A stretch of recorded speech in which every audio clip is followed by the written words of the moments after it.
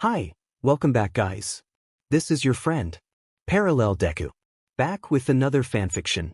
This is the series of What If Deku Met the Shadow Teleporter. Now before starting, please give this video a like. And subscribe to the channel if you want more videos like this. Now let's get into the fanfic. Yuichi told Maki through the one-way glass that this was the man they had been talking about. Maki asked if he showed signs of a mutation quirk and whether he spoke Japanese or English. Yuichi admitted he had never heard anyone speak like that before and found it unsettling. Maki said she and Tsukachi would go in. Maki and Tsukachi entered the interrogation room and took in the man in front of them. He was tall, with deeply dark skin, sharp features, and teeth unusually large compared to Maki's hands. He avoided eye contact, and they chose not to force it, hoping to keep him from becoming more unsettled. Maki introduced herself and Tsukachi and asked if he could understand them. The man tilted his head and murmured something incomprehensible. Tsukachi observed that the man's speech did not match any language they had heard. Maki said she could make out fragments but that they would need a translator. They had a coworker fetch a wearable translator and offered it to him. He accepted the device in long, thin hands, and as the translator warmed up he began to make sense of their words. They reintroduced themselves and continued with questions while Maki asked and Tsukachi watched for inconsistencies. When Maki asked why he had been running from the police, he replied that he had been scared. When she asked what he was scared of, he said people. He continued to avoid looking at them. Maki asked if he could look at her and he refused. She did not press the issue. Maki suggested giving him sunglasses to make looking in their direction easier. They found a pair of blackout glasses and put them on him. The world became much darker for him, not completely black but dimmed enough that avoiding eye contact no longer felt urgent. He was finally able to face them without showing violent reaction. Maki asked if there was any reason he had been in the woods. He answered that the woods had been his home, which suggested he had been there a long time. When Maki asked his age and name, he said he did not know. Maki and Tsukachi exchanged puzzled looks. Tsukachi indicated that he did not detect deceit. They left him in the room for a short while and stepped outside to confer. Maki said they did not know much about him. He seemed unaware of where or when he was, almost as if he had been cut off from society for decades. Tsukachi found the situation puzzling. They could not find any records and it was as if the man had appeared out of nowhere. Maki argued they could not simply return him to the woods, since neighbors had reported a tall figure in the trees and were afraid to use their backyards. Tsukachi agreed that the man's frightening appearance, large teeth, claws, and dark skin made people uneasy, especially because he could not communicate. Maki suggested Tsukachi keep an eye on him.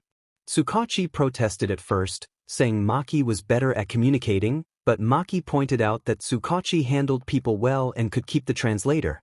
Reluctantly, Tsukachi agreed to provide weekly updates to the department and to call for help if anything happened. Satisfied, Maki left the man in Tsukachi's care. Through the glass, Tsukachi watched the man sit as if he were not really there. Tsukachi sighed. He knew the situation would not be easy. Chapter 3: New Beginnings. While driving home, Tsukachi watched the man in the rearview mirror and admitted to himself that he was tired of calling him boy. He offered the man a name, and when the man hummed in response to the name Kuro, Tsukachi decided to call him Kuro. When they arrived at Tsukachi's house, Tsukachi showed Kuro around. The house was small but adequate. Kuro would sleep on the couch for now, and Tsukachi made a mental note to buy a larger one. After the tour, Tsukachi asked if Kuro needed anything before bed, such as food or a shower. Kuro shook his head. Several hours later, around 4 in the morning, Tsukachi was awakened by a noise from the kitchen. He went to check and found Kuro standing at the sink with the faucet running. Kuro did not respond to Tsukachi's question about why he was there. Tsukachi noticed Kuro's breathing was erratic and strained. He turned on the light, but Kuro seemed unaware of it and remained frozen as if Tsukachi were not present. Tsukachi stepped forward and placed a hand on Kuro's shoulder, then turned him to inspect a mark on Kuro's arm that looked like a burn. Tsukachi fetched bandages and a cool, damp rag and placed the rag on Kuro's skin. The moment the rag made contact, Kuro reacted violently. He flinched and shimmered, his movements breaking into rapid, stuttering bursts that left afterimages across the room like an animated blur. The sensation sent him into a panic. He dashed and flickered from place to place with disorienting speed until he finally dropped into a corner, trembling and breathing hard. Tsukachi tossed the rag aside and moved to calm Kuro, who had curled up in the corner as though trapped by his own fear. Tsukachi tried to speak soothingly and asked what had happened, but when he realized his own anxiety was making things worse, he forced himself to steady his breathing and remain calm. Tsukachi calmed down and sat with Kuro until the boy's breathing evened out, though Kuro still seemed dazed. With Kuro barely conscious, Tsukachi bandaged his arm without using a wet rag and guided him back to the couch, telling himself they would figure things out in the morning. He could not sleep for the rest of the night. When morning came, Tsukachi, having had only a little sleep, went to check on Kuro. In the living room he found Kuro just waking up. Tsukachi asked Kuro if they could talk about what had happened the night before. Kuro nodded and made room on the sofa. Tsukachi asked if Kuro remembered the events. Kuro shrugged, neither confirming nor denying. Tsukachi reached for the wearable translator on the table and put it around Kuro's neck to try to get a clearer answer. After a few stutters in Kuro's own language, the translator rendered his words as that water burns. Tsukachi immediately apologized and said he did not mean to hurt him and that he would be mindful about water in the future. Kuro nodded, seeming to forgive him. With that settled, Tsukachi suggested they go run some errands. As they prepared to leave, Tsukachi noticed something he should have seen earlier. Kuro did not have any clothes on. He selected a black leather jacket and a dark pair of baggy jeans from his closet and offered them to Kuro. Kuro could only stand to wear the jacket.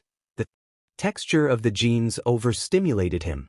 Tsukachi thought at least the jacket would help and that people would probably assume Kuro was wearing tight black leggings.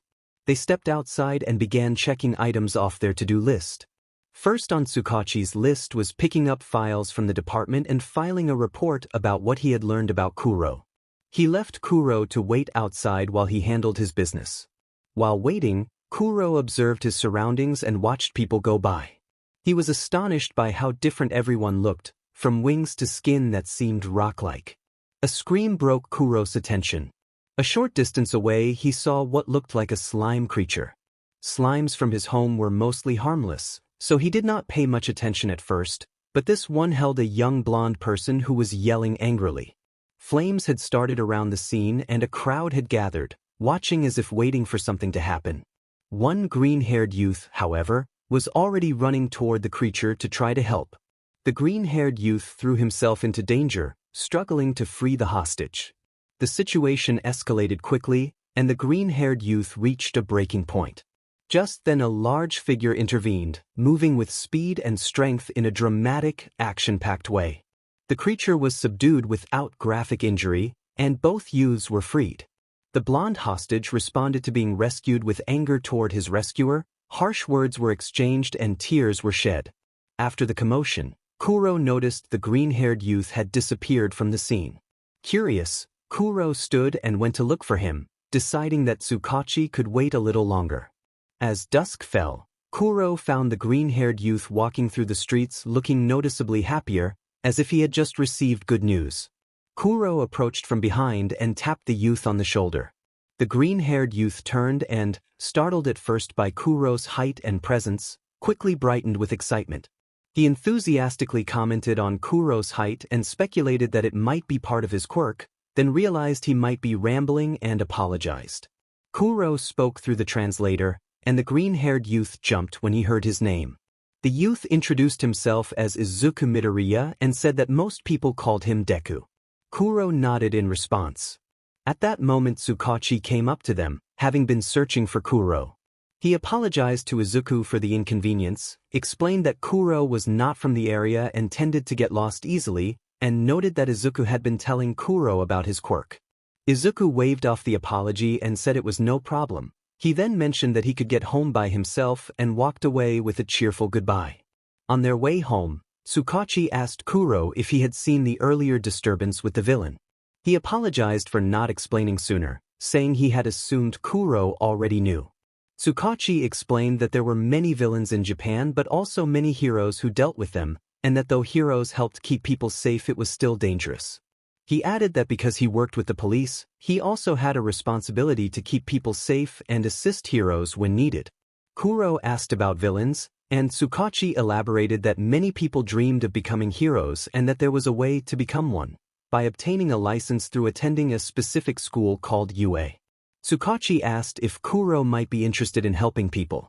Kuro nodded. The idea of heroism appealed to him even though he had not been inclined to involve himself in such things before. Tsukachi offered to put in a good word for Kuro and mentioned that the entrance exam was coming up soon. Kuro nodded vigorously at the prospect, and Tsukachi laughed at his enthusiasm. Someone suggested that Kuro's teleporting could be useful in hero duty. Kuro nodded. That was the plan. Kuro would take the entrance exam. Chapter 4, Entrance Exam. The arena was crowded, packed with dozens of hopefuls buzzing with nervous energy. The sheer number of people made Kuro uneasy, but with his glasses and his translator he managed to steady himself.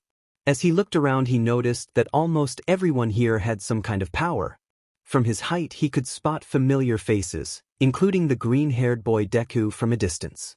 Deku noticed Kuro's shadow and turned, clearly excited to see a friend in the crowd. President Mike announced the rules over the stadium speakers. Kuro was surprised they would be fighting robots. He had never seen one before. His friend Deku, however, was visibly tense. Despite the anxiety, Kuro felt a small relief that there was an active portion of the exam. He had struggled with the written test, especially since he still did not know how to read or write. When the exam began it was chaotic.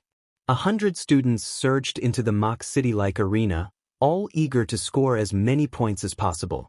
Kuro teleported ahead of the crowd and landed near the center of the battlefield, glad to avoid being jostled. Fighting with fists was not his strength, but his teleportation offered a different approach. Moving behind a cluster of robots, Kuro tore away armor panels and disconnected critical components, disabling them with precise, non-graphic bursts of movement. Sparks and smoke rose where systems shut down, but the action remained stylized and mechanical rather than gruesome. He kept moving, collecting points, though others caught up and spread throughout the field. An explosion boomed across the arena as a blonde student from Kuro's earlier encounter propelled himself forward with explosive blasts, blasting apart high-value targets. Kuro heard destruction in the distance and realized he could not spot Deku anywhere. Distracted by concern for his friend, Kuro almost missed a low-impact two-pointer robot that came up from behind him. When someone shouted a warning he reacted instantly, teleporting behind the machine and detaching its sensor array to neutralize it before returning to the ground. Kuro glanced up to see who had warned him and caught a blur passing by at incredible speed. The robots were increasing in size and danger, and Kuro had no time to identify every passerby.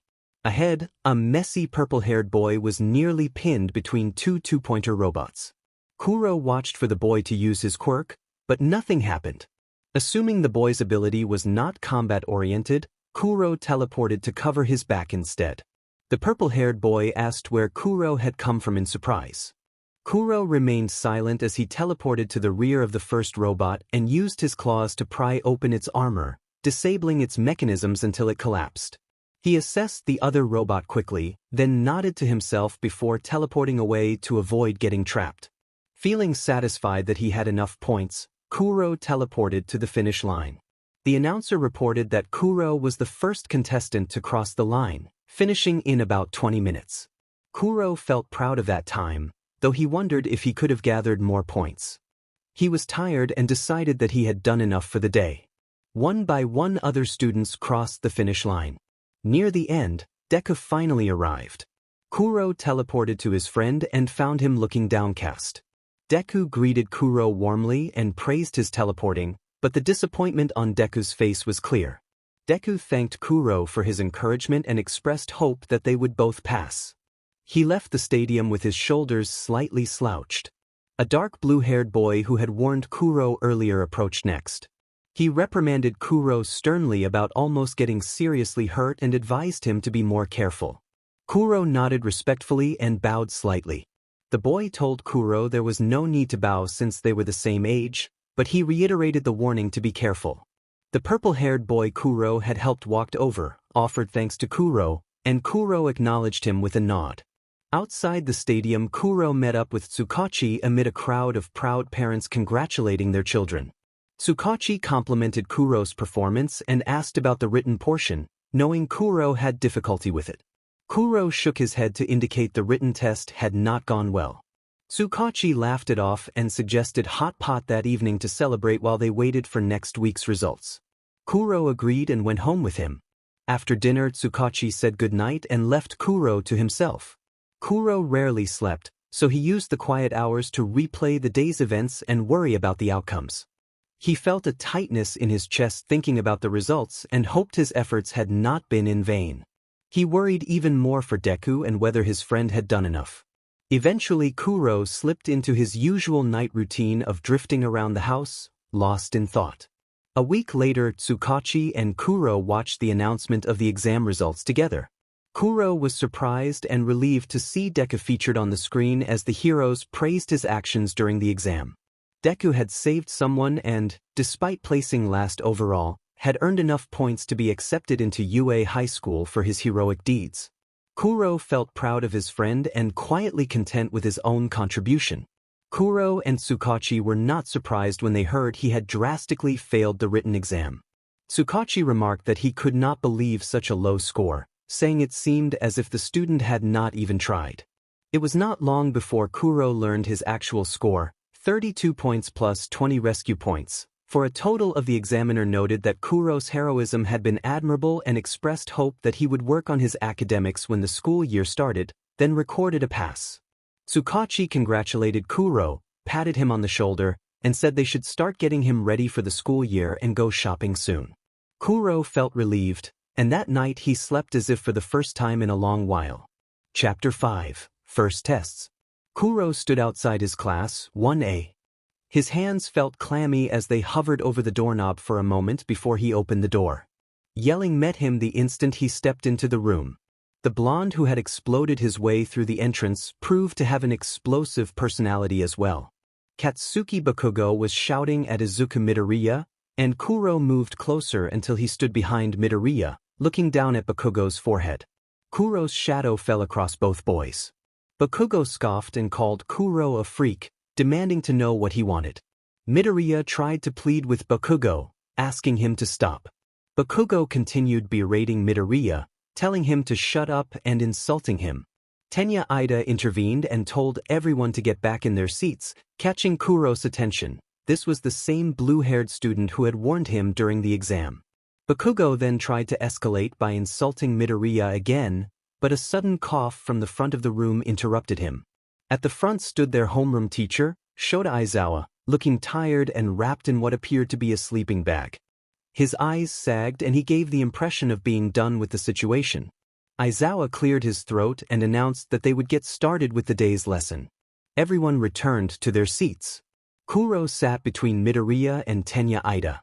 Aizawa explained that they would be participating in an exercise to test their quirks and instructed them to change into their gym clothes. Kuro followed the others to the changing rooms, staying close to Midoriya and Ida. Ida mentioned that staring at people was rude and introduced himself as Tenya Ida. Midoriya introduced himself as Izuku Midoriya and then introduced Kuro, explaining that Kuro did not talk much. Midoriya had sensed Kuro's anxiety, and Ida replied that he would not pressure him. In the changing room, Kuro noticed that the gym outfits were tailored to each student like the school uniform. He was relieved that his fit well and that the fabric was smooth, elastic, and comfortable. When everyone emerged onto the outdoor field, they waited for instructions. Aizawa explained that the exercise would be a quirk apprehension test using their quirks to enhance regular gym activities, beginning with a 50-meter dash. Each student took their place at the starting line and the whistle blew. Tenya Ida took the early lead, with the others close behind. Kuro watched for a moment, then teleported himself to the finish line, taking first place. He repeated this approach through most of the activities, using teleportation to place himself anywhere from first to third in the various tests. Aizawa called Kuro by name and warned him that one more teleport and he would fail, instructing him not to rely on a single trick to get through the tests. Kuro tensed. Aside from teleportation and basic combat, he had few other skills. The final test was a simple ball throw to measure how far each student could propel the ball with the aid of their quirks. Kuro had planned to teleport with the ball to cover distance, but Aizawa's warning meant he could not use that tactic this time. He watched the other students use their quirks and began gauging how powerful each of them really was. Bakugo blasted the ball farther than Kuro had ever seen something travel.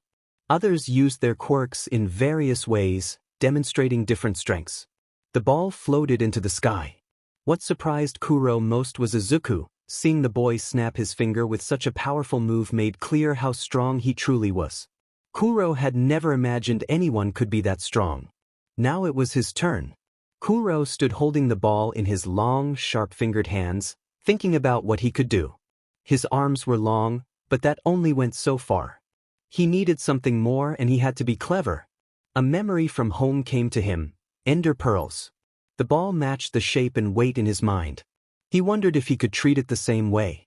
Kuro covered the ball with the particles his quirk produced. Classmates stared in confusion as he wound up and, using his long arms and every bit of strength he could muster, he threw the ball. It shot through the air, and when it began to fall it paused mid-flight and then teleported, landing over 600 meters away. It was not as far as Bakugo or Izuku had thrown, but it was good enough, and Aizawa regarded Kuro with a satisfied expression. Kuro felt proud for not relying on teleportation this time and wondered what else he could do. Chapter 6. Everyone stood in a line, waiting for the test results, anxious to see who had come in last. When Aizawa revealed the scores, Izuku was last. Aizawa explained that Izuku's inability to use his quirk without hurting himself was extremely dangerous, and that he could not allow Izuku to score higher than the others. Then Aizawa abruptly added that he had lied. The room reacted with a mixture of shock, relief, and confusion. Izuku collapsed in relief. Bakugo burned with fury over the performance. Kuro, however, was thoroughly confused. He did not even know what being expelled meant. Kuro's stat-icky voice reached the rest of the class as he carefully sounded out the word expulsion, asking what it meant. Everyone turned to look at him, even Bakugo, who had been yelling moments before. Aizawa stared at Kuro with an annoyed expression and told him to come speak with him before class the next day. Bakugo immediately resumed his usual attitude, mocking Kuro for not understanding what had been happening the entire time and calling him Mr. Great Dane. Uraraka stepped in to defend Kuro despite her own confusion, insisting that it was not his fault and that he simply had not understood what the teacher meant. Kirishima added that it was fine and that no one had known what would really happen. Kuro still did not get a clear answer. As everyone began to head home, Kuro found himself lost. He walked along the sidewalk, studying the unfamiliar area, until two classmates approached from behind.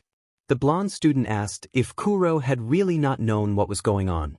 The other student replied that of course he had not. Kuro tensed, unsure how to respond. Kuro looked down at them, silent. Denki introduced himself as Denki Kaminari. Mina introduced herself and added with a smile that she and Denki lived in the same neighborhood and hadn't known Kuro did too. Kuro replied that he did not, the translator on his device taking a moment to catch up. Denki, flustered, asked where Kuro did live and hurried to add that he did not mean that in a creepy way. Kuro shook his head. Mina reassured them that they would help Kuro find his way home. After walking nearly halfway across town, Kuro was still lost, but now accompanied by Mina and Denki. The sun was setting and none of the three knew where they were. Denki fretted about how they would get back after getting Kuro home, and Mina responded that they would figure it out. Denki teased her about how reassuring that sounded. Mina then asked Kuro if he recognized any landmarks or if he knew whether they were close. Kuro thought back to the first time Tsukachi had taken him to his house, but nothing came to mind. Tires screeched to a halt and all three turned toward the sound. Tsukachi stepped out of the car in his police uniform, looking relieved and almost frantic as he called out that he had been searching for Kuro everywhere. Denki looked at Kuro, questioning whether he knew the officer. Kuro nodded, and relief washed over Denki and Mina. Tsukachi thanked the kids for trying to get Kuro home and said he would take over from there. He offered them a ride home, and Denki and Mina accepted enthusiastically. Kuro took the front passenger seat while Denki and Mina settled into the cramped back. Kuro had to duck and half of him ended up through the sunroof. Denki laughed at how tall Kuro was and wondered aloud how it felt up there. Kuro answered that it was cold. Tsukachi suggested stopping for food since it was getting late, and Denki and Mina eagerly agreed. They pulled into a fast food joint. Kuro stared at the brightly lit menu while the others ordered. Denki chose a burger, Mina took fries, and Tsukachi grabbed a soda. When Tsukachi asked Kuro what he wanted, Kuro shrugged and accepted fries when they were offered. With food in hand, Tsukachi drove to Denki and Mina's neighborhood. Kuro eyed the fries cautiously at first, and Denki offered to eat them if Kuro did not want them. Kuro tried one fry, then suddenly began eating more quickly until the box was gone. Denki marveled at how wide Kuro could open his mouth and, amused, handed over his burger for Kuro to try. Kuro ate the burger at once, and then realized Denki's burger was gone, which made Denki exclaim that he had not thought that through. Mina was astonished and compared Kuro's ability to something snake-like, expressing how cool it was. After dropping Denki and Mina off, Tsukachi and Kuro drove back. Tsukachi admitted that Kuro getting lost made him nervous and suggested they stop at a store to buy an inexpensive phone so Kuro could call if he ever got lost again. Kuro tilted his head, unfamiliar with phones, but pretended to understand. Once home, Tsukachi taught Kuro how to use the phone, how to make calls, send messages, and play simple games, and he reminded Kuro to avoid using it during class. Later, after Tsukachi went to bed, Kuro sat on the couch alone with the new phone and his thoughts. He ended up playing games into the night. Chapter 7. Kuro arrived early the next morning as Aizawa had requested. Aizawa sat at his desk at the front of the room and studied Kuro, asking if he really did not know what expulsion meant. Kuro looked away, appearing slightly ashamed. Aizawa muttered to himself that he had a student who did not know what was going on, then asked Kuro if he even knew what he was doing at the school. Kuro responded through his monotone translator that he was a hero. Aizawa explained that being a hero carried responsibilities and asked whether Kuro understood what that entailed. Kuro only shrugged. Aizawa pressed him for where he had come from. The question seemed to trigger something. Static filled Kuro's translator and a low hum preceded his reply that it had been dark where he came from. Aizawa looked tired and confused. Aizawa summarized what he saw. Kuro did not understand expulsion, could not explain what being a hero meant to him, and could not say where he came from, which all looked strange. He told Kuro he was not being asked to leave but warned that Kuro would have to work hard and learn quickly, because Aizawa would not hold his hand through everything. He added that Kuro could ask questions if needed and told him to sit before the rest of the class arrived. Kuro took his seat and watched as classmates filed in. Midoriya and Ida sat next to him. The lesson proceeded like any other high school class. Aizawa lectured, Yamada handled English, Ishiyama taught literature, and Ectoplasm worked through math. Despite the hero setting, Kuro found himself facing ordinary academic pressure. When the bell rang, the students dispersed for the day, but Deku caught up with Kuro at the school gates, breathless and offering to help with the material. Ida arrived and joined the offer, emphasizing the importance of academics. Kuro ended up at the nearby library studying material he could not read. Deku suggested they begin with literature, since that was his weakest subject, and both Deku and Ida prepared to help. Deku read aloud while they took notes. Ida wrote furiously, but Kuro sat confused and did not write anything. Ida noticed Kuro's empty notebook and asked what he was doing. Deku asked if he was reading too fast. Kuro admitted that he could not read or write. Deku and Ida paused to process the revelation. Deku recalled that Kuro was not from Japan and connected that fact to the translator on Kuro's neck. Ida offered to translate and asked what language Kuro spoke and how they could help, saying it was their duty as classmates to assist each other. Kuro reached into his bag and set a textbook on the table, pointing to the first page to indicate his goal of learning to read it. Ida understood and asked if Kuro wanted to try without the translator. Kuro removed the translator and attempted to speak in his native language, but he then said he could not understand them either. His voice came out distorted and glitchy, sounding almost like data mixed with sound waves, which left Deku and Ida stunned. Deku was fascinated by how alien the language sounded. Kuro put the translator back on. Deku suggested a language exchange. They would teach Kuro Japanese while he taught them his language. Ida agreed enthusiastically, noting it would help them work better together. Kuro felt content with the arrangement, and they promised to meet at the library every Friday. The next day, Aizawa announced that the students' hero costumes had arrived. The class cheered and went to change for the day's practical lesson. Kuro had not filled out the form for a costume and remained in his jacket and sunglasses as everyone else appeared in their uniforms. Bakugo mocked Kuro for not having submitted a costume request, while Mina and Denki offered more playful comments about his look being mysterious. Before Bakugo could respond, All Might burst into the classroom and proclaimed that today would be their first real hero lesson. Hero Basic Training. All Might's arrival and the promise of training excited the class. Kuro, still without a costume, felt more distant and watched as the conversations and enthusiasm became background noise. Chapter 8. All Might explained that the trial would be an indoor exercise. He said the students would be split into heroes and villains. The villains would guard a simulated weapon they intended to deploy, and the hero's objective would be to seize the device or capture the villains. An announcer explained that the villains would win by capturing the heroes or if time ran out, and that the teams would be chosen by lottery. The trial this time would be an indoor combat exercise. The scenario was that the villains had hidden a nuclear device somewhere inside their lair and the heroes had to stop them before it was too late. The announcer clarified that the heroes could win by either capturing the villains with capture tape, a device similar to HNDCFFS, or by securing the weapon. Each match would last 15 minutes, and success would depend on strategy, teamwork, and effective use of quirks in tight spaces. The class buzzed as the teams were called.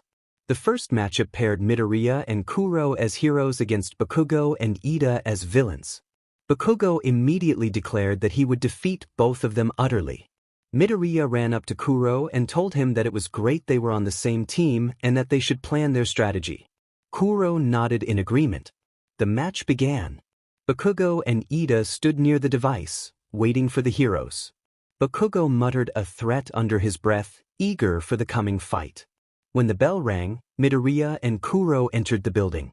Bakugo propelled himself explosively toward the lower level straight for Midoriya while Ida called strategies that Bakugo had already abandoned. Ida remained by the device, guarding it and watching the doorway. He did not expect to be grabbed from behind. He turned at super speed to knock the attacker away, but no one was there. Someone poked his shoulder and the same trick repeated, a clear mind game that Ida finally began to ignore.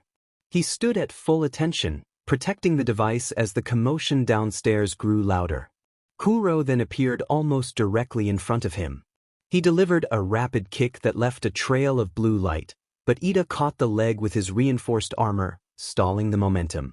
Any other person might have been thrown by the impact, but Ida held fast. Kuro squeezed, cutting off circulation to Ida's foot with his grip. Ida used his free hands to try to strike Kuro's abdomen, but Kuro moved behind him and used his long reach to lift Ida into the air, removing his footing. Ida demanded to be released and tried to kick Kuro away, but he could not reach. Struggled, Kuro wound his arm back and then slammed Ida against the wall with a forceful impact that left him dazed. Before Ida could recover, a strip of capture tape wrapped around his arms and chest, constricting and binding him in an instant. Ida froze as realization hit him. He had been outplayed. Kuro had baited him into recklessness. The building's intercom blared the hero's victory. Ida watched Kuro touch the device and felt disappointed in himself as Kuro untied the tape and offered his hand to help him up. Ida hesitated for a moment, then accepted the gesture. Bakugo did not believe the announcement at first. Furious, he turned to Midoriya and realized that Midoriya had been the distraction while Kuro went straight for the device. Bakugo seethed at how Kuro's long limbs had reached the device. Before Bakugo could lash out, All Might ushered the pair out of the building to make room for the next match. Outside, steam still metaphorically blowing from his ears, Bakugo saw Kuro standing a short distance away, calm and watching Midoriya and Ida exchange praise.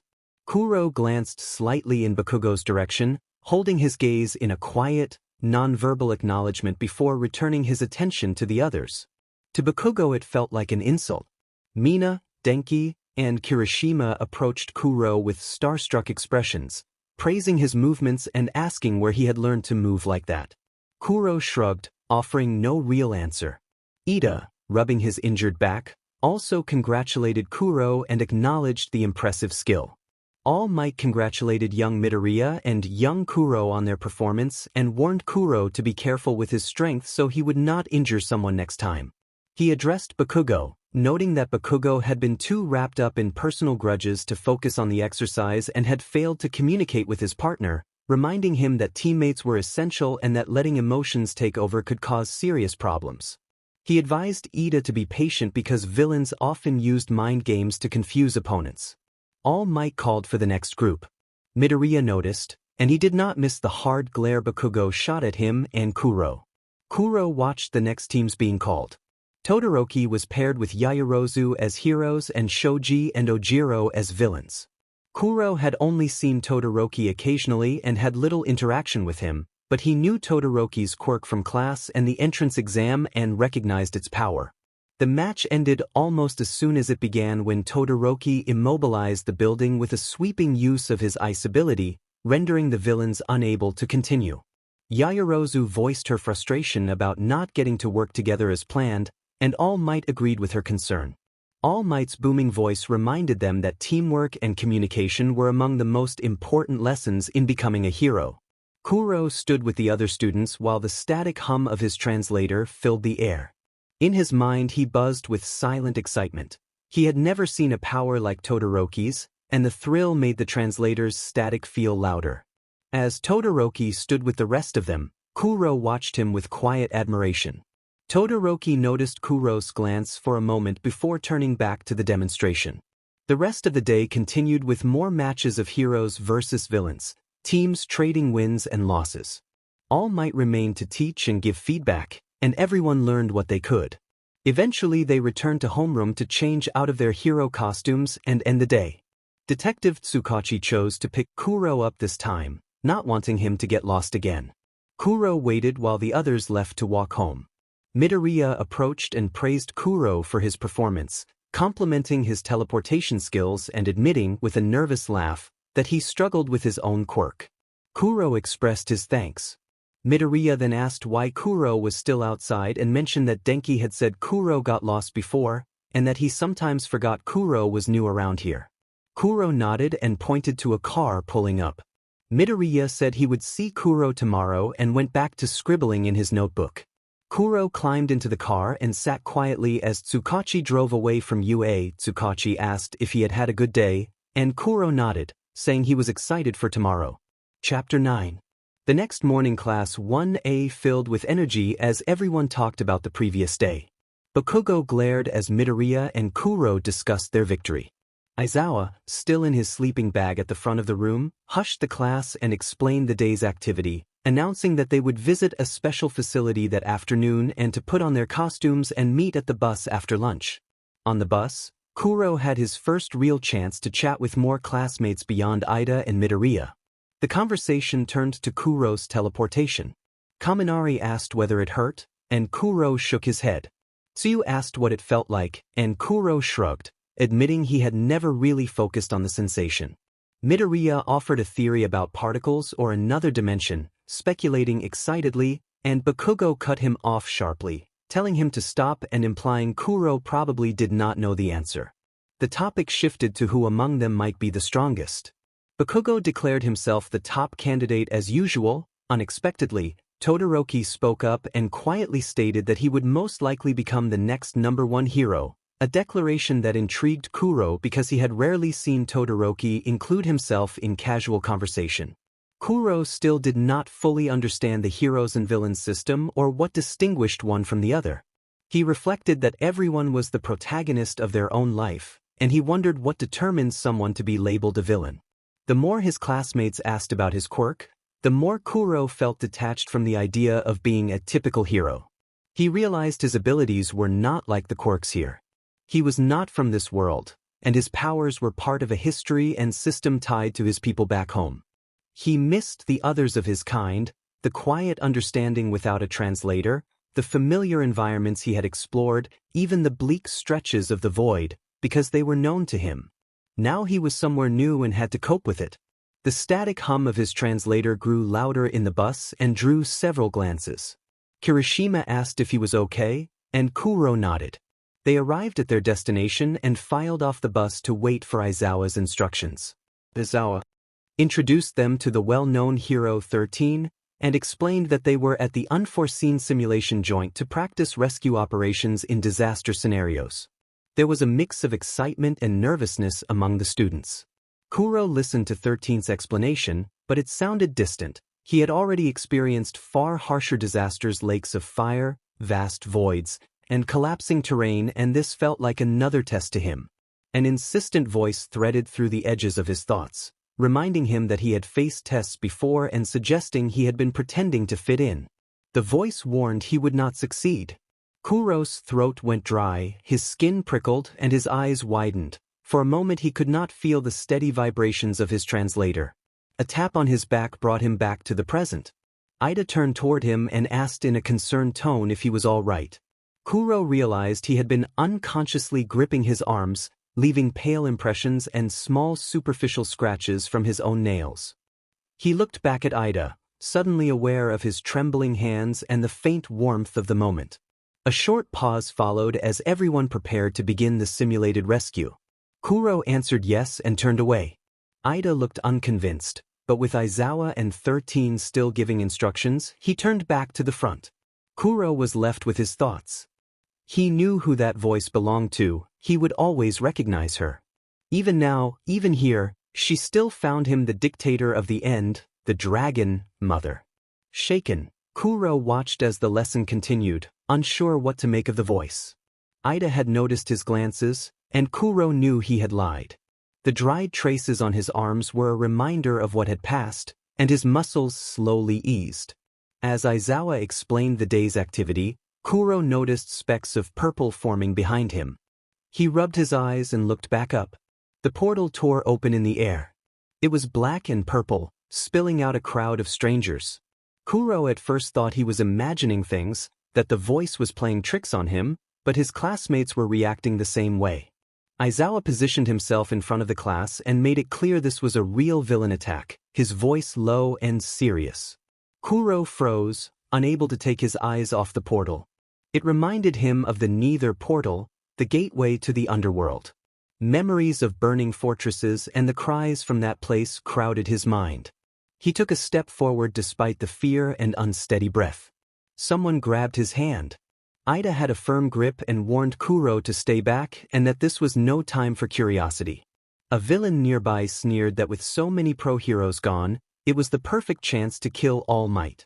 Another villain noted the children and how many lives could be extinguished before All Might arrived. Faces around Kuro darkened with fear. Aizawa and 13 held their ground as the villains advanced.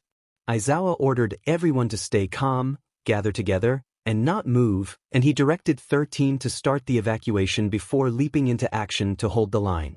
13 began ushering students toward the exits, but the Warp Gate villain Kurogiri appeared and opened a portal. In a disturbingly calm tone, Kurogiri announced that they could not allow the class to leave and that they had come to end the symbol of peace. The portal scattered most of the students to different parts of the building. Kuro felt himself falling and then saw an ocean of blue below. He searched for any patch of land and spotted a boat. He teleported to it and watched Tsu and Midoriya land in the water. Kuro gripped the railing, anxious as Tsu carried Midoriya toward the boat. He used his translator to shout directions to them to reach the ship. Once aboard, Kuro wrapped his jacket around them to help dry them off while avoiding getting wet himself. Midoriya studied the situation with a racing heart and told them that the attack must have been planned to separate them and prevent teamwork. Tsu urged calmness and reminded them they needed to figure out how to fight. Midoriya agreed and suggested a coordinated strike against the water-type villains. He asked Tsu to get him above the water and then looked to Kuro for help, offering a reassuring smile. Kuro, however, shook his head and refused. Midoriya and Tsu looked confused. Midoriya tried to reassure him and reached out, but when his glove brushed Kuro, Kuro reacted in pain. The water on Midoriya's glove caused a harmful reaction for Kuro, and he recoiled, showing marks along his arm. Midoriya was immediately apologetic and distressed, insisting he had not known and did not mean to hurt him. Tsu reconsidered their plan. Their discussion was cut short when a water-affiliated villain leapt onto the ship and taunted them for hiding, charging forward with sharp fins aimed at the students. Without hesitation, Kuro teleported in front of the attacker and struck decisively. The villain staggered back, clutching his face and clearly disoriented, forced to retreat from the sudden counterattack. Midoriya and Tsu stood in shock, unable to process events until the villain collapsed to the floor, clutching his face and angrily accusing them. Kuro did not give him time to continue. He lifted the villain with one arm and flung him back into the water. Kuro's arm stung from the damp clothes. Midoriya ran forward and called attention to Kuro's arm. As Midoriya hurried to dry him, he noticed the same light purple, crack-like marks spreading across Kuro's skin. Kuro instructed them that he had to avoid water and asked Tsu what they could do, since his weakness made their options limited. More villains began to board the boat, making planning almost impossible. Tsu swung into action first, clinging to walls and using her agility to throw foes into each other and off the deck. She urged them to think faster, but Midoriya felt the pressure of time and knew Tsu could not hold everyone off for long. Midoriya called for Kuro to teleport him into the air. Kuro nodded and lifted him. They teleported high above the boat. Midoriya wound up his arm and aimed toward the water, warning Kuro to teleport as far away as possible because there would be a large splash. Kuro nodded and teleported back to the boat to grab Tsu. Her wet clothes stung his skin like prickling needles as she clung on, and they teleported back into the sky. Tsu shouted that Midoriya had warned about a big splash and voiced her worry that the wave would hurt Kuro. Kuro only looked to Midoriya. The water below erupted in a thunderous crash, sending a towering wave outward. Kuro gritted his teeth as the spray hit him. As Midoriya fell, Kuro managed a mid-air teleport, taking Tsu and grabbing Midoriya, then transporting them to the nearest patch of land. All three hit the ground coughing and exhausted. Tsu raised her head and immediately noticed the marks on Kuro's skin. The pale purple fissures almost glowed. Kuro hugged himself as if trying to smother an inner flame. Tsu whispered his name, her voice full of concern and hesitation. Midoriya's eyes widened in alarm and he reached out, then froze, remembering the way contact had reacted earlier. Kuro's translator began to spark from exposure to water, each droplet hissing against his collarbone. Kuro removed the ruined device, knowing he would be unable to communicate until he could get a replacement from Maki. Words did not matter now, action did. Kuro's eyes narrowed behind his glasses. With determination, he gathered his friends and teleported them back to the last known location of 13. They rematerialized in a shimmer of light purple particles and hit the hard concrete. Looking up, Kuro took in the scene. The surroundings had been reduced to rubble, with streaks of red across the ground marking the path of the conflict. Following those marks, Kuro saw Aizawa lying nearby, clearly injured and motionless. Kuro pushed himself upright but staggered, the burning across his skin making movement difficult. Midoriya immediately crouched beside him and urged him not to push himself, pointing out that he was hurt. Kuro did not answer. His glowing eyes were locked on Shigaraki, who was slowly closing the distance to Aizawa. Kuro focused on Shigaraki and met his gaze, feeling a familiar anger rise as the enemy advanced. At that moment a loud crash echoed from the entrance. They turned toward the sound and fell silent as an unidentified figure announced their arrival from the doorway. Chapter 11.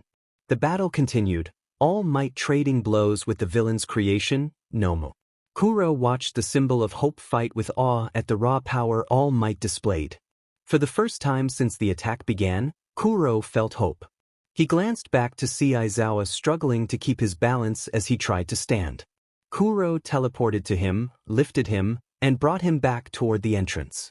He focused on getting everyone he could to safety. There were more people he could save, and he intended to save them. Kuro pushed himself up despite the sting of his burns. Midoriya ran toward him but Kuro vanished in a blink. At the landslide zone, Todoroki and Shoji Mizo had things under control, Todoroki freezing villains and interrogating them. Kuro appeared beside Todoroki, who spun around from the surprise and then relaxed when he recognized him. Todoroki warned Kuro that the villains were trying to kill All Might. Kuro nodded, pointed to the entrance, and gestured for them to follow. Shoji read the urgency in Kuro's movements and understood immediately that Kuro wanted them to move. Todoroki hesitated, glancing back at the frozen villains and saying that he could not leave them alone, but by the time he finished, Kuro was already gone. Kuro arrived in the fire zone and took an impact meant for someone else. He snarled, grabbed a villain's arm, and slammed him into the ground, leaving faint marks before letting go. He turned to see Kirishima and Shiro overwhelmed by numbers and pulled both of them in, teleporting them back to the entrance. Kirishima and Shiro hit the concrete hard, confused, and looked up to find Kuro collapsed on his hands and knees. He was exhausted, claws digging faintly into the floor before he forced himself back up and teleported to the next zone. The repeated strain showed. Kuro's muscles ached and his burns flared, but he kept moving. He arrived near Bakugo, who was blasting through enemies with fierce focus. Bakugo barked at Kuro, spinning to attack, but Kuro could not answer. His translator was ruined and there was no time to explain. Without speaking, Kuro grabbed Bakugo and brought him down to the ground. Bakugo almost retaliated but hesitated when he saw Kuro's condition. Kuro knelt, coughing, steam rising from his scorched skin in thin wisps. His hands shook as he pressed them to the ground, leaving faint scorch marks where his claws dug in. Every breath came ragged. Bakugo's scowl faltered and he demanded to know what was wrong. Kuro shook his head and tried to rise again, swaying with exhaustion. Bakugo grabbed his shoulder roughly and angrily insisted that Kuro could not keep going and would get himself killed. Kuro gestured toward the storm zone, indicating there were still students out there. Bakugo knocked Kuro's burnt hand down, flakes of skin falling away, and shouted that Kuro would fall apart if he kept going. He warned that Kuro had already done too much and suggested All Might could handle the rest. Kuro pointed to the storm zone, barely able to make himself understood. Midoriya arrived and ran up relieved to see Kuro back. Bakugo informed Midoriya that Kuro was trying to go back out. Midoriya replied that the storm zone was dangerous with heavy rain and that Kuro could not go in given his condition. He explained that Kuro could not touch water and that was how he had gotten his burns in the flood zone. Bakugo, more furious than before, emphasized that the storm zone was raining hard and that Kuro could not risk going in. Kuro tried to speak, but only faint glitches came from him. He wanted to push them away and say he had things under control, but his voice failed him. But he could not. His body collapsed on itself as he kept trying to get up.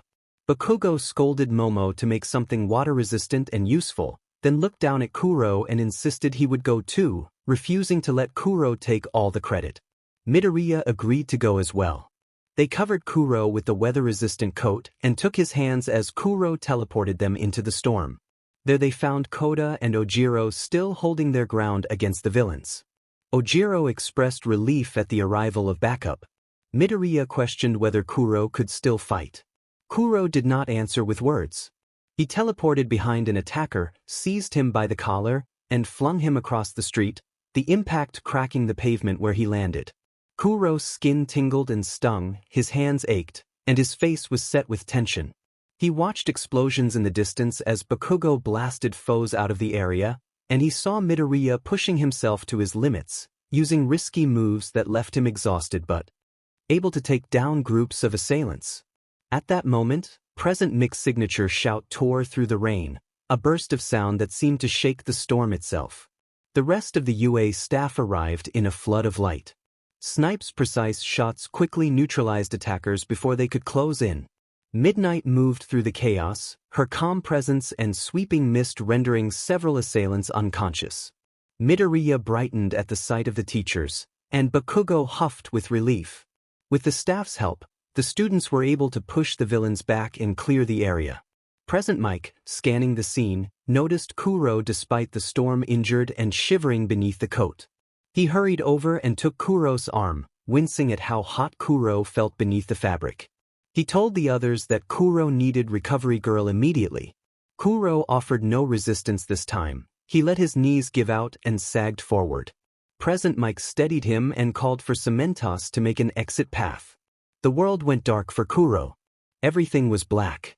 He heard a voice familiar and cruel taunt him about returning broken and weak, asking whether he came back for admiration or pity and insisting his presence only prolonged the danger the children faced. He felt a weight on the back of his neck, as if claws held him in place, and the voice urged him to show what they were capable of. The hold released, and he fell until he struck the hard surface of waking, gasping into awareness. Bright white light flooded his vision. His body ached and stung. Flakes marked his skin where it had been injured. The bed felt too small for his frame, and when he tried to sit, he slid back down. A heavy, calming hand settled on his shoulder.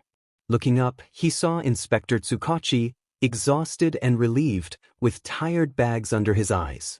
Tsukachi said he was glad Kuro was awake and admitted he had feared he might not wake for a long time. He explained that Kuro had been unconscious for about 2 days, though it felt longer. He took Kuro's hand and stroked it slowly, telling him that he had heard Kuro saved his class and that he had done very well. His voice broke as he confessed how frightened he had been the first time he saw Kuro brought into the infirmary barely conscious. Kuro thought he saw a tear roll down Tsukachi's cheek. The inspector quickly brushed his face with his sleeve, embarrassed at showing emotion, and said, with a tired laugh, that Kuro could not do that to him. He was supposed to be worrying about criminals, not whether Kuro would return whole. Kuro's throat felt dry. He could not speak clearly without his translator, but when he placed his other hand on top of Tsukachi's, his distorted voice managed to whisper that he was still here. Tsukachi responded with a ragged laugh that sounded like a quiet sob and offered Kuro a small box. Inside the box was a new translator, waterproof this time. Tsukachi explained that he had thought Kuro might need it if he still wanted to be a hero after what had happened, and that if Kuro wanted to step away from training, Tsukachi would arrange it. Kuro hesitated, then put the device on. It hummed softly against his collarbone. He breathed in and expressed his gratitude. Kuro said he still had much to do here, looking out the window at small birds on the sill. Tsukachi smiled and admitted he would have to keep worrying about him for a while longer.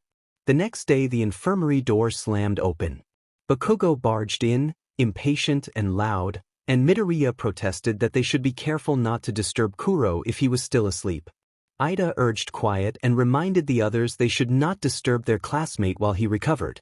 Kuro groaned and rolled onto his side, covering his face with his arm. Kuro's translator hummed as it rendered his muffled, distorted voice.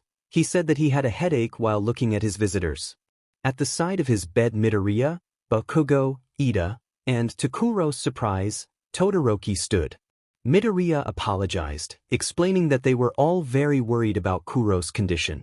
Ida echoed Midoriya's concern and noted the worried expression on Midoriya's face. Todoroki asked why Kuro had pushed himself past his limit and whether it had been instinct rather than strategy. Kuro regarded Todoroki with a questioning look and admitted that he did not know. Bakugo snapped at Todoroki, telling him to stop with the questions, and Midoriya added that this was no time to overwhelm their friend. Midoriya sat on the chair beside Kuro's bed and relayed Recovery Girl's assessment. Kuro should recover enough to leave soon, but some scars might be permanent. Kuro examined the light purple crack marks along his arms where smooth black skin had been. The marks felt foreign, but a quiet pride mingled with his unease at having saved his classmates. Recovery Girl entered holding charts and papers. She said that Kuro had given them quite a scare but was recovering quickly from his injuries and would likely be ready to go by the next afternoon, with a stern reminder not to push himself too hard while his body adjusted. The next day Kuro left the infirmary with notes from Recovery Girl about how to care for himself while he healed. Walking out with Tsukachi, they caught up. Kuro told Tsukachi the specifics of what had happened at the USJ and reassured him that he still wanted to pursue the path of becoming a hero. Tsukachi mentioned that, after the attack, UA had decided students should dorm at the school. He admitted it was bittersweet since he would miss Kuro but insisted it would be safer and that he had arranged to keep getting updates from Nizu. Tsukachi told Kuro that if he ever needed anything, he was there. Kuro looked down and admitted he would miss living with Tsukachi as well. Before parting, Kuro did something he had never done since they met. He leaned down and gave Tsukachi a small hug. Kuro thanked him softly through his translator, and after a moment Tsukachi hugged him back, telling him he did not need to thank him and only asked that Kuro keep coming back in one piece. Tsukachi helped Kuro pack, fussing over what he might need and double-checking Recovery Girl's list to ensure Kuro had enough bandages and salve for his burns. They heard a knock at the door, and when Kuro opened it, Midoriya stood there asking if Kuro wanted to join Ida and Uraraka to shop for items before moving into the dorms. Kuro looked at Tsukachi for permission. Tsukachi studied him, then softened and nodded, saying it would be good to spend time with friends and reminding him not to push himself. Kuro agreed quietly and stepped outside. Across the street, Ida and Uraraka waited. Even though Tsukachi had already packed what Kuro needed, Kuro wanted a break from the cramped house. Walking to the shopping center was quicker than he expected. His long legs made the others speedwalk to keep up. At the center, Todoroki and Bakugo were already waiting. Bakugo complained about how long it took the others to arrive, using his usual impatient tone, and Uraraka laughed, noting they would have arrived later if not for Kuro making them keep pace. Todoroki suggested splitting into pairs to make the shopping faster, and Bakugo agreed, claiming he would finish first. Uraraka volunteered to pair with Midoriya, causing a slight blush on Midoriya's face. Bakugo grumbled about being stuck with Todoroki and used his habitual insult while glaring. Todoroki did not flinch and agreed that finishing quickly would be ideal. Ida announced that he and Kuro would pair up, reasoning that Ida's speed combined with Kuro's long legs would make them efficient. Ida began pulling Kuro through the stores, talking about items Kuro might need that he had not considered. He listed toiletries, chargers, and first aid supplies for burns. Kuro assured him that Tsukachi likely had the basics covered. Ida insisted that extras made sense, especially since burn salves could run out. He criticized perfumed soaps and chose a hydrating option instead. Kuro reminded him that his skin reacted differently to water and cleansers, prompting Ida to suggest cloths, cleaning wipes, or a powdered cleanser as alternatives. Kuro agreed that a powdered cleanser sounded suitable. By the time they finished at the first store, their basket was almost full. Ida continued to discuss laundry schedules and the importance of hydration while Kuro followed along, occasionally reaching for items out of reach. Despite Ida's determination, Kuro realized they were not likely to finish first. Ida searched for extra clothes that would fit Kuro, whose height made sizing difficult. Kuro made his dislike for tight clothing and certain fabrics clear. He was surprisingly picky. There was so much in the basket that Kuro was unsure he could pay for it all. As he started to gather items to put back, Ida stopped him and reassured him that he would handle it while continuing to pick out another jacket. Kuro wondered why Ida was fussing over him in the first place and asked. Ida paused and looked away toward the items on the shelf. He admitted that it was his fault Kuro had gotten injured. Ida explained that fetching help had been his responsibility and that he had run as fast as he could to find the other teachers but had not arrived before Kuro was seriously hurt. He looked down, the weight of self-blame evident on his face. Ida added that Kuro had seemed uncomfortable even before things began and that, despite Kuro insisting nothing was wrong, Ida had not believed him. That made him feel worse that Kuro had to endure what happened. Kuro, not one for many words, recognized that Ida needed reassurance. He placed his large clawed hand on Ida's shoulder and looked up. Kuro told Ida that it had not been his fault and that the villains were responsible. Kuro praised Ida for getting help. There was much Kuro did not explain then about what had happened before everything escalated about the voice in his head and the complicated figure connected to it, but he did not want to leave Ida in the dark. Ida had become his best friend. Kuro promised he would explain everything when he had figured some things out. Ida looked shocked and did not speak. Tears welled in his eyes, but he wiped them away, took a breath, and nodded. Ida told Kuro that the promise meant a great deal. Kuro smiled and held up a hoodie he had been looking at. Ida reminded him that he would need one when the weather turned colder and continued to fuss about how important it was that Kuro not get sick while recovering. Kuro was glad to have eased Ida's worry. Making their way back to meet the rest of their friends, though Kuro remained unsure about Todoroki, they found themselves the last pair to finish shopping. Bakugo complained loudly that the others had taken too long. Ida asked whether everyone had gotten what they needed for the move. Bakugo said that he and Deku had visited nearly every store and had gotten everything. Todoroki eyed the multiple bags Ida was carrying and commented that they had acquired a lot of items. Ida affirmed that everything was necessary for a good living environment. Chapter 13. Moving into the dorm felt different from what Kuro was used to. He was accustomed to the small space of Tsukachi's house, but this bedroom was even smaller. He wondered how his sleepwalking would fare in such a confined area. He considered getting a lock but worried he might end up breaking it in his sleep. He resolved to try and to warn the others about the habit. Unpacking belongings from home and the items Ida had bought, Kuro made a point of securing important things in his room, from his closet to his nightstand. He did not want to accidentally break or move things during sleep, recalling when he had dismantled Tsukachi's stove by removing its circuitry. He hoped he would not repeat such damage here. Kuro left his room and went to the common area. Most of the class was already there, lounging and talking. Mina and Denki argued about who had the best room decor. Jar tried not to laugh, Bakugo yelled for them to be quiet, and Midoriya tried and failed to calm him down. Unsure how to get their attention, Kuro knocked on the wall firmly. Denki greeted him with a playful gesture and welcomed him to the group. Kuro hesitated, unsure how to bring up his sleepwalking. Midoriya asked if something was wrong. Kuro indicated that he sleepwalked. Mina reacted with fascination and said she had never met someone who did that. She asked what it was like. Mina and Denki peppered him with questions about whether he behaved like characters in horror movies and whether he talked in his sleep. Kuro explained that he did not talk much in his sleep but that he tended to take things apart. The group reacted with confusion and surprise. Denki jokingly asked whether Kuro put things back together. Midoriya recalled Tsukachi mentioning how Kuro had once taken apart his stove. When asked how he had done it, Kuro shrugged. Kirishima suggested they start putting locks on their belongings. Kuro agreed. The next day, classes resumed as usual.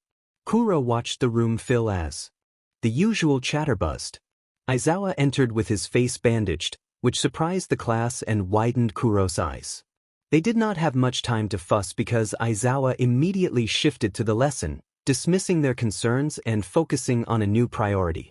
Aizawa announced that UA's sports festival was coming up. Mina expressed disbelief that such an event would be held so soon after recent events. Aizawa explained that security would be tighter than ever and that the festival was a way to show they were not backing down. Kuro felt uncertain about what the sports festival entailed. After class, everyone packed up and continued buzzing about the announcement. Bakugo was the first to finish and stomped toward the door, only to stop short when he noticed students from several other classes gathered there. Bakugo scowled and demanded an explanation. A tall boy in glasses from another class told him to relax and said they were there to scout the competition. One of the other boys smirked and dismissed them as so-called prodigies, challenging them to prove themselves at the festival. Bakugo growled impatiently and told him to get out of his way. The crowd harumphed about 1A acting superior. Kuro felt the tension in the hall like a prickle along his claws. His classmates stiffened, some glared, some looked away. A familiar face pushed to the front of the crowd. A student with messy purple hair and tired eyes introduced himself as Hitoshi Shinso from Class 1C. Shinso scowled in a way that rivaled Bakugo's. He pointed out that many students had tried and failed to enter the hero course and warned that none of them were irreplaceable after the festival. Then he recognized Kuro and the scowl softened. He acknowledged that Kuro had helped him during the entrance exam and took in Kuro's new scars with surprise. Shinso allowed that maybe the whole group weren't insufferable, but he made it clear he would not go easy on them. He told Kuro that since Kuro had helped him get in, Kuro should be ready for when Shinso tried to beat him. After a while and many insults from both sides, the other classes drifted away and Class 1A began to clear out. Kuro stopped his friends by tugging on Midoriya's and Ida's arms, signaling them to stay. Midoriya asked if something was wrong and Ida echoed the concern. Kuro looked nervous and eyes cast down toward their foreheads, asked what the sports festival was. Midoriya paused, surprised Kuro had not heard of it, and explained that the sports festival was a major event even known beyond the country. Ida noted his surprise as well and suggested Kuro must have come from a very remote place. Midoriya wanted to ask more about Kuro's origins, but Ida's hand on his shoulder stopped him. Ida insisted that they should not pry if Kuro did not want to share. Midoriya immediately apologized for making Kuro uncomfortable. Kuro nodded and motioned for them to continue about the festival. Midoriya described the sports festival as UA's way of showing what students could do to the world, with pro-heroes and agencies watching, and explained that the highlight for many was the one-on-one tournament where students faced each other in combat. Ida added that the tournament was a test of both mental and physical strength and a chance to stand out to hero agencies. Kuro's skin prickled at the word fighting. He remembered the USJ attack and how it had left him shaken. Seeing a teacher overwhelmed and watching classmates struggle behind the sheer number of villains had terrified him. He was especially anxious about fighting in front of strangers, the idea of the world's eyes on him making his head ache. But that worry was not the deepest. A voice had been growing louder in his thoughts lately, curling around his mind like smoke. The presence spoke of destruction and loss and of the danger that could come if he lost control. It threaded itself through his earliest memories and suggested that Kuro was not truly a student or a hero, but a prisoner under its influence. The presence made him remember a darker identity he feared, not a friend, but a monster. That thought tightened his chest more than any other fear. Kuro's tension was visible. He fidgeted with his sleeves and the tapping of his claws echoed in the quiet room. Ida spoke first to reassure him that they were there for him and encouraged him to come to either or both of them if he needed to talk. Midoriya reminded Kuro that they all had trouble at the USJ attack and that Kuro could always rely on them. Kuro looked up and let out a tired sigh. If only they knew the whole story. Chapter 14. Kuro, Midoriya, and Ida continued their weekly language sessions in the library. Both Ida and Midoriya noticed Kuro had improved noticeably at Japanese, now able to write and understand basic letters and words, and even Aizawa had noted a slight rise in his grades. Still, they had many questions about Kuro's native culture and language, because although Kuro had said he would teach them, he had not yet done much. Sitting at a table in a quiet corner of the library, Ida adjusted his glasses and praised Kuro's progress, saying that Kuro would soon be ready for full sentences. Midoriya examined the letters Kuro had written and noticed a distinct pattern in Kuro's handwriting. The characters were technically correct but arranged with a block-like, geometric symmetry that felt unfamiliar. Midoriya raised a question about Kuro's promise to teach them more about his culture and language. Kuro tilted his head and tapped his claws on the table. As Midoriya sat beside him, he glimpsed the markings on Kuro's hands, revealed by purple burn-like patterns. Geometric, block-like letters covered Kuro's hands and forearms. Without the discoloration, they might have been almost invisible. A short, neutral pause followed the observation as they continued to focus on learning together.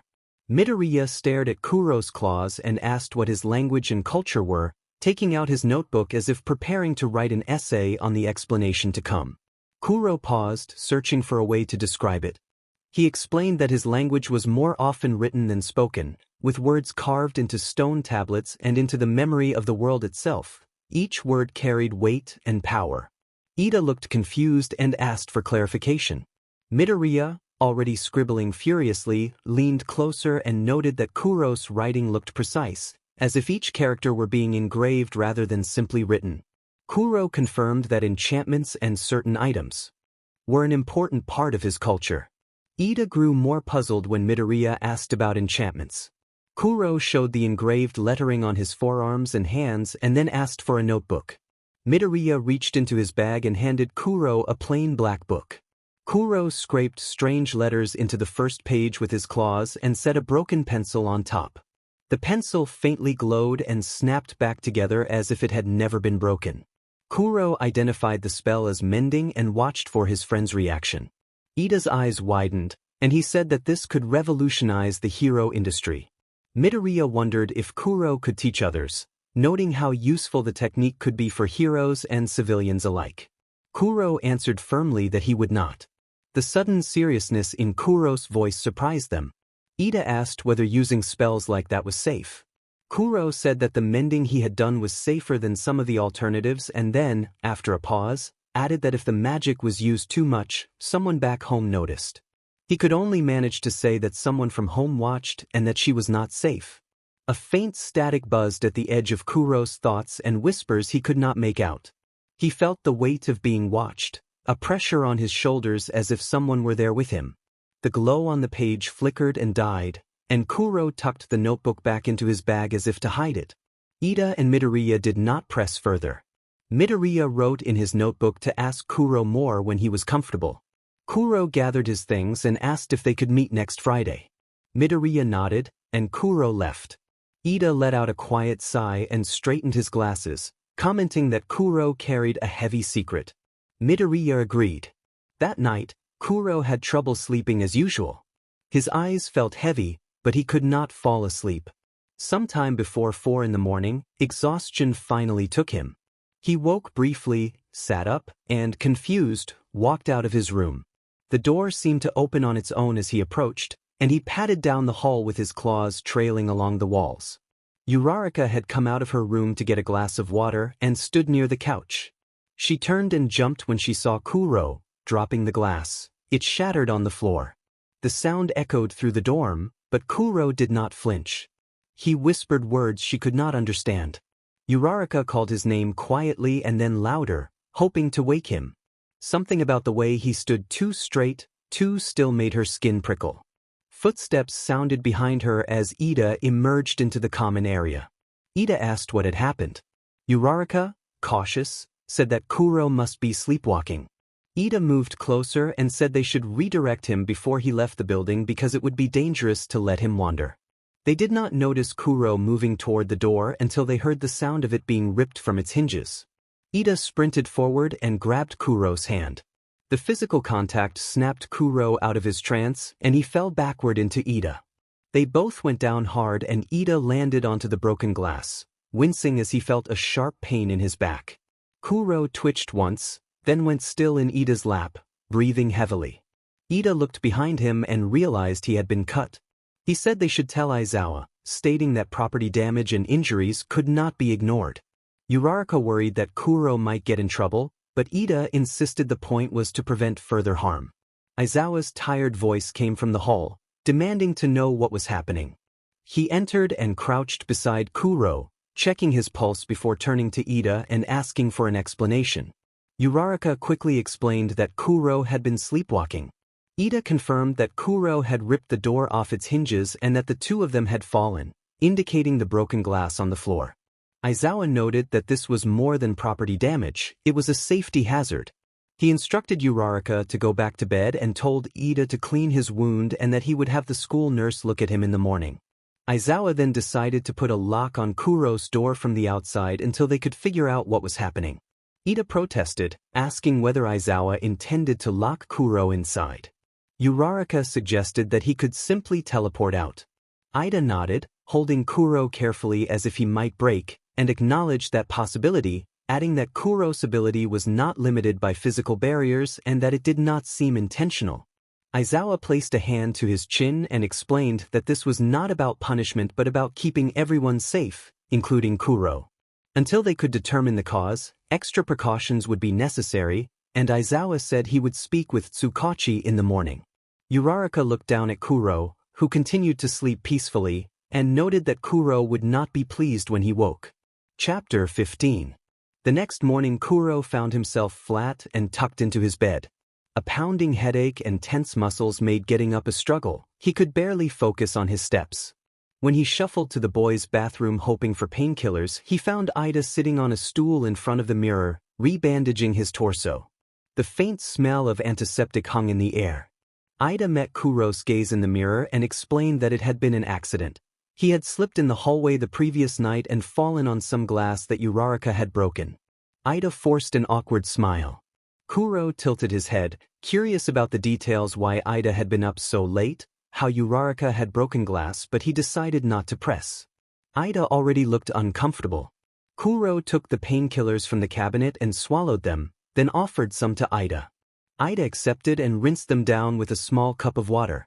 Ida informed Kuro that Aizawa wanted to speak with him and recommended seeing him as soon as possible, saying that Aizawa had seemed serious and wanted to meet in Principal Nizu's office.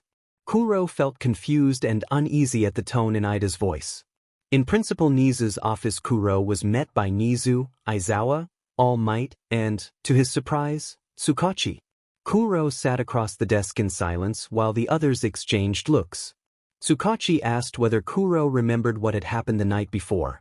Kuro shook his head. Aizawa stated bluntly that Kuro had been sleepwalking. All Might recounted that Kuro had wandered into the common area, ripped the front door off its hinges, and caused a commotion that had led a classmate to be startled and knock over a glass of water. The memory aligned with what Ida had said about glass.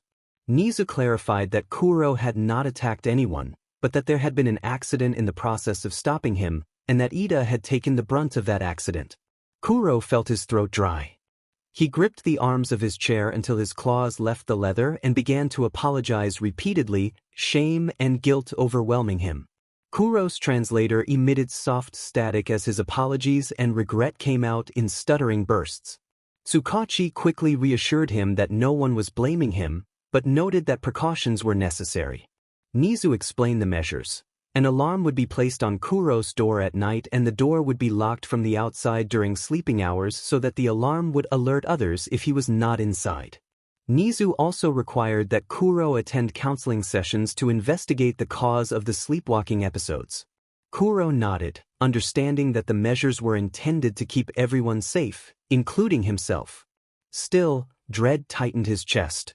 The idea of being restricted felt suffocating, and the thought of being a potential danger to friends weighed heavily.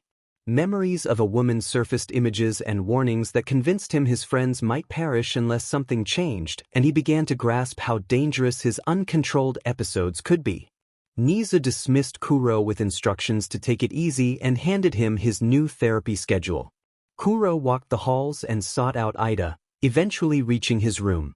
He paused outside Ida's door, hesitating before knocking. His claws tapped a quiet rhythm against the wood. Ida invited him in. Kuro entered with his head lowered and his claws fidgeting, then apologized again, voice small and shaky. Ida looked up and told him it had not been his fault. He had been unconscious. Kuro persisted with apologies and worry. Kuro asked why Ida had not told him he had been hurt.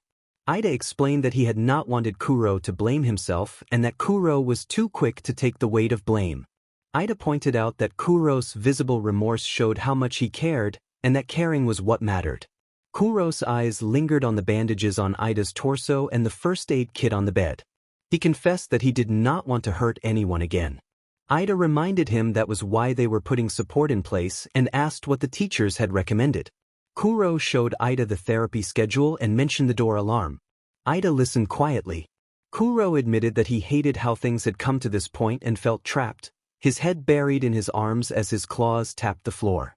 Ida suggested reframing the situation, not as confinement but as protection for Kuro and others, acknowledging Kuro's passion for keeping people safe. Then Ida offered to check on Kuro in the mornings if that would help him feel less alone.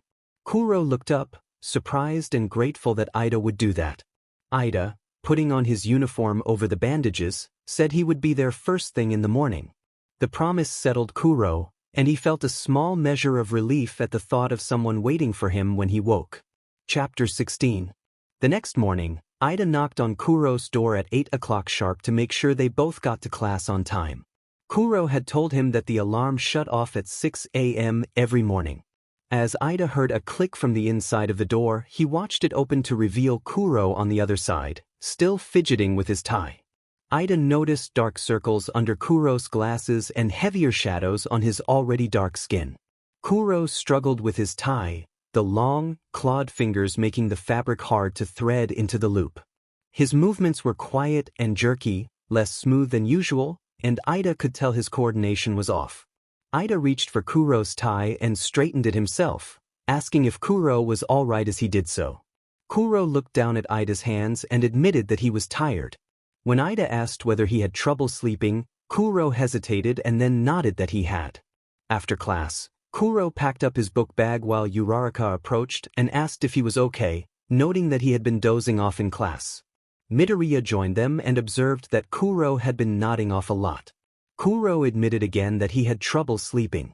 Ida, who had been watching from a few desks away, approached with his usual briskness and pointed out that Kuro's lack of sleep was evident and a serious concern because it would directly impact his performance as a student and aspiring hero.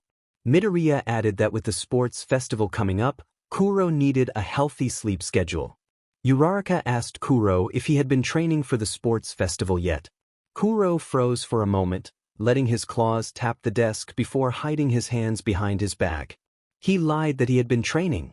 Midoriya, noticing Kuro's fidgeting, reassured him that it was okay if he had not started yet. Uraraka suggested they train together, saying it would be fun. Ida agreed that group training would be a great motivator and would help build teamwork and combat skills. Kuro thought that training with others would help keep him on track despite his social anxiety, and he agreed. Ida pushed his glasses up and announced that they would all meet at Ground Beta after class tomorrow, reminding Kuro to bring proper exercise attire and to rest properly. The next day after class, Kuro met Ida and Uraraka on the way to Ground Beta because he preferred the company over teleporting there. When they arrived at the training grounds, Midoriya was already waiting with a notepad in hand. Ida waved to get his attention, and Midoriya, too engrossed in his notes, nearly jumped at their arrival and apologized for being distracted. Uraraka leaned in to see Midoriya's notes and asked what he had been writing. Midoriya explained that he had been planning training tailored to their quirks, because they could not all train the same way. He suggested agility and stamina drills for Uraraka so she could maneuver faster while using her quirk. For Ida, Midoriya recommended control and endurance work so he could sustain his bursts of speed longer without overheating. For Kuro, Midoriya proposed drills that simulated unpredictable combat conditions, teleporting under pressure by dodging projectiles and practicing with limited visibility to replicate chaos. Kuro nodded, thinking of the USJ incident and recognizing the areas he needed to improve. Midoriya pointed out the personal obstacle courses he had set up for each of them and said they should take turns so they could help one another.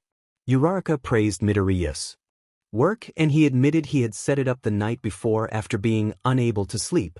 Ida emphasized again that Midoriya still needed to get a healthy amount of sleep, while Uraraka teased that Midoriya had just been excited and that it was not a consistent issue.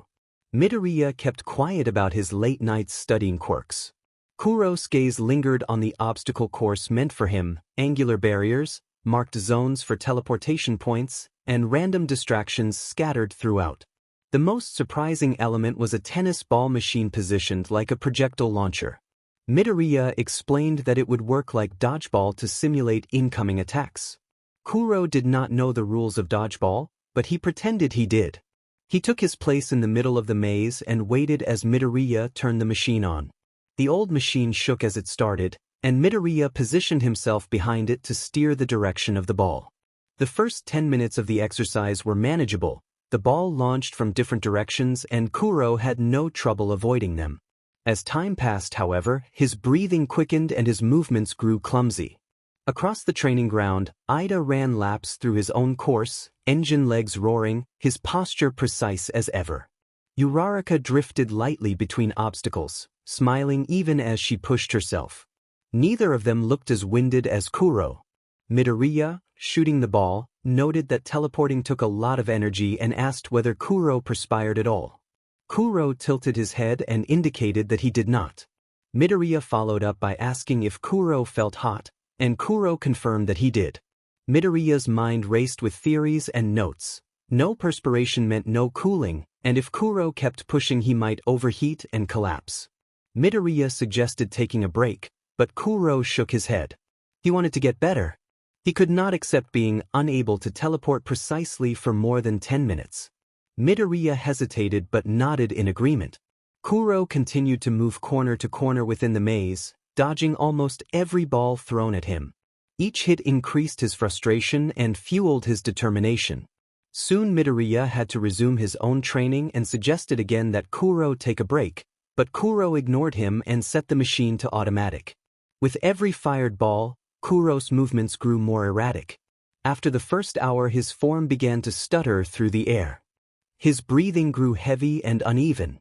Eventually his knees hit the ground on the hard, rocky dirt. As he tried to get back up, he felt a hand on his shoulder. Uraraka worried that it was okay to take a break. Ida, running up to them, insisted that Kuro especially needed rest because he was already sleep-deprived. Only then did Kuro notice how worn out the others were. Sweat dripped from their foreheads and their breathing was slightly strained. Midoriya explained that Kuro did not sweat and therefore overheated faster than they did. Uraraka linked this to Kuro's allergy to water. Ida sat down beside Kuro and, calm but firm, reminded him that progress happened gradually. Improvement would take time and consistency. He suggested ending the session for the day and coming back tomorrow. Kuro relaxed a little, unable to argue with the exhaustion. He let Ida and Midoriya help him to his feet. Together the four of them gathered the stray tennis ball, shut down the machines, and began the slow walk back toward the dorms. It was getting late, and Kuro knew he needed to be in his room before his alarm activated. After a quiet round of goodbyes to Midoriya and Uraraka, Midoriya had an errand and Uraraka decided to join him. Ida offered to walk with Kuro. Kuro paused, then nodded. It would be nice to have company. The walk was silent for a while, but not awkward. Eventually Ida told Kuro that he did not have to face things alone and that as classmates they could share burdens as a team. Kuro admitted quietly that he did not have time to be weak, his translator humming with the softness of his voice. Ida responded that fatigue was not weakness and that everyone got tired and clumsy sometimes. That just proved they were human. That last word caught Kuro's attention. He knew he was not human, but he did not have the heart to talk about it. Ida half-jokingly said even All Might had his limits, and then slowed his pace and told Kuro he did not have to say anything now but to remember that limits did not define him, they guided him. Kuro stopped and thanked Ida sincerely. Ida smiled and told Kuro, with a friendly tone, that they were friends. They reached Kuro's dorm. Fidgeting with the lock, Kuro opened the door, ready to try for proper sleep as Ida had emphasized the importance of a healthy schedule.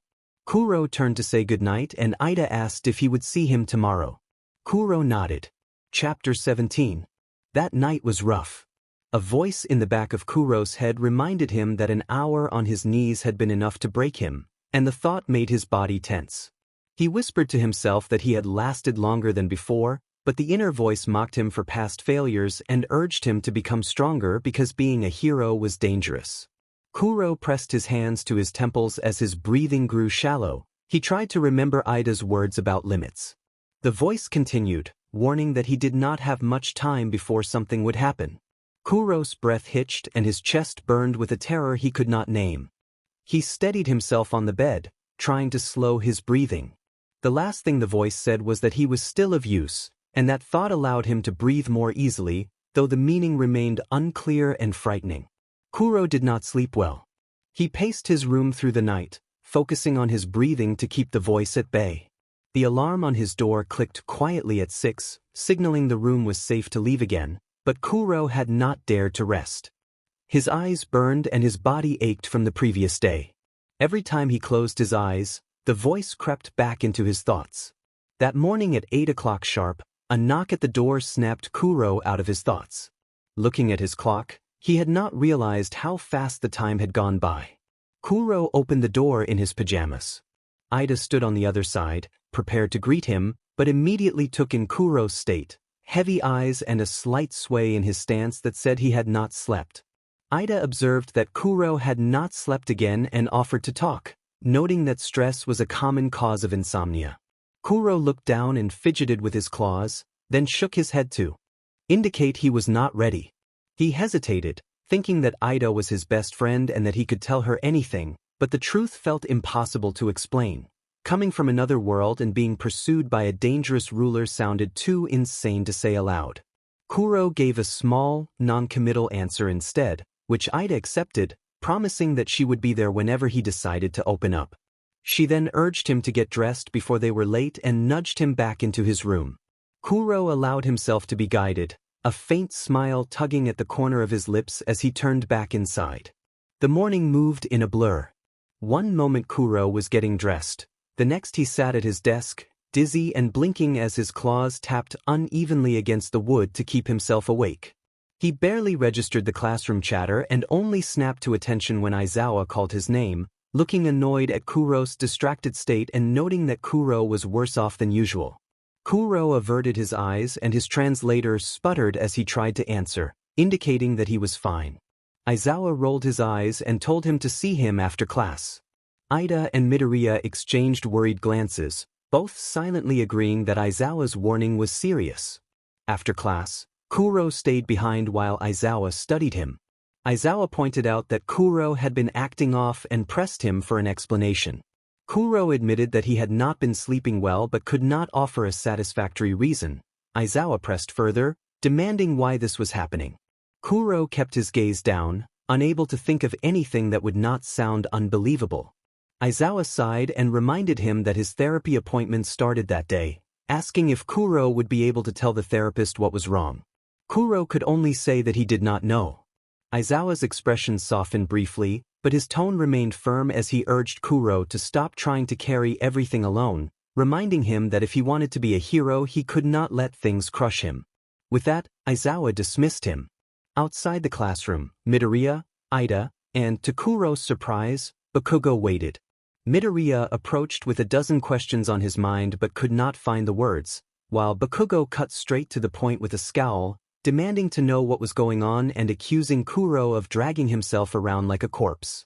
Ida tried to caution against pressing Kuro too hard, but Bakugo insisted that Kuro tell them what was happening.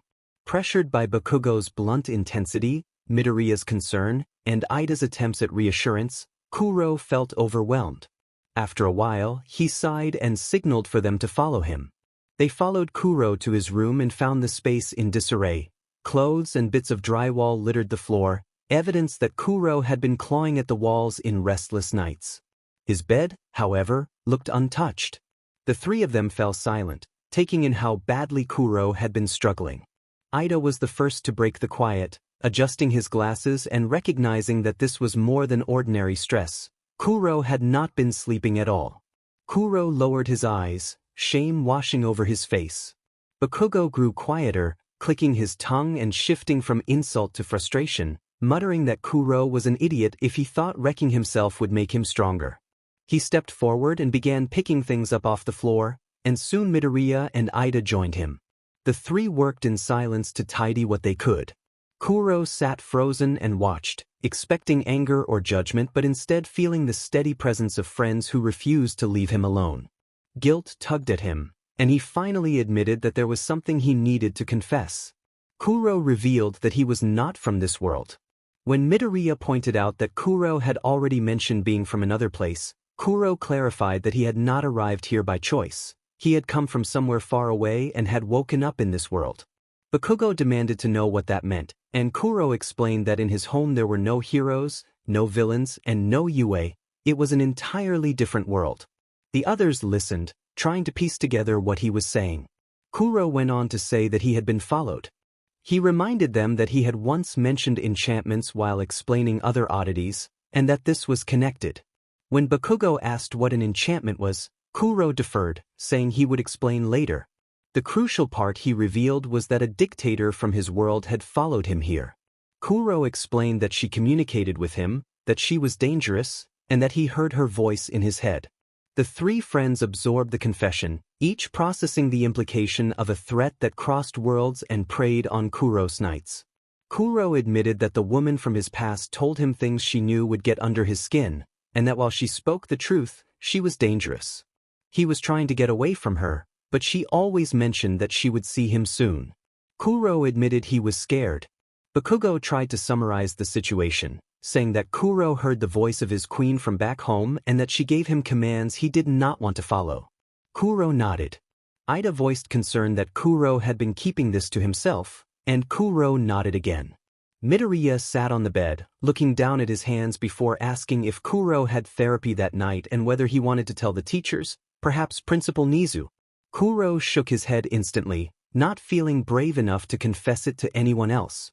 Midoriya asked softly if Kuro heard the voice every night and what she said. He stopped, swallowing, and then assured Kuro that they would help and figure it out. Kuro then explained everything he could about where he had come from: magic, different dimensions, the nether described as a bleak underworld beneath the earth, and the end where he came from, with cities and fortresses surrounded by a void of nothingness. He said that if he could show them, he would, but he would need the right materials. He confessed that a part of him missed home, and that the hardship there had been as comforting as it was frightening. They listened to Kuro's stories about magic and life. Midoriya found it especially fascinating and scribbled furiously in his notebook. Kuro admitted that even now she seemed to know what he was doing. Midoriya looked up from his notebook and heard the silent terror in Kuro's voice. He suggested telling someone, perhaps starting with Aizawa. Kuro looked down but silently agreed after some convincing. Ida returned to his usual tone and insisted that a protection plan must be made for Kuro and for everyone else. If the dragon was as powerful as Kuro claimed, they would need help preventing her from coming here. Bakugo insisted on a course of action. Kuro was to go to therapy that night and only talk about his sleepwalking or whatever else he wanted to bring up, because they all understood Kuro's reluctance to unload everything on a stranger. After that, they would all go with him to tell Aizawa. Midoriya unexpectedly nodded first and assured Kuro that they would back him up. Ida agreed. Midoriya then mentioned that he had been meaning to ask why Kuro never looked anyone in the eyes and had noticed that Kuro only looked at people's foreheads when he spoke to them. Kuro paused and explained that direct eye contact was dangerous and overwhelmingly intense for him. He said that his people never looked others in the eyes because it could lead to violent tendencies he did not want to risk. He insisted he did not want to hurt anyone and that it was uncontrollable. Midoriya nodded without pressing further and wrote the note in his notebook. After a while of cleaning, Kuro's room looked almost pristine aside from the scratches on the walls. Kuro's mind felt less cluttered. Soon it was time for his first therapy session. As the three of them stepped out to leave, Kuro grabbed Ida's wrist not hard, but firm enough to show that it mattered and asked Ida to come back after therapy. Ida was silent for a moment, then straightened and agreed that if it was what Kuro needed, he would visit after therapy. With that, they took their leave. Chapter 18. Kuro knocked on the office door and heard a faint invitation to enter. The room inside was comfortable, with chairs and a couch flanked by pillows, a small coffee table, incense, and a white noise machine filling the air with calm sounds. In the middle of the room, a woman with a slim frame, short brown hair, and blue eyes sat on a chair and welcomed Kuro, asking him to take a seat and get comfortable. Dr. Aiko Fujimura introduced herself and asked how he was doing, noting that students could be very busy at this time of year and offering the office as a place to talk if he wanted. Kuro looked around the room and gave a simple nod, aware that he did not speak much and hoping it would not be a problem. Dr. Aiko asked Kuro to tell her a bit about himself and how his first year was going. Kuro admitted it had started well but that he was feeling overwhelmed. He explained his sleepwalking and how it had disrupted his rest, mentioned the incident when he had indirectly hurt Ida and frightened Uraraka, and expressed that he never wanted to scare or hurt anyone. He acknowledged that his friends had reassured him it was not his fault, but the guilt remained. He also spoke about his struggles with literacy and how he had improved significantly. Dr. Aiko listened, nodding and taking notes, then introduced a short survey to gauge how much stress had affected him over the past week. Kuro scored an 8 out of 10. The session, a focused 45 minutes, passed quickly.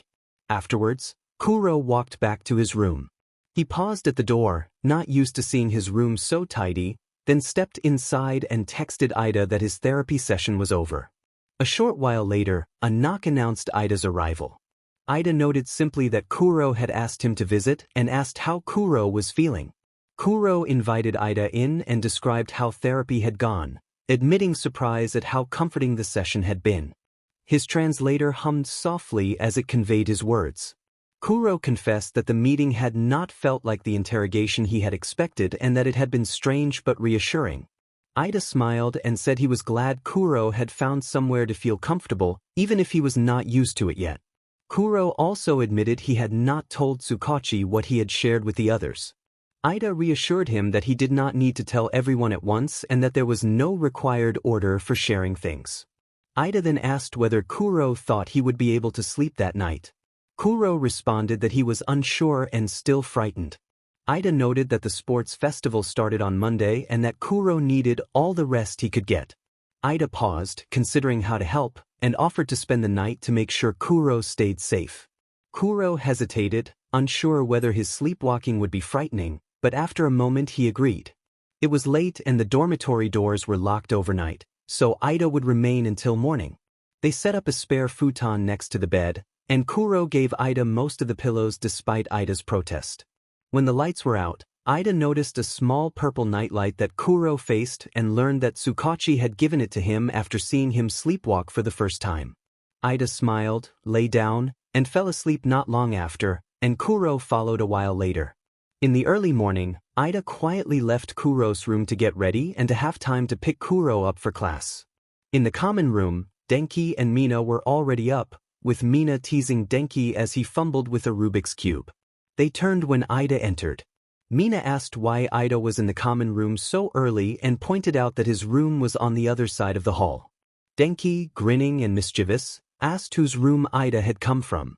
Ida, flustered and red-faced, stammered that he had just taken a walk and woken up early. Mina pressed him with a playful pinky promise not to tell, then asked if it had been Kuro. Ida admitted that Kuro had been having trouble sleeping and that he had offered to stay the night to make sure Kuro was safe, nothing more.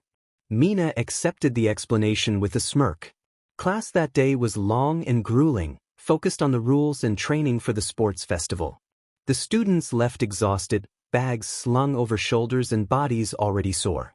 Mina complained that it felt like Aizawa was trying to wear them out before the festival even began, and Denki responded with a yawn that they were not the only ones feeling it.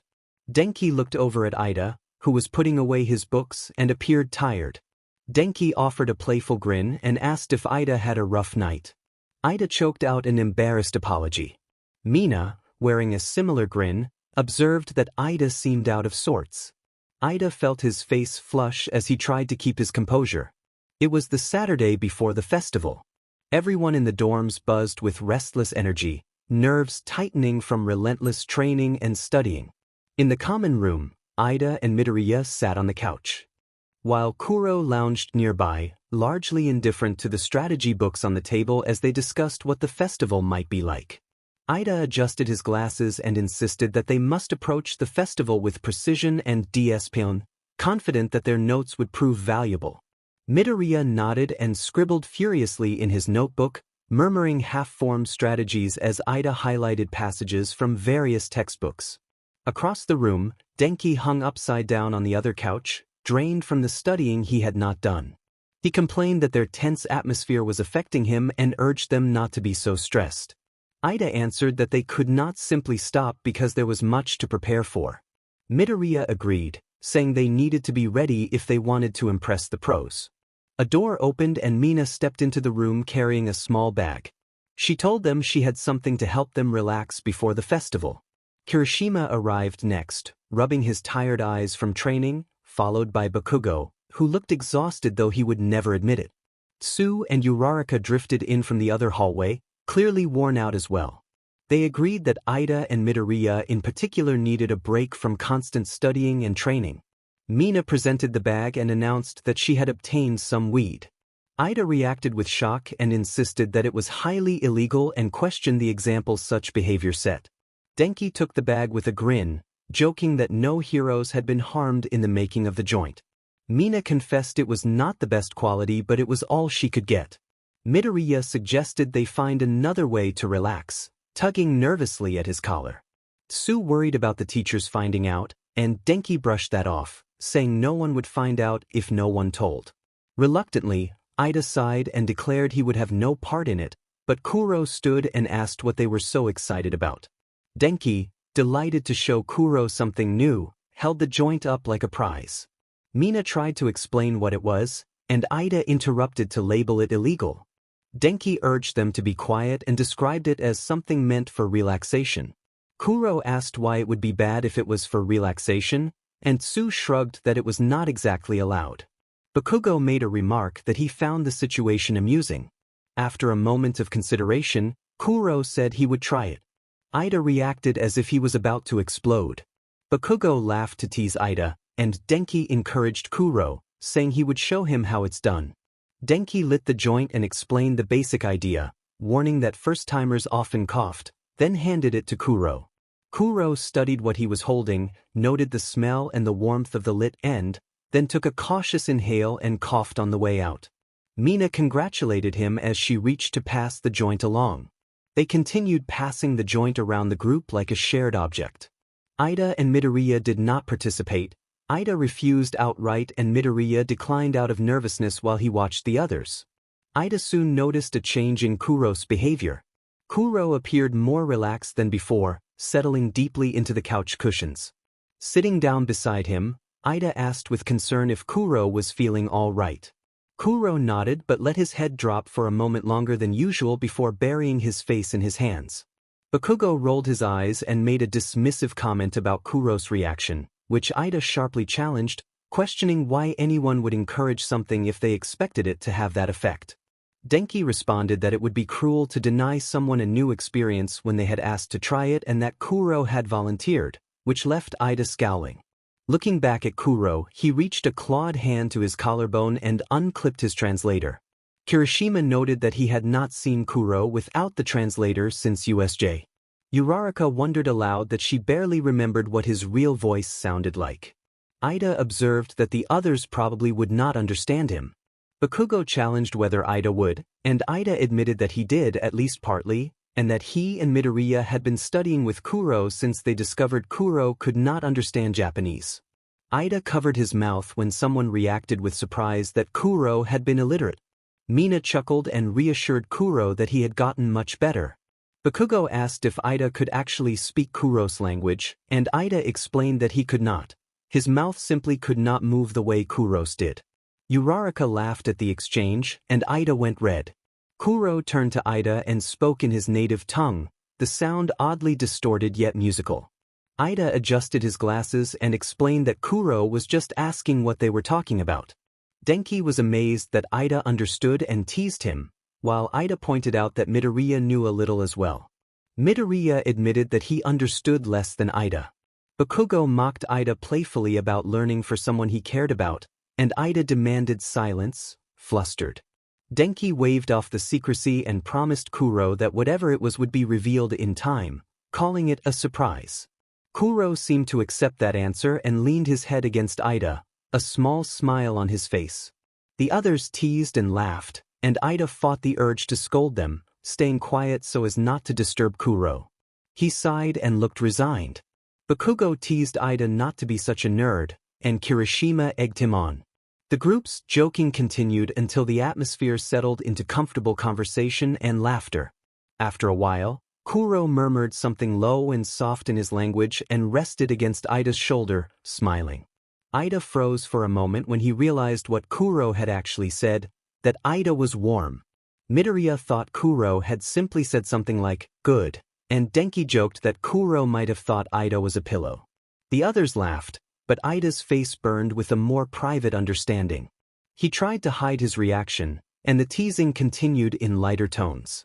Soon the group began to drift apart for the night. One by one they left the common room and turned in. Before departing, Kuro sat up, spoke a few calm words in his language, and Ida translated that Kuro said he was comfortable. Ida smiled at that simple reassurance, and Bakugo teased them both about how sweet it was. Ida mentioned, almost offhand, that Kuro liked apples, and Midoriya laughed. Kuro, clearly tired, picked up his translator and tugged at Ida to walk him back to his room. He made a small, contented sound as he was guided away. Once inside the room, Ida carefully set Kuro on the bed and began to stand, but a firm grip on his sleeve stopped him. Turning around, he saw Kuro looking up at him with half-open eyes. Kuro asked if he should stay, his voice almost a whisper. Before Ida could respond, Kuro pulled him into the bed and wrapped him in a warm embrace.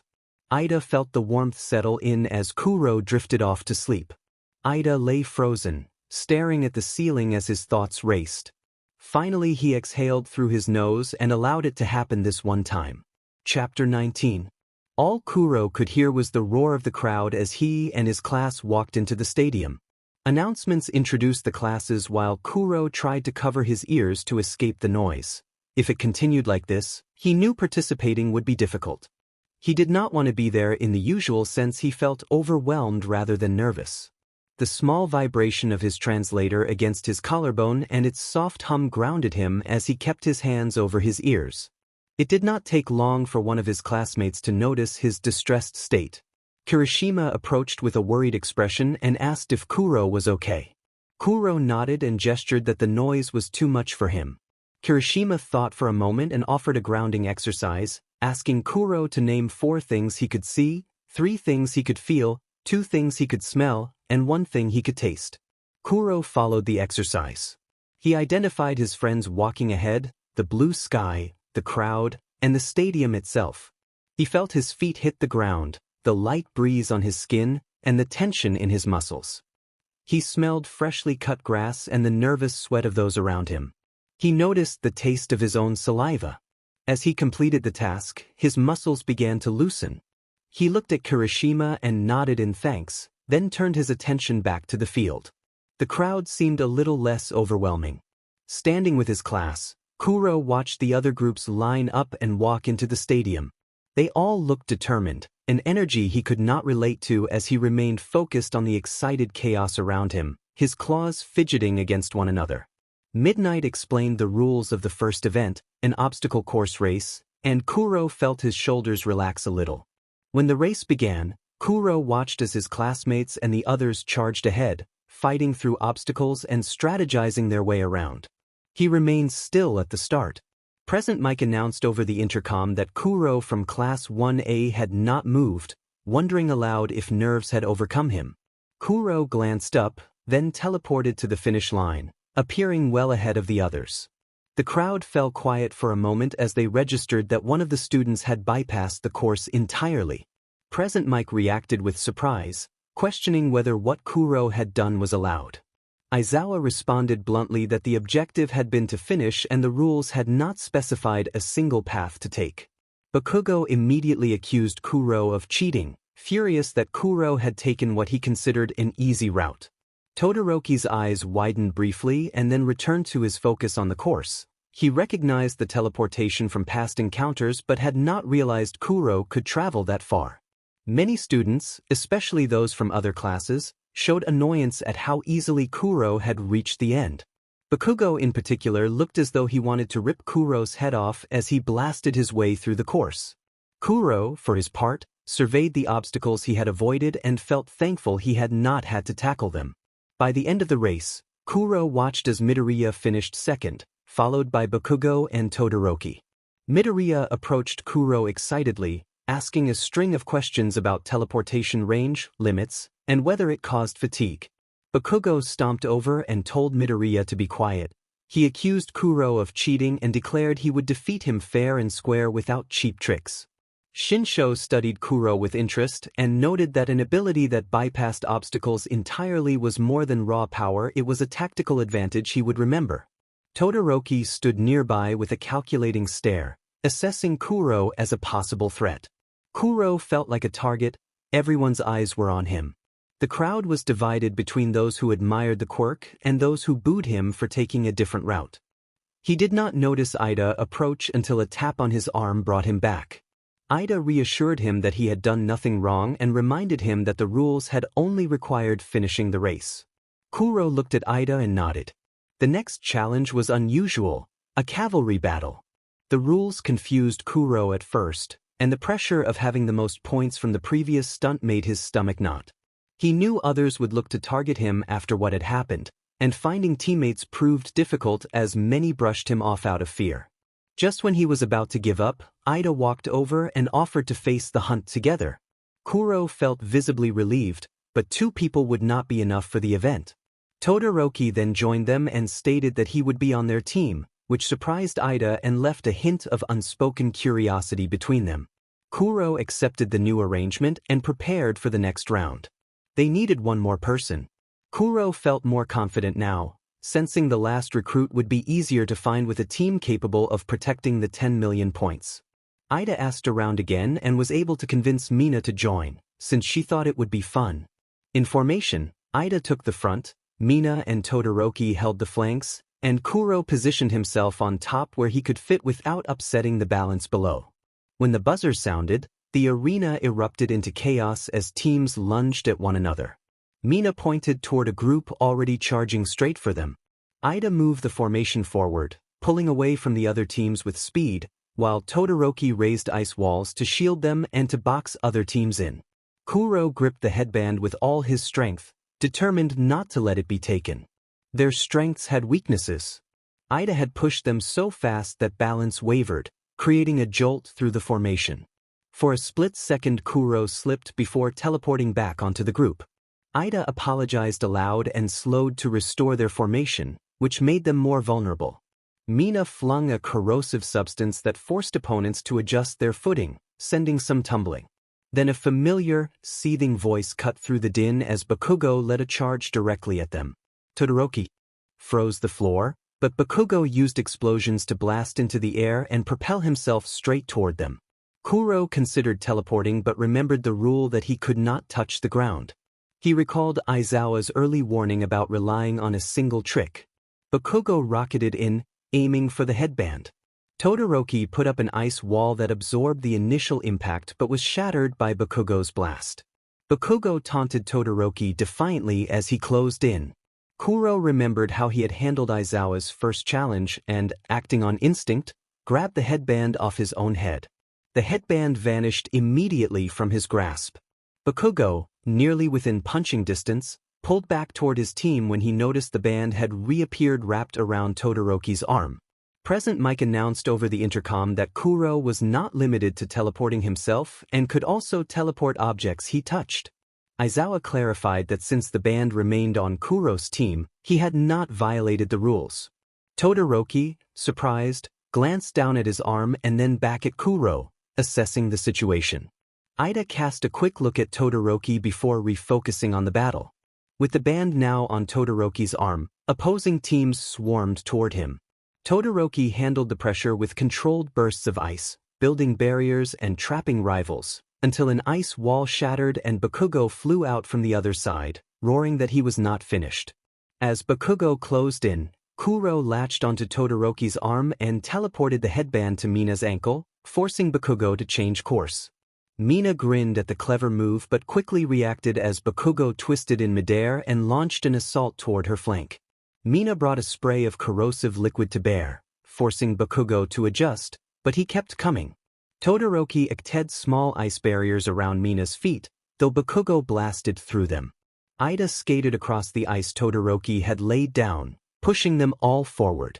When Bakugo's finger brushed the band on Mina's ankle, the buzzer sounded again.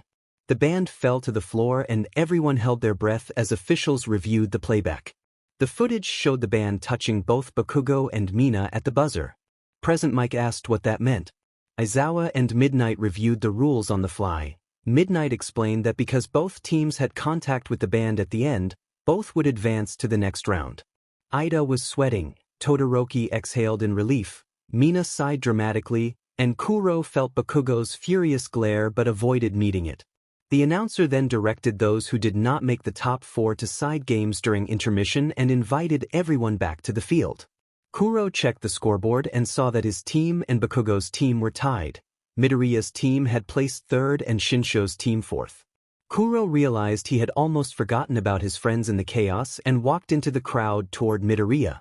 Midoriya ran up to him and praised Kuro's performance, noting that he had only used that teleport trick once before on their first day and asking how Kuro felt. Kuro admitted that he had been scared, fidgeting with his claws. Midoriya understood why being so close to failure and knowing others relied on him was frightening, and he reassured Kuro that he had done well and that Ida's strategy had been effective. Ida joined them and commended Kuro as well. Kuro acknowledged the praise quietly with a hum. Ida suggested they get something to eat before the final battle. Midoriya began to agree but was interrupted by Todoroki, who called to him and asked him to come along. Midoriya hesitated a moment, excused himself, and followed Todoroki. Kuro and Ida exchanged a look and then headed to the cafeteria together. Chapter 20. After the storm of the cavalry battle, a calm settled over the competitors. The exhaustion from the fight hung over Kuro and seemed to weigh on everyone else. Ida and Kuro walked toward the cafeteria. Ida complained that it was not the running that had worn him out but keeping everyone balanced. Kuro listened, offering only the occasional hum. Ida was used to Kuro's quiet. He rarely spoke much, but Ida knew Kuro was listening most of the time. Sensing something deeper, Ida asked what Kuro was thinking about. Kuro looked down and admitted in a whisper that he had been scared. Ida looked up at him with understanding. Ida reminded Kuro that it was perfectly natural to be scared before a fight, especially when that fight would be in front of everyone in Japan and could affect a hero career. He looked up to see Kuro tapping his claws against the table with anxious intensity. Ida apologized, realizing he had made Kuro more nervous, then offered reassurance and encouraged Kuro to feel his best, especially since they might face each other. Kuro smiled in response. Ida and Kuro spent most of the intermission trying to learn about every student they did not know, discussing quirks, strategies, and hypothetical situations. Ida asked Kuro what he would do if he tried to rely less on his teleportation, and Kuro thought for a moment before deciding to keep it a surprise. Ida pushed up his glasses and noted that keeping tactics secret was smart. Kuro was relieved by Ida's approval, because he was not sure the plan he intended to try would be safe. Midoriya joined them looking a bit distracted. Kuro watched him with curiosity, and Midoriya explained that Todoroki had requested a private conversation and that, while it was not his place to share details, he was beginning to understand him. Kuro nodded, aware of what those kinds of secrets could be, and Ida did not press. Ojiro soon joined them and warned Midoriya about Shinsho. Ojiro explained that he had no recollection of the cavalry battle and suspected Shinsho's quirk had a brainwashing effect. He advised Midoriya to be careful, to avoid responding or letting Shinsho pull him into a conversation. Midoriya listened and made a note. Kuro was shaken by the thought of someone being controlled. Having grown up under a dictatorship, he dreaded the idea of anyone losing their free will. He tapped his claws against the table, worrying about what might happen if Midoriya were targeted. Midoriya and Ida noticed Kuro's anxiety and offered comfort, assuring him that now that they knew about Shinsho, they would be careful. Kuro managed a smile, but the lingering tightness in his chest remained. When Ida asked if anything else was bothering him, Kuro pulled a plain black book from his bag and showed them a list of enchantments. He admitted that he wanted to win. Ida blinked, adjusting his glasses, and pointed out that Kuro had mentioned not wanting to rely on those enchantments. Ojiro looked on in confusion when he realized what they were discussing. Kuro closed the book abruptly and the others quickly changed the subject. Ida and Midoriya called the items merely support gear to deflect further questioning. Ojiro, unconvinced but polite, excused himself. Kuro felt a bit guilty for keeping the secret, but the tournament resumed and everyone returned to the field. Clutching the book, Kuro continued to tap his claws against it. Midnight explained the rules and announced that the remaining students would participate in a one-on-one tournament with matchups determined by random selection. The first round put Kuro on edge when Midoriya was paired with Shinsho. He feared for his friend, knowing how dangerous being controlled could be, and watched anxiously as Midoriya stepped into the ring. Ida tapped Kuro's arm to reassure him that everything would be okay. Kuro watched the fights with his heart racing. In the first round, Midoriya briefly faltered under Shinsho's taunts but managed to snap out of it for reasons Kuro would have to ask about later.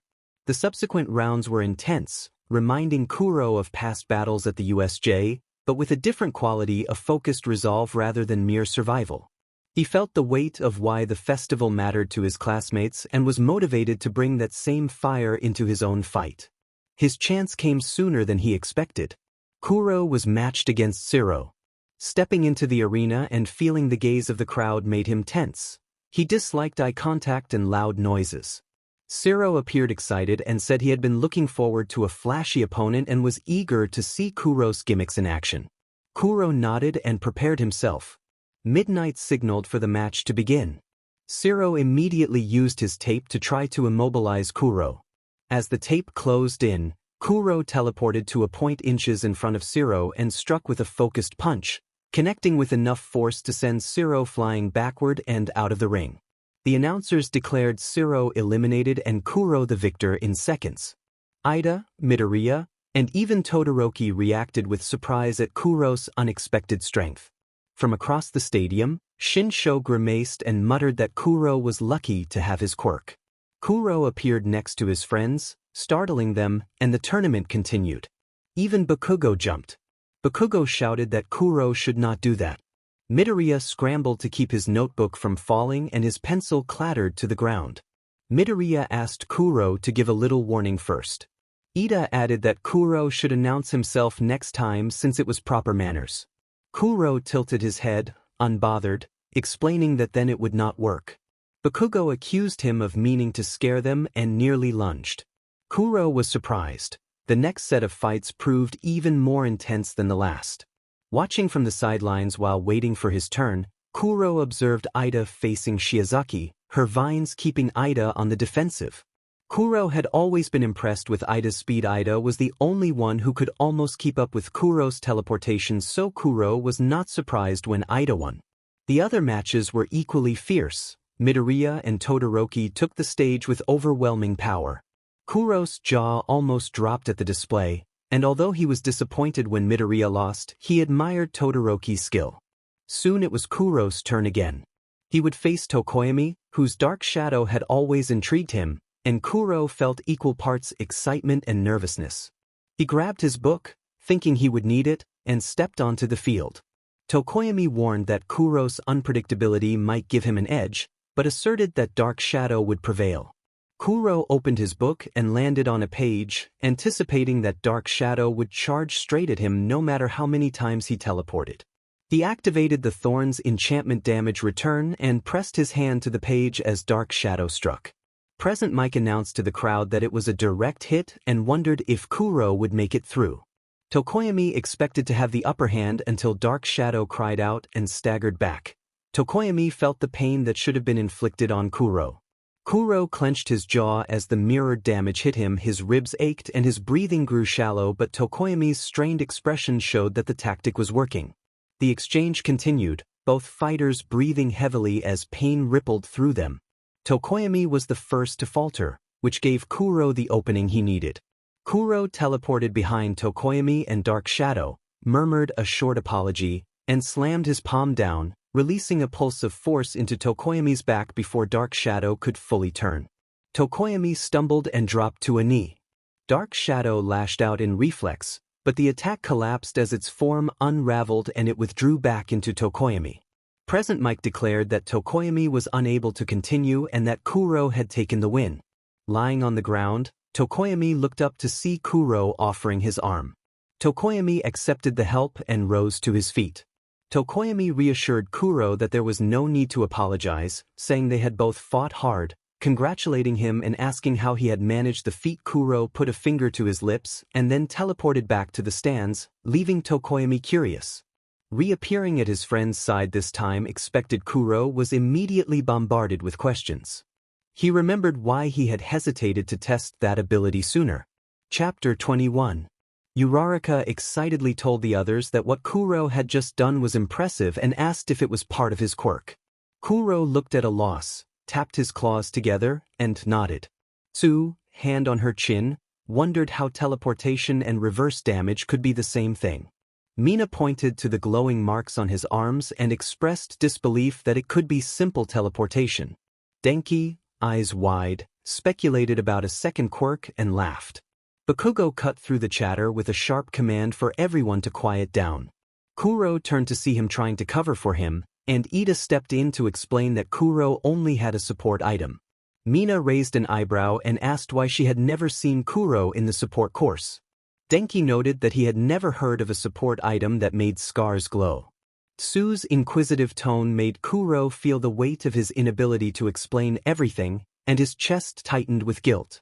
Midoriya offered a hesitant line about it being a personal support item Kuro preferred not to talk about. Denki asked if Kuro had made it himself, and Kuro nodded, running with the small lie. Uraraka brightened at the idea that Kuro might get along with support course students and asked if he could make other things.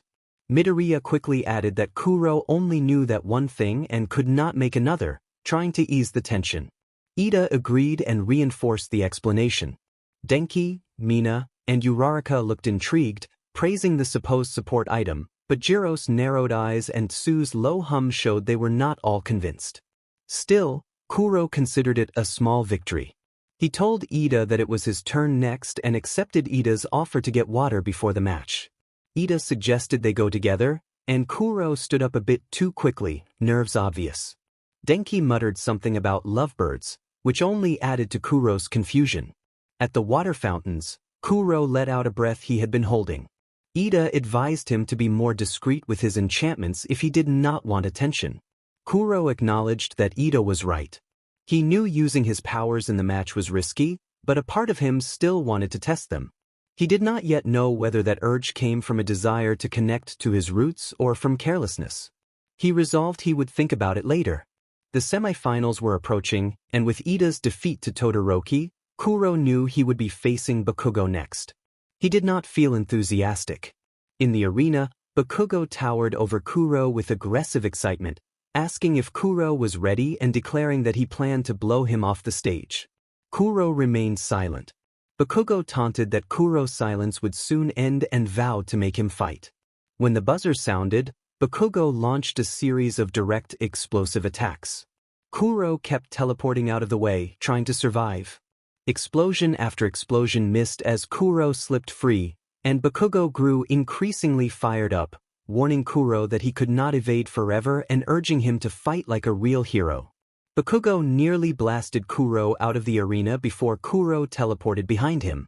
Kuro began using repeated teleports behind Bakugo to land strong palm blows, pushing him toward the edge. Bakugo caught onto the pattern and, anticipating Kuro's teleport, aimed behind his back and fired the instant he sensed Kuro. The blast sent Kuro flying, but he managed to teleport back to the ground and gather himself. He realized he needed to be faster. As Bakugo closed in, Kuro used his height and agility to teleport to Bakugo's side and slammed both hands down, forcing Bakugo into a shallow crater in the floor. Kuro expected Bakugo to rise immediately, so he pulled out his black book and activated thorns and a secondary enchantment that increased knockback, runes on his arms faintly lighting. Before he could think further, Bakugo surged into his space and struck hard. The force of the collision sent Kuro out of the arena bound for the edge. For a moment everyone thought Bakugo had won, and Midnight announced that Kuro was out of bounds. The unexpected happened when Bakugo's own momentum carried him beyond the boundary as well, sending him crashing even farther. The crowd fell silent. Present Mike asked what the outcome meant. Midnight considered the rules and explained that technically Kuro had left the ring first, which made Bakugo the winner of the match. Kuro looked up from the ground feeling a surprising swell of pride despite the loss. He expected Bakugo to be furious, but instead Bakugo stood over him and told him to get up. Kuro complied. Present Mike proclaimed the final match between Bakugo Katsuki and Shoto Todoroki. Kuro nodded once at Bakugo and headed back to the stadium. Back with his friends, Ida pulled Kuro aside. Ida presented a mix of annoyance and pride, congratulating him on his performance despite the defeat. He reminded Kuro sternly about their earlier conversation and warned him that if he did not want people asking questions, he needed to use his enchantments less. Kuro noted there was a personal reason he couldn't use them. He opened his mouth with the translator poised to respond, then lowered his gaze to Ida. As he looked down, he caught sight of Todoroki at the edge of his vision walking toward the arena.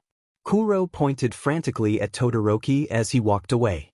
Ida immediately stiffened, his eyes widening behind his glasses as a quiet panic spread through him. He told himself to calm down and insisted that Todoroki had heard nothing. Kuro nodded in agreement. They took a steadying breath and made their way to the stadium to watch the final match. Chapter 22. The festival had been a hit, with Bakugo in first, Todoroki in second, and Kuro in third. The class buzzed with excitement about which hero agencies would contact them. Denki boasted that Best Jeanist must have noticed him. Uraraka clasped her hands and said she hoped to get something from Ryukyu's agency. Aizawa cleared his throat at the front of the classroom, prompting everyone to settle down. Aizawa told them they had all done better than expected but warned them not to get overconfident. He returned to his usual monotone to announce that it was time to prepare for internships and that each of them had received offers. The students turned to the chalkboard as Aizawa revealed who had offers and how many.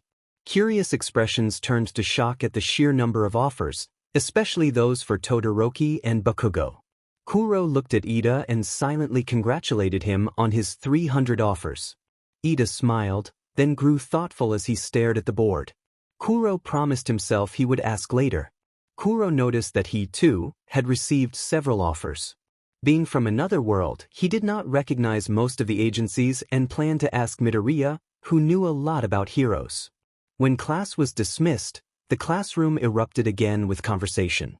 Midoriya pointed out that Kuro had received many offers and asked which one he thought he would choose. Kuro shrugged and admitted he did not know what the agencies were. Midoriya explained that heroes usually joined agencies rather than going solo, and suggested Kuro pick a hero he liked and could learn from. Kuro nodded and turned back to Ida, who still had his eyes fixed on the board. Kuro gave Ida a look that made it clear he knew something was on his mind. Ida brushed it off, saying there was nothing to worry about and that he had simply been reviewing the day's events. He praised Kuro for his performance and adjusted his glasses, a nervous habit Kuro had learned to recognize. Kuro decided not to press him further. Ida asked which hero Kuro wished to study under and mentioned that he planned to aim for manual. Kuro considered his options, not recognizing many of the names, and chose native at random. Ida approved the choice, explaining that native worked directly on the streets and would provide many opportunities to learn, and he added quietly that it was close by him. Denki shouted that they should celebrate. Mina and Uraraka agreed enthusiastically. Ida cautioned that they still had preparations to make for their internships, but Bakugo brusquely told him to be quiet. Midoriya suggested a celebration might be a nice break before more hard work. Ida sighed and asked what they should do for a celebration. Mina proposed a movie night. Uraraka agreed that it would be relaxing so they would not be too tired when internships began. Denki suggested holding it in the common room and asked everyone to bring a futon. Kuro admitted he had never watched a movie before, but the group's excitement made him feel eager to try. Kirishima turned to Bakugo to ask if he would join, and Bakugo simply said no. Kirishima teased him about it being unmanly and failed to sway him. Bakugo only agreed to think about it, which Kirishima accepted as good enough.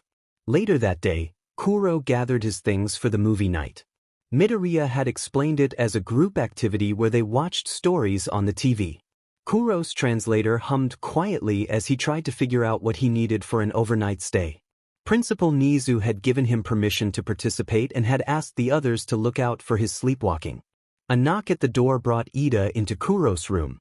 Ida said he had expected Kuro might already be in the common room and offered to help, having heard from Midoriya that Kuro had never done anything like this before. Kuro welcomed the help and ushered Ida inside.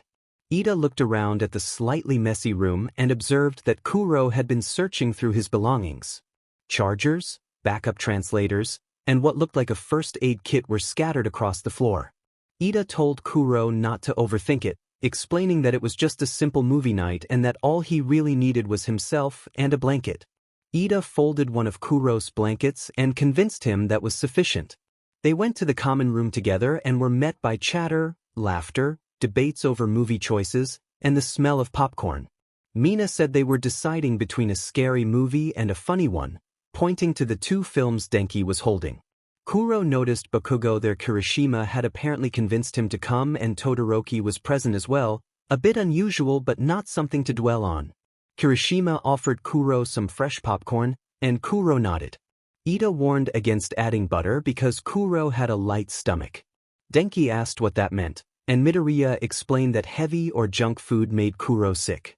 Mina wondered aloud how Ida and Bakugo knew so much about Kuro. Todoroki looked up, and Bakugo crossed his arms and glared at Mina. One student pointed out that they actually talked to him, unlike the extras. A girl protested, and Ida cleared his throat to explain that, since they all lived in the same hall, they had come to learn Kuro's habits. Kuro nodded to confirm the story. Denki noted that it made sense and suggested they should all make an effort to talk to Kuro more. Kuro swallowed nervously. Uraraka laughed and reassured him that they did not bite as they finally chose a movie. They ended up picking a horror film. Kuro did not scare easily, but loud noises unsettled him, so he sat between Ida and Midoriya and tucked a blanket over himself. The movie was full of jump scares, sudden crescendos, and flashy cinematography. About halfway through, Kuro gripped Ida's sleeve while Ida patted his hand. Most of the others had fallen asleep by then, Denki having declared the movie not even scary before dozing off. Kuro grew sleepy and slowly drifted off. 2 hours later, Kuro stood up and moved carefully between the sleeping students. A pan slipped from the counter in the kitchen with a clatter that cut through the quiet and woke Todoroki. Groggy, Todoroki stepped around his classmates to investigate and noticed Kuro was missing. Principal Nizu had warned them about Kuro's sleepwalking habit before the movie night, but Todoroki had not thought much of it until that moment. Todoroki found Kuro in the kitchen. The translator device was off and Kuro was muttering words Todoroki had never heard. Something in Kuro made the air feel charged, causing Todoroki's hair to prick at the back of his neck. Todoroki moved to grab Kuro's wrist to guide him back, but a sudden wave of force ran through Todoroki without heat or sparks, almost knocking him off his feet. Faint runes glowed along Kuro's arms as if the words he spoke were activating something. Todoroki focused on getting Kuro either awake or back to bed. He guided the sleepwalking student down the hall and found Kuro's room.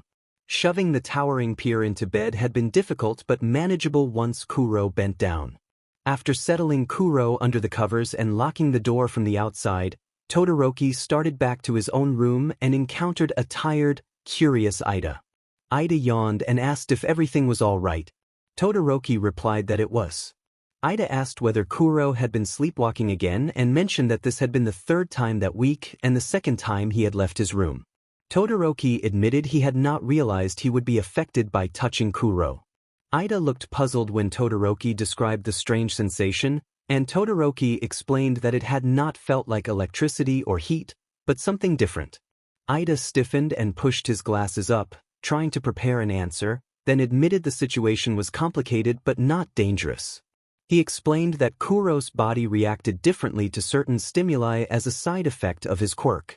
Todoroki pressed him, and Ida reluctantly confirmed there had been a few incidents before. He revealed that once someone had been injured while trying to snap Kuro out of a sleepwalking episode.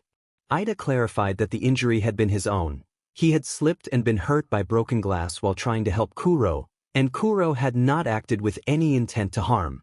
Todoroki hummed in response and left for his room, leaving Ida with his concerns.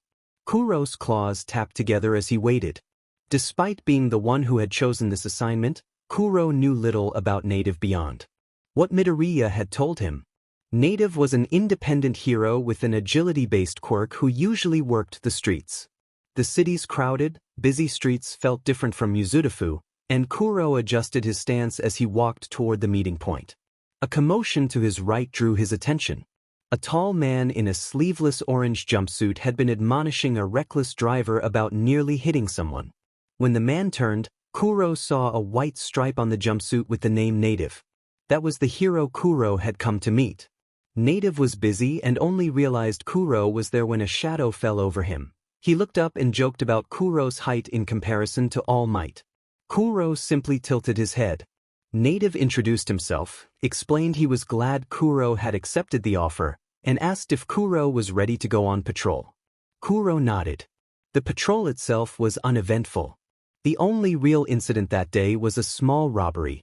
The criminal surrendered as soon as a hero arrived. Still, Kuro learned from the experience. Native proved to be relaxed but serious when the situation required it, strict but not as rigid as Aizawa, and clearly passionate about helping people. By the end of the day, Kuro felt calmer and less anxious.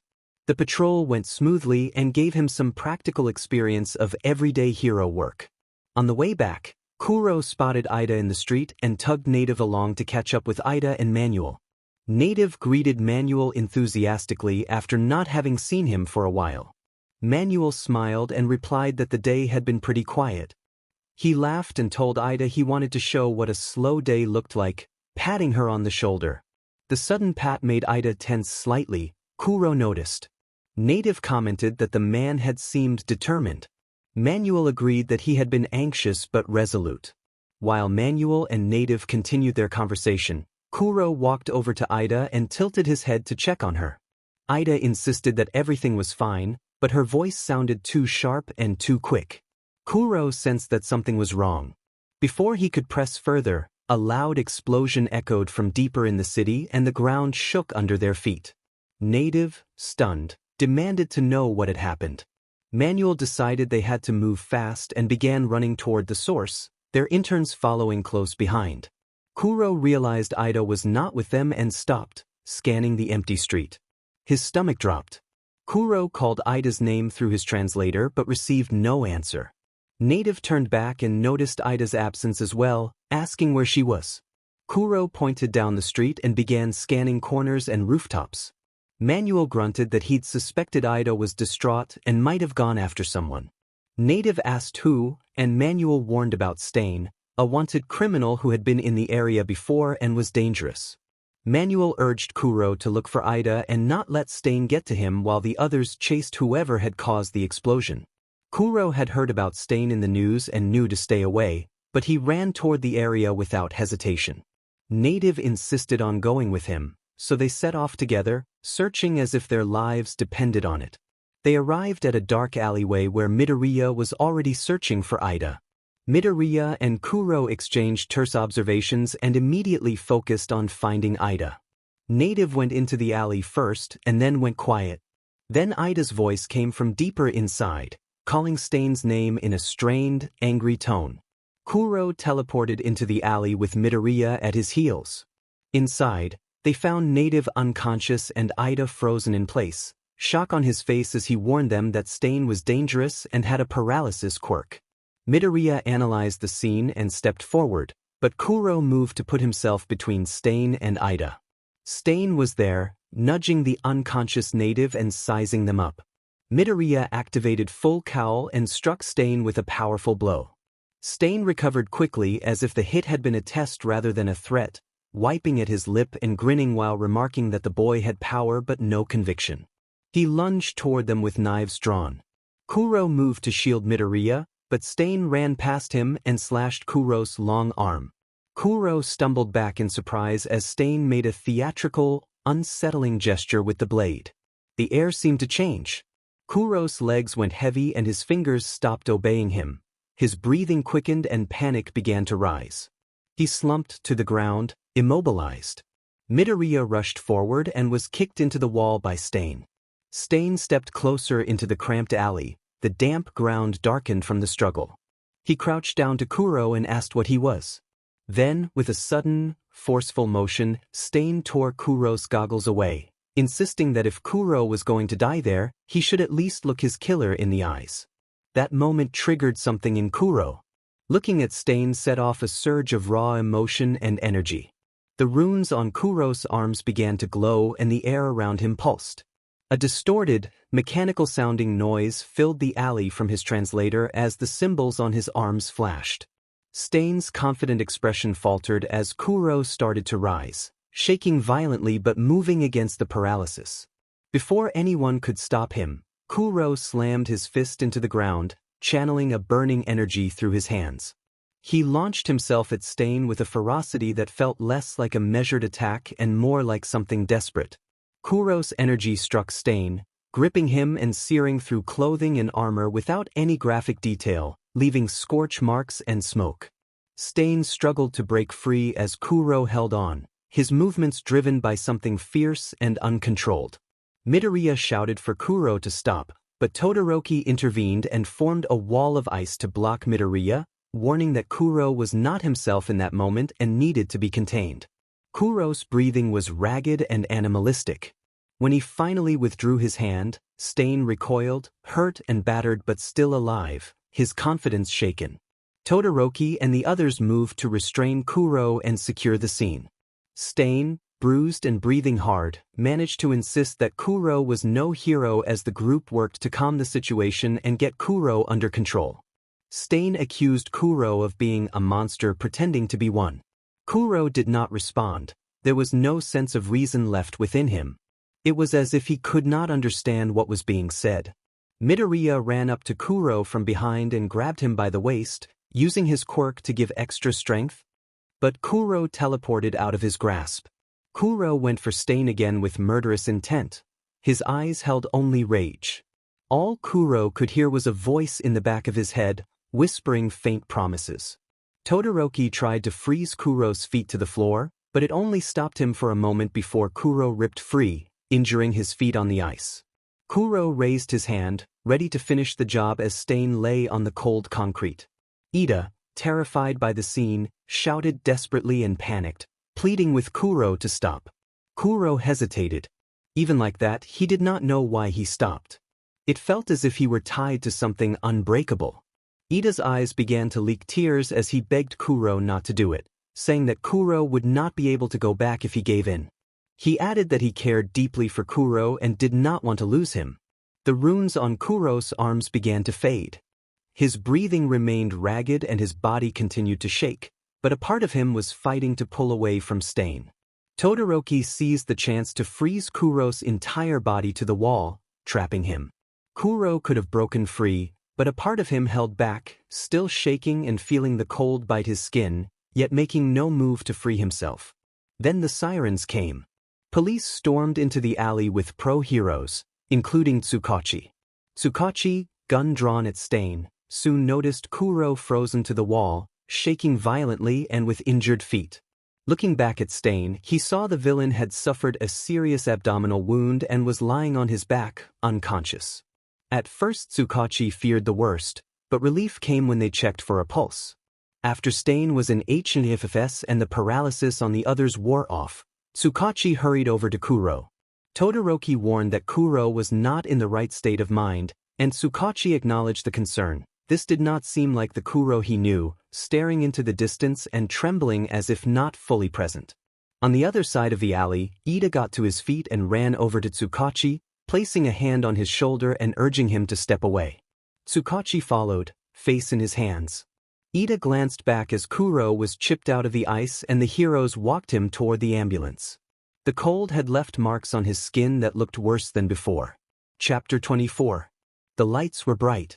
White clouded Kuro's vision as he opened his eyes and adjusted. He heard beeping, a piercing sound in his newly awakened state. White ceiling, white walls, white light.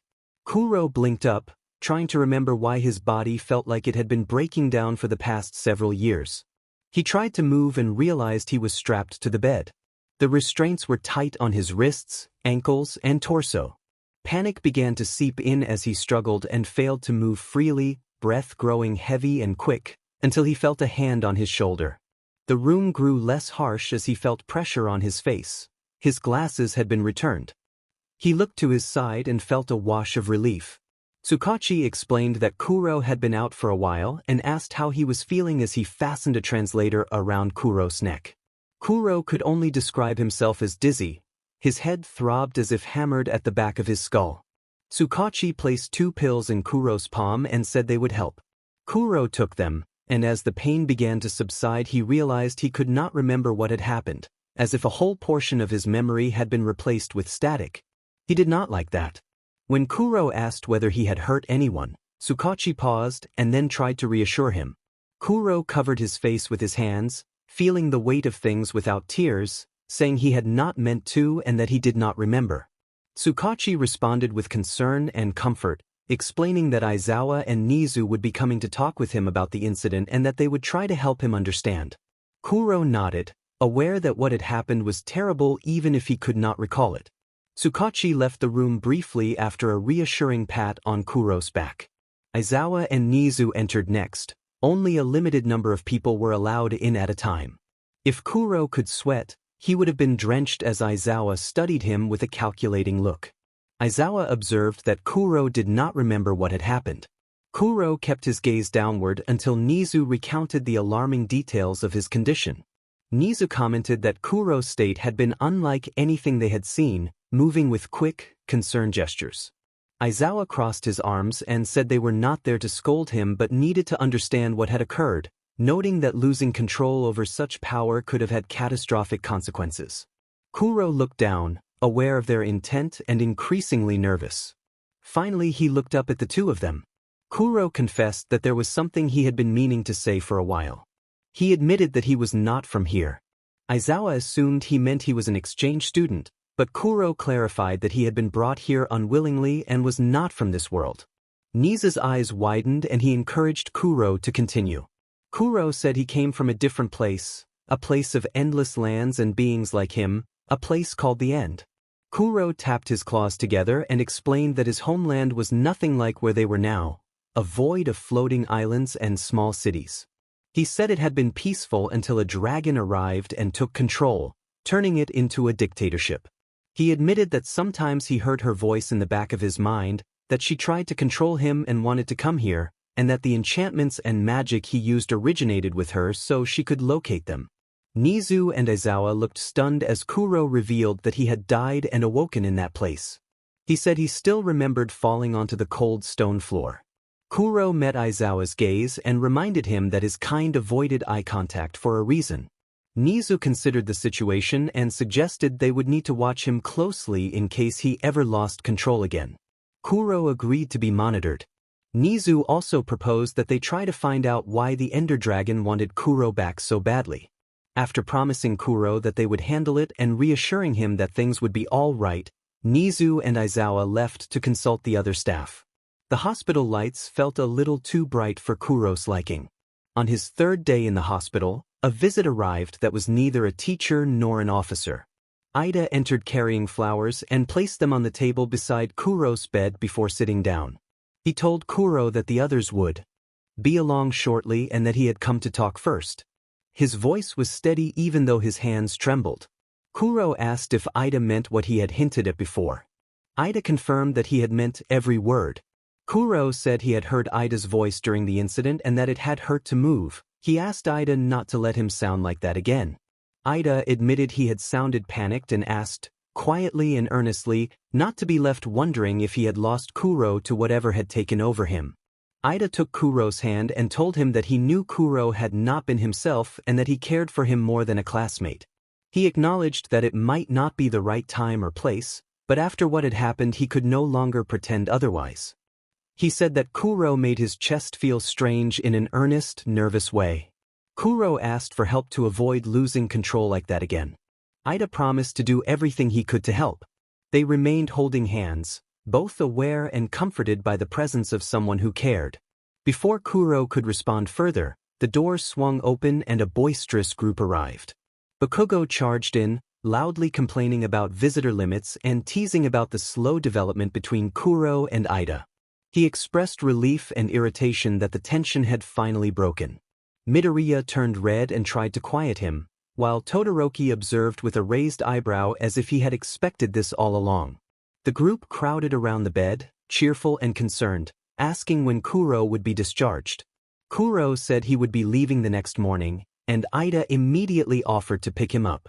The walk back to the dorms the following day was peaceful. Ida returned Kuro's translator and discussed the upcoming exams, noting that Kuro had improved a lot in Japanese and offering tutoring with Yaoyorozu if Kuro wanted help.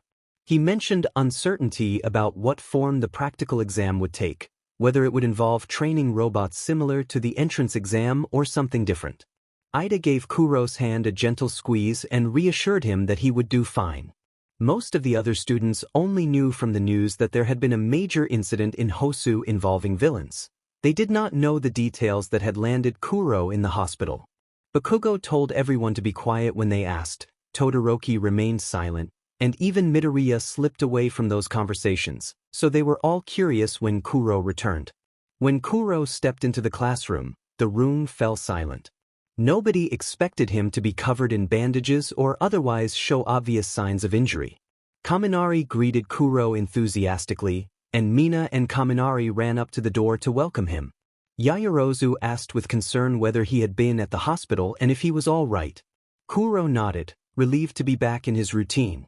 As Mina commented on the quality of the hospital food, she noticed that Kuro and Ida had their hands clasped.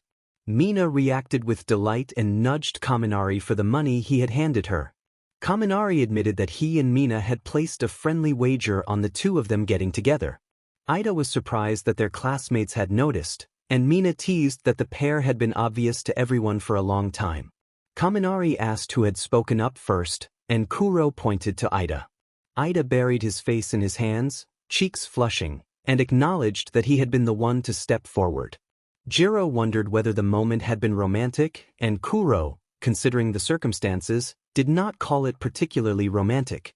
Ida looked betrayed by the suggestion that he lacked romance. Yaoyorozu shifted the conversation back to practical matters, reminding Kuro about upcoming exams and inviting him and Ida to a study session at her residence. Kuro accepted eagerly, and Yaoyorozu promised to make it productive. Studying with the group proved helpful. Ida translated when needed so Kuro could learn more quickly, and he received guidance on spelling and handwriting so his answers would be clearer. Kuro improved steadily in written exams, though his final score would not be known until after the practical portion. As the practical exam approached, Kuro felt a mix of nerves and excitement. His claws tapped and his knee bounced as tension hummed through the classroom, whispered strategies, confident boasts, and the occasional groan of despair. Students wondered if they would face simulated combat like in the entrance exams. When the teachers gathered them outside the school, they finally explained the plan. Kaminari reacted with visible shock at the announcement that the students would be fighting teachers. Principal Nizu confirmed that the teachers would act as opponents but noted that limits would be enforced to give the students a fair chance. The students were then paired up and assigned a teacher chosen by Nizu, who said the matchups were intended to pair students with instructors they needed to learn from. Anxiety spread across the group as Nizu and Aizawa called names. Kuro found the idea of Bakugo and Midoriya being paired together somewhat amusing. Kuro himself was paired with Shiro, a classmate he did not know very well, so he resolved to talk with him after the pairings. Shiro said he was excited and believed their quirks, his tape and Kuro's teleportation, would work well together against Midnight. Kuro admitted to himself that he had nearly forgotten the details of Shiro's ability and appreciated the quick reminder. Shiro cautioned that Midnight's power involved a sleep-inducing gas that affected men more than women, so the matchup could be difficult, and that she relied on distraction and immobilization rather than brute force. Kuro sought out Midoriya to confirm details about the matchup with Bakugo and to ask about Midnight. He felt awkward about the tension between Midoriya and Bakugo and, wanting to be supportive, placed a hand on Midoriya's shoulder. Midoriya returned a grateful smile. Kuro explained, with the assistance of his translator's neutral, mechanical tone, that he and Shiro did not know enough about Midnight and hoped Midoriya could help. Midoriya glanced toward Shiro and then explained what he knew about Midnight's combat style. Kuro learned that Midnight used a whip for close combat and emphasized distraction, exhaustion, and immobilization. Teleporting directly behind her would be risky because the sleep-inducing gas intensified with proximity. Kuro realized he would need to coordinate carefully with Shiro and avoid getting too close. He and Shiro spent the next half-hour researching Midnight's past matches and public interviews. By the end of their preparation, Kuro felt more confident that their strategy could work. That confidence wavered when Kuro faced Midnight in the arena. Her presence and performance style were disorienting, her personality and technique combined to unsettle him. Kuro and Shiro stood side by side, agreeing not to split up. Midnight taunted them and used her whip to keep Shiro moving, forcing narrow dodges.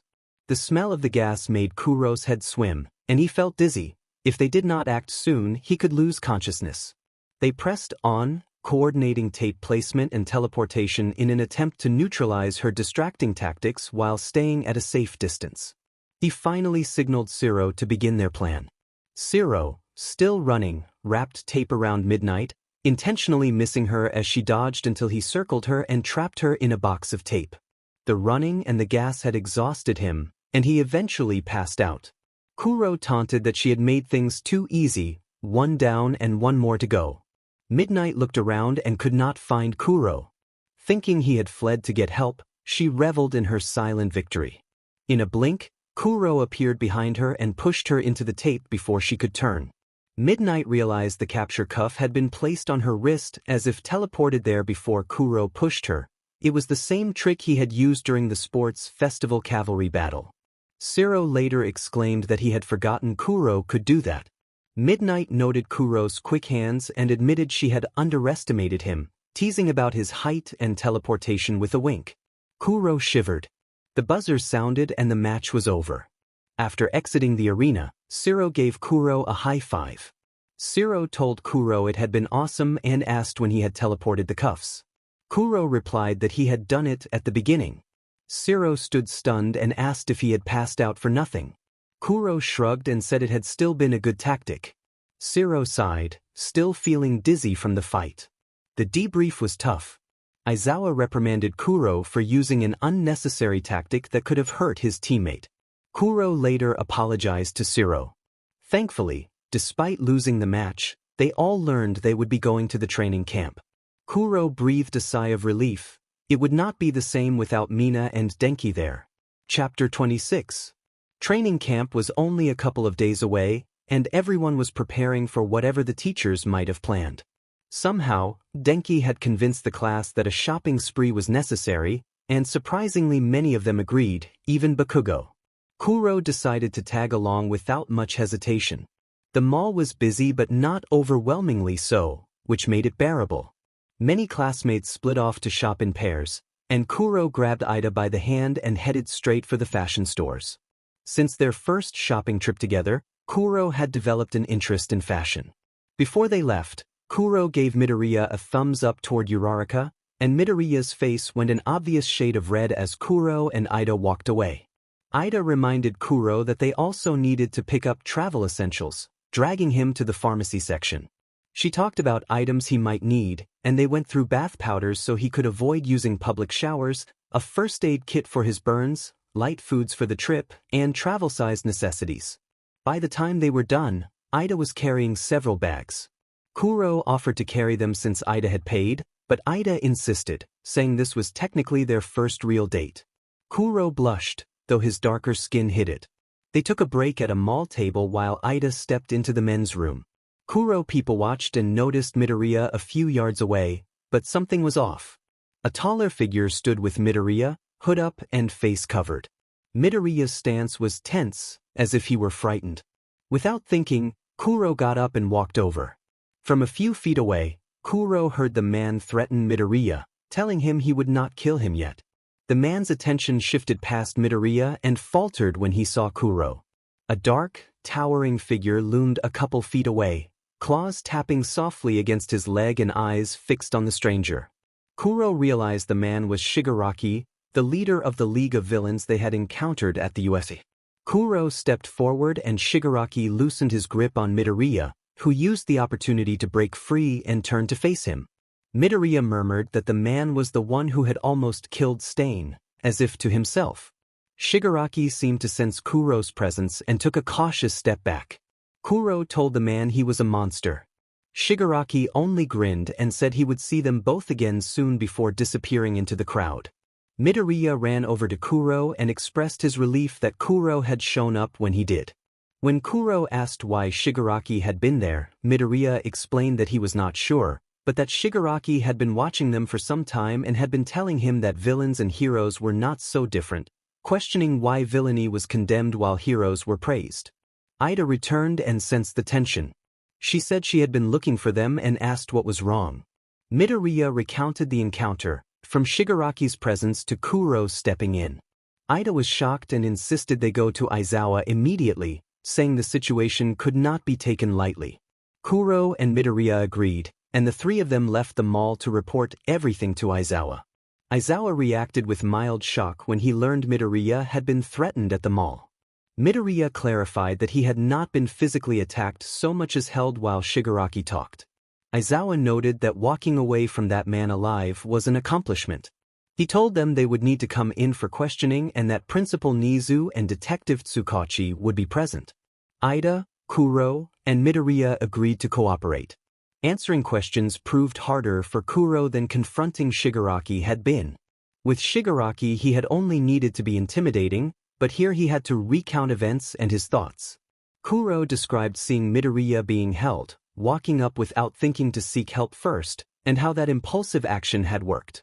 Principal Nizu asked whether Kuro had been afraid to approach a villain like the leader of a group of villains. Kuro's translator buzzed to life, and Kuro replied that he had acted because the man had his friend. Detective Tsukachi sighed and warned Kuro that he knew how to give people heart attacks. Nizu acknowledged that Kuro had put himself in danger but also pointed out that he had saved a friend and should be proud. Aizawa admitted that although he would have advised Kuro to get help, Kuro had done the heroic thing and was excused from the interrogation.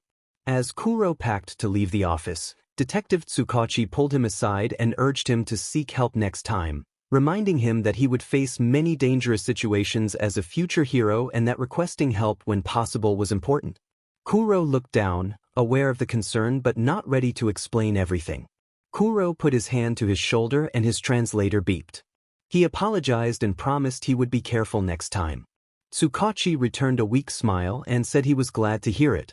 Bakugo crossed his arms and asked if Kuro was okay, complaining that they always seemed to get into the worst situations and that one villain really should not have been a big deal. Kuro waved his hand to indicate everything was fine. He and Midoriya had told Bakugo and Todoroki everything after they had been questioned. As they boarded the bus with Ida organizing everyone at the front, Midoriya launched into a technical speculation about what Shigaraki's quirk might be. Midoriya noted that Shigaraki had threatened him with his fingers and suggested the quirk had something to do with whatever he touched. Bakugo brusquely told Midoriya to be quiet. Kuro sat and listened to the others chat. The cramped bus seat made him uncomfortable, but he felt excited about the training camp. He was pulled out of his thoughts when Midoriya was compared to All Might by Tsu and momentarily panicked internally. Midoriya awkwardly acknowledged the comparison and tried to explain that his power was different and caused him injury when used. Bakugo dismissed it as a knockoff. Mina laughed and then complimented Kuro's quirk. Uraraka pointed out that teleportation seemed versatile and Kuro already appeared skilled. Mina asked how Kuro learned so quickly. Kuro looked to Midoriya, sharing a nervous glance, then his translator glitching briefly before he said that he had trained a long time back home and that it sometimes felt like another world. He glanced at the four classmates who knew more, only they understood what he meant literally. Kuro grew confused when the bus stopped at the top of a mountain for a break. He suspected Aizawa had other plans. Denki stretched and complained about the small bus while Mina and Kirishima agreed. For Kuro, whose height made the bus feel microscopic, the break was a relief. He sat on the ground to stretch and heard pops in his back as his leg muscles loosened. Midoriya observed that Kuro must have been uncomfortable inside the bus, and Ida emerged from the vehicle to offer help while they were parked. Denki was about to joke about Kuro's long legs when Aizawa returned with 3 other heroes. Midoriya excitedly identified them as the Pussycats and began enthusiastically outlining their quirks and abilities, but Kuro tuned most of it out, distracted by the cat-themed outfits. Pixie Bob expressed excitement at training the class and pointed at Kuro, Midoriya, Todoroki, Bakugo, and Ida. Mandalay then announced that training started immediately. She explained that the camp was at the base of the mountain and ordered the students to make it there within 3 hours, warning that they should not dawdle. As the students tried to run back toward the bus, the ground began to tremble beneath them. Mina cried out in alarm as the earth shifted.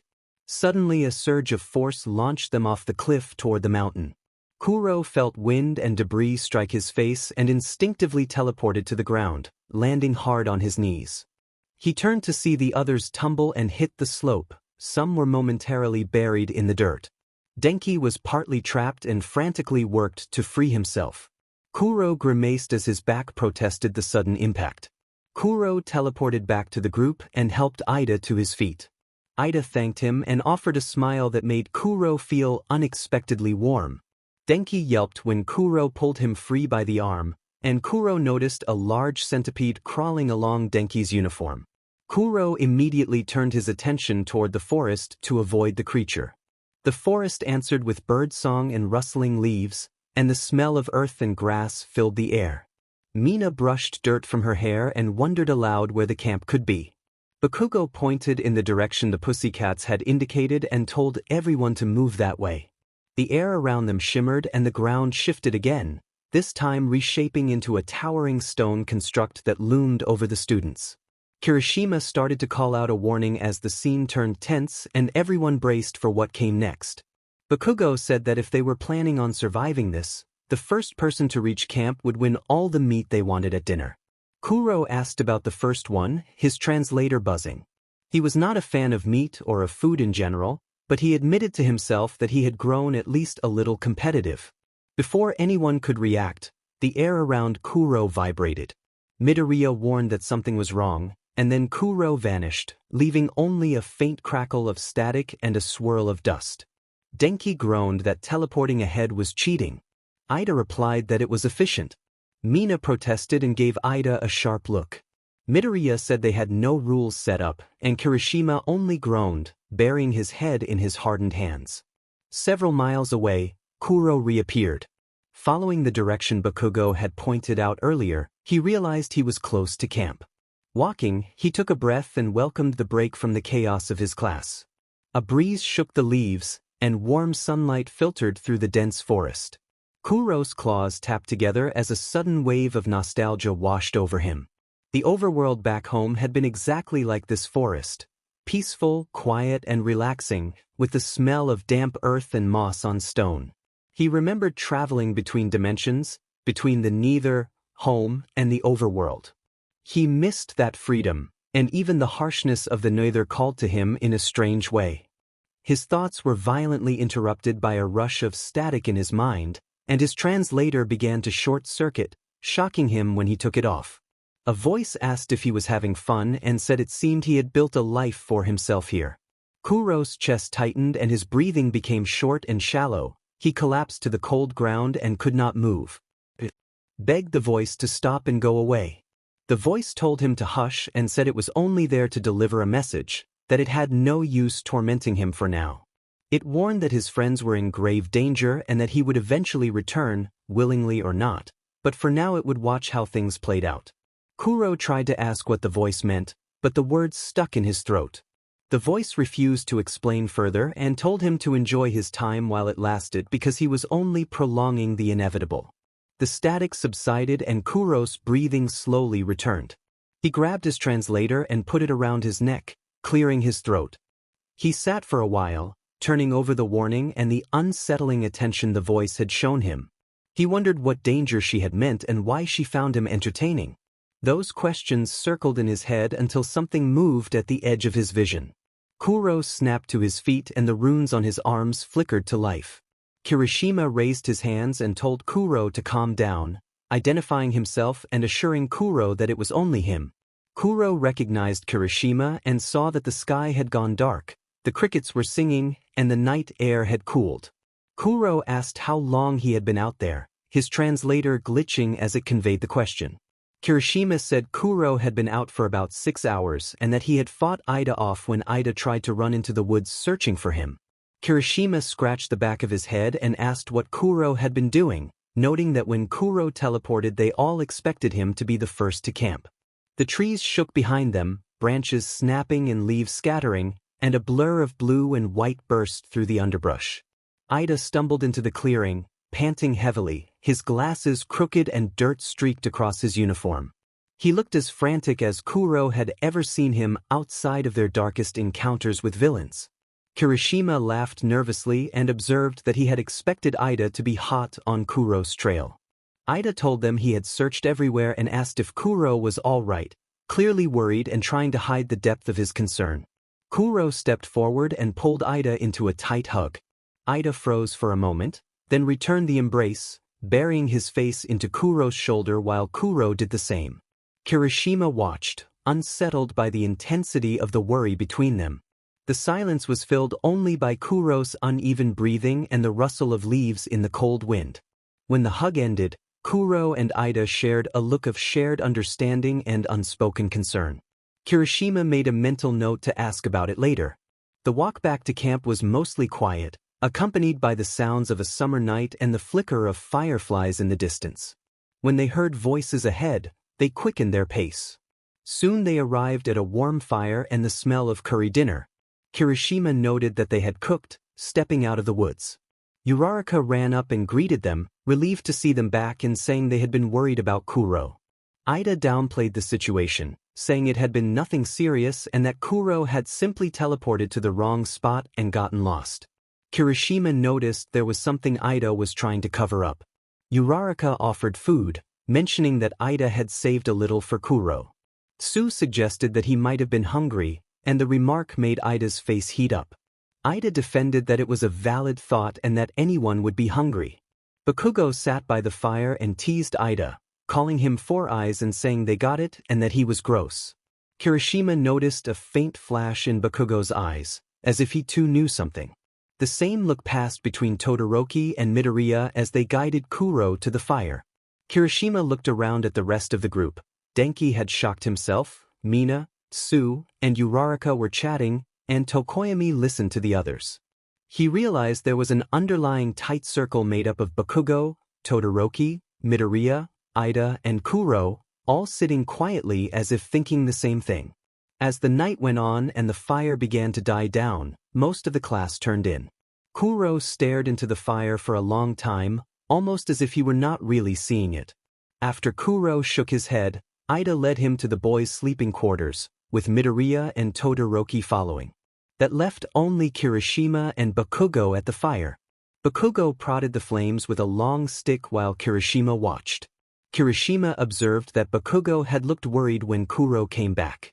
Bakugo asked what made him think that and retorted that it was not his business to tell. Kirishima noted that Bakugo had not lashed out when Kuro returned late and had only commented on how sentimental Ida could be, which made him laugh. Bakugo admitted that it was serious, then suggested that if Kirishima wanted to know, he should ask Kuro himself.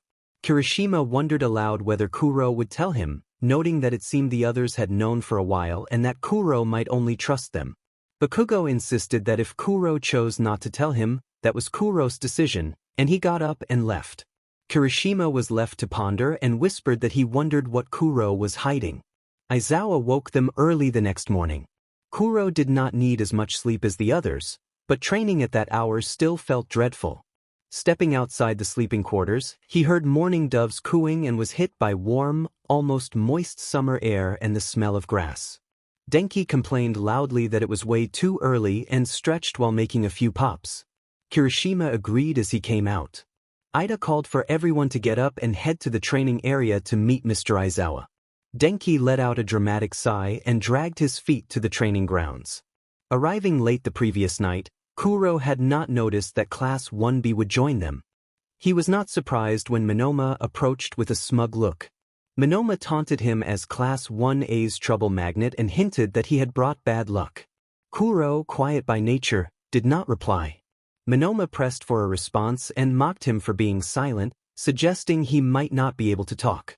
Kuro pointed at his translator and the device translated that he could talk in a robotic tone. Minoma was briefly taken aback by the revelation that Kuro needed a translator. He teased further, asking if Kuro was an exchange student and smirking that he must have been too good to stay home. Kuro tilted his head, and the translator indicated that it was something like that. Minoma called it a mysterious past and suggested that Kuro sounded suspicious, implying that villains might have been after him. Kuro considered Minoma's words and felt his claws twitch as he thought about the secrets he had kept. Kendo intervened, scolding Minoma for causing trouble and giving him a quick slap on the back of the head. Minoma defended himself by saying he was just making a new friend. Kendo warned him that Kuro looked sad and urged them to get to the training grounds. Minoma sulked away while Kendo turned to Kuro and said that she and others had heard a lot about him, and she admitted surprise at how tall he was, noting that he was taller than All Might. Kuro felt flattered and said that height ran in the family. Kendo encouraged him not to pay attention to Minoma and told him he seemed all right, then ran back to her class. Minoma's words continued to echo in Kuro's mind as he headed to the training grounds, making him wonder how long he could keep his past hidden. By the time he reached the others, his classmates had already started training. Todoroki was shaping ice and fire, Bakugo was creating explosions, and Denki was repeatedly shocking himself. The scene was lively and intense. Kuro nearly jumped when Aizawa's voice came from behind him. Turning, he found Aizawa standing with arms crossed, remarking that it was nice of him to join them. Aizawa told Kuro that now that the chit-chat was over, it was time for him to join the rest of the class. Kuro nodded and began to walk to the training grounds. Aizawa then stopped him and said that Kuro would be coming with him. Kuro tilted his head, recalling that Aizawa normally taught those who had failed the exam. Aizawa explained that he would be staying and that Vlad would teach the other class that day. Following Aizawa to the middle of the training grounds, Kuro listened while trying to drown out the rumbling of his classmates. Aizawa told him that he still relied too much on his quirk, that Kuro was good at hand-to-hand combat but still needed practice, and that he would be fighting Aizawa. Kuro did a double take at the idea of fighting Aizawa without teleportation. His stomach tightened and his translator indicated that he understood. Faced with Aizawa, Kuro felt his throat go dry and his hands grow clammy. He took a shaky step forward and lunged. His long limbs gave him reach, but they also gave Aizawa something to grab. Aizawa flipped him by the arm and told him to try again and to relax. Kuro pressed his palms to his face to shake off his anxiety, thinking how much he admired Midoriya's analytical skills. He realized he had been fighting like a human for months and that he needed to try something different. For the next hour the pattern repeated. Kuro would take the first move and end up on his back while Aizawa showed little sign of effort. Getting to his feet, Kuro removed his translator and set it aside. Aizawa raised an eyebrow but watched closely as Kuro readied himself. A voice in Kuro's head reminded him that he had been pretending. Kuro emitted a low glitching hum and moved with a changed energy. Aizawa's scarf shot toward him and wrapped an arm, but Kuro pulled with a sudden, violent motion that dragged Aizawa along the ground. Aizawa dug his hands into the dirt to stop the momentum, but by the time he regained his footing Kuro was already on top of him.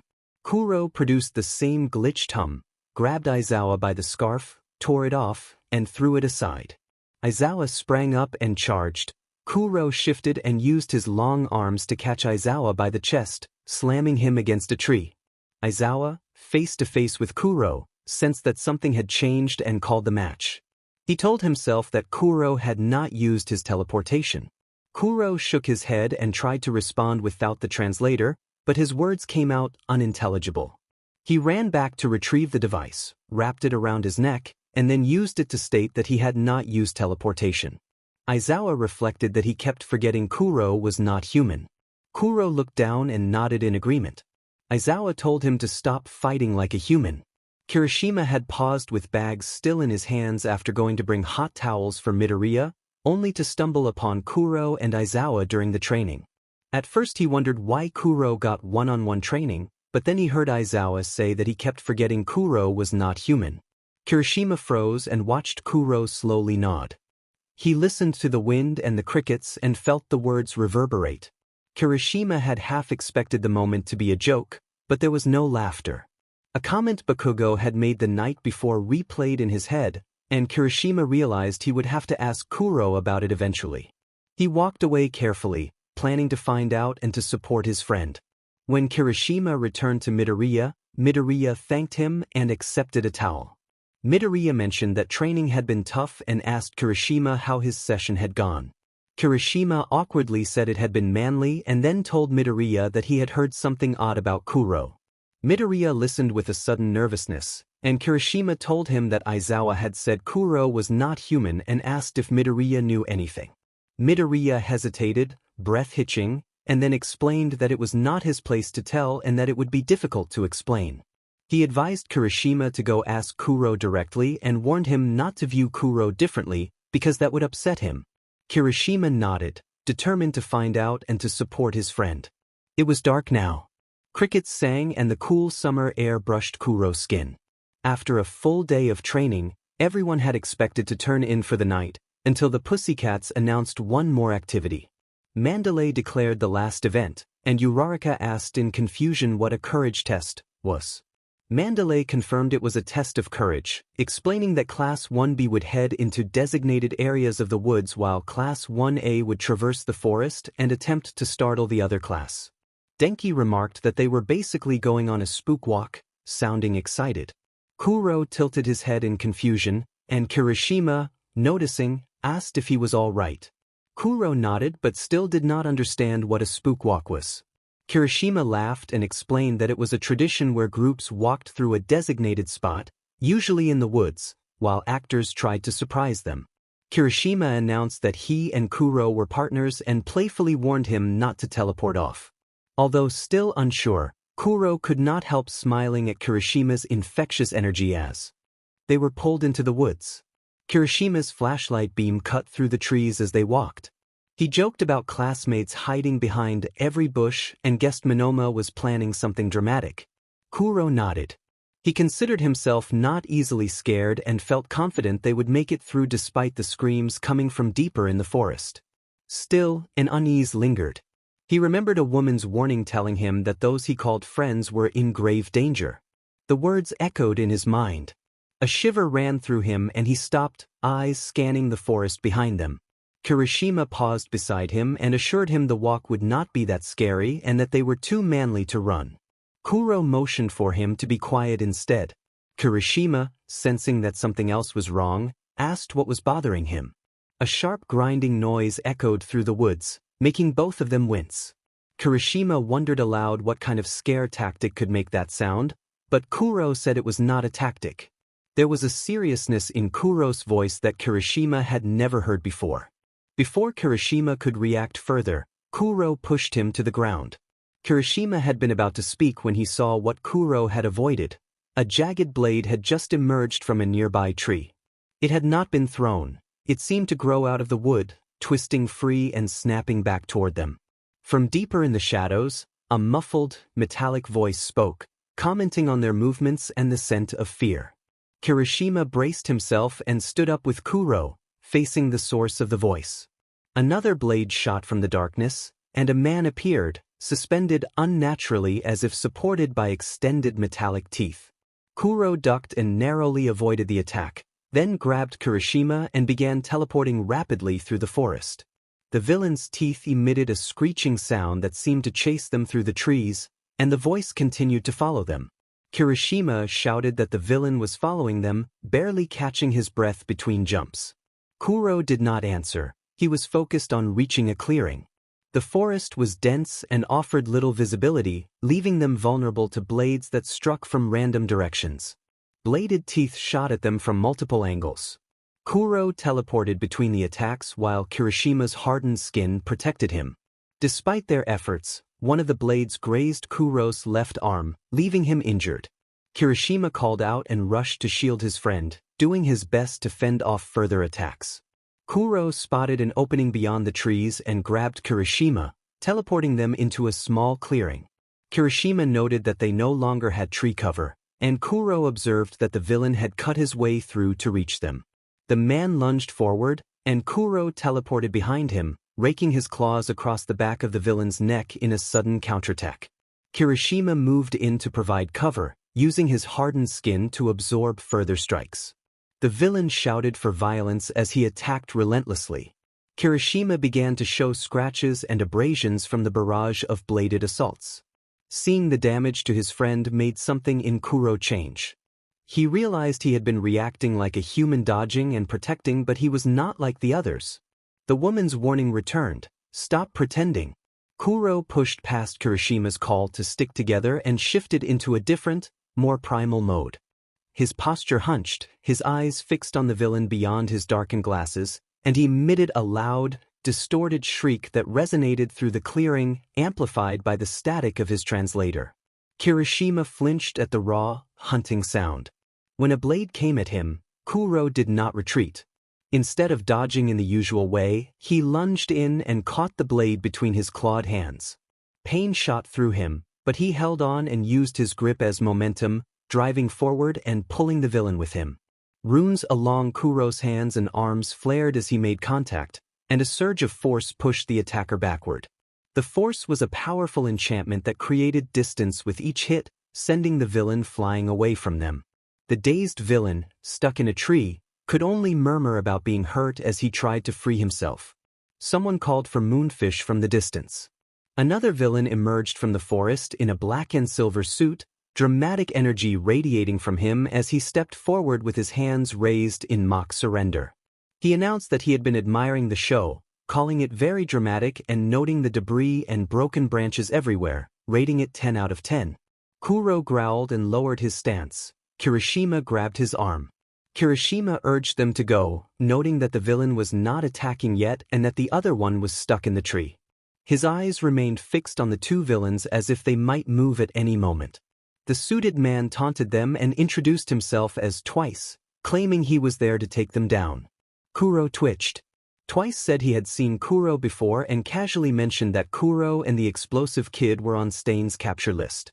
Kirishima reacted in alarm at the mention of Bakugo and put the pieces together.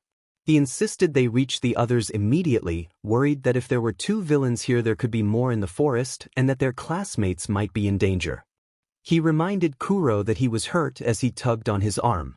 Kirishima turned and saw blue flames among the trees. His mouth went dry and he urged that they had to go.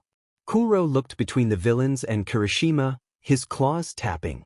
The air around them warped as Kuro signaled for Kirishima to hold on tight. They reappeared deeper in the woods. Kirishima fell to his knees, gagging and clutching his stomach, muttering that he would never get used to it. Kuro surveyed his friend, noting the cuts and bruises gathered from the encounter. He felt guilty, thinking that if he had fought like himself earlier, Kirishima might not have been hurt.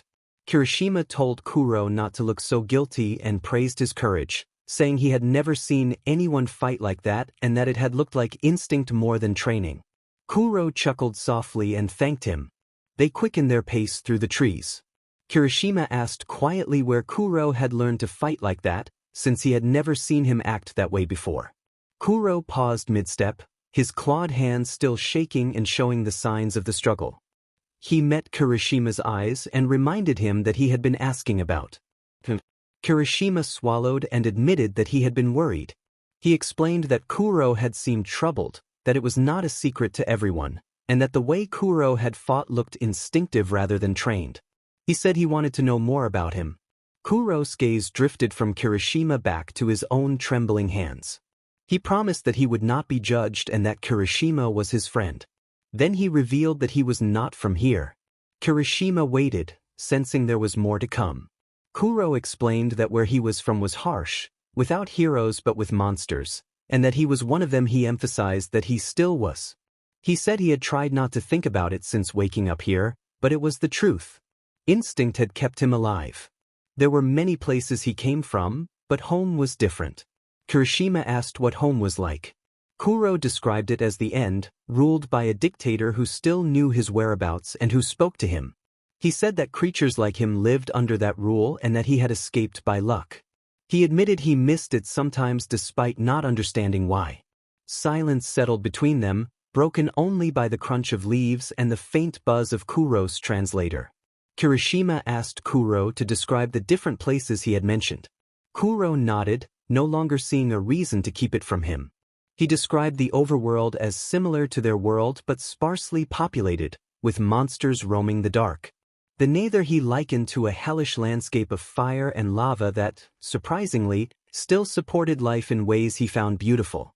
The end he described as a void with cities on floating islands and the dictator at its center. Kirishima remarked that it was the most he had ever heard Kuro speak. Kuro let out a breath he did not realize he had been holding and suggested they continue on. Chapter 30. Kirishima said they needed to get back to camp, where Mandalay had instructed them to go, assuming the teachers would be there. They ran through the woods as branches snapped underfoot and the weight of the situation settled over them. Kuro stated that there were more villains out there and that their classmates were still in the forest. Kirishima argued that they were not prepared to take on more villains and that the teachers could help better than they could. Kuro stopped, caught his breath, and told Kirishima to go to camp and see how many people were there while he tried to teleport everyone else there. Kirishima protested, pointing out that Kuro was hurt and that they were almost at camp. Kuro promised to be quick and urged him to get to camp. His translator buzzed with static as he teleported out of sight. Kuro moved through the forest, static filling the air with each jump. The smell of smoke and the heat from the blue flames lingered in the trees. He did not have to teleport for long before he saw movement at the edge of his vision. Preparing to confront whoever it was, he ran toward the figure, his long legs carrying him at speed. Soji leapt aside and exclaimed that Kuro had scared them, asking if he had been fighting.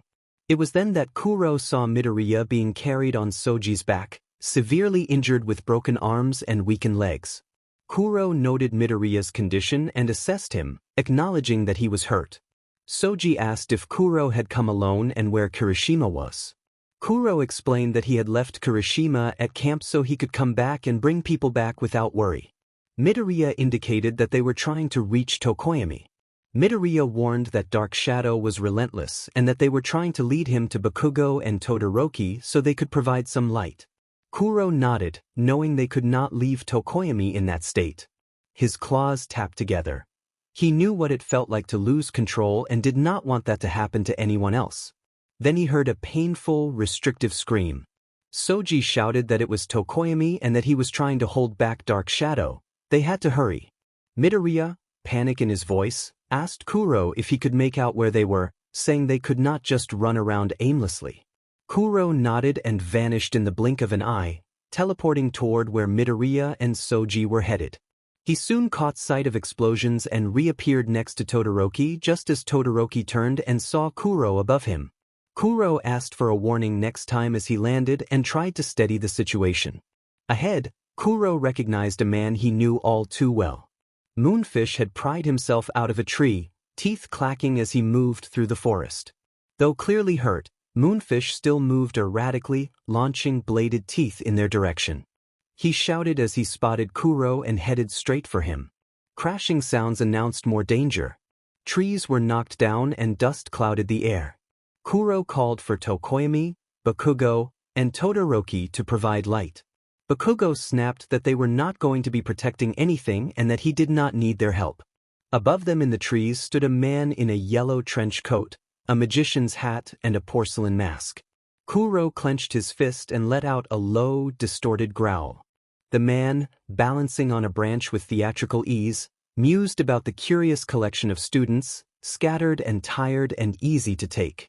Mr. Compress glared at Bakugo and then at Kuro, saying that Kuro was the one Stain had wanted and calling him a real monster.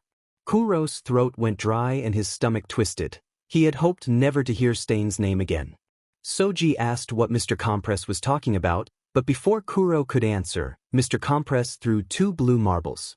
Todoroki immediately followed with a sheet of ice to trap him, but Mr. Compress dodged as if he had disappeared and reappeared somewhere else. Tokoyami seized the moment and ran to catch the villain off guard, calling for Kuro's help. Before Tokoyami could blink, Mr. Compress flicked his wrist and the forest lit with a flash of gold. The next thing Tokoyami knew, he had been knocked down and was winded on the ground. When he looked up, Mr. Compress was gone, and so were Bakugo and Kuro. Tokoyami coughed out that they were gone. Midoriya, wincing in pain, realized they had been taken. Ida demanded to know how the others could still be out there, panic in his voice as he clutched his head. Kirishima explained that Kuro had told him to get to camp while he tried to teleport more students to safety and that he had expected Kuro and the others to be back by now. Ida went silent, heavy breathing the only sound. He asked Vlad about the rest of the teachers, and Vlad assured him that the teachers were out searching and that they would get the remaining students to safety. Kirishima warned that the missing students could be really hurt or lost in the woods. Ida's mind raced. He felt hot and dizzy and feared making things worse by going back out. Kirishima argued that orders would be meaningless if their classmates did not make it back. Vlad refused to let more students enter the forest with so many villains loose.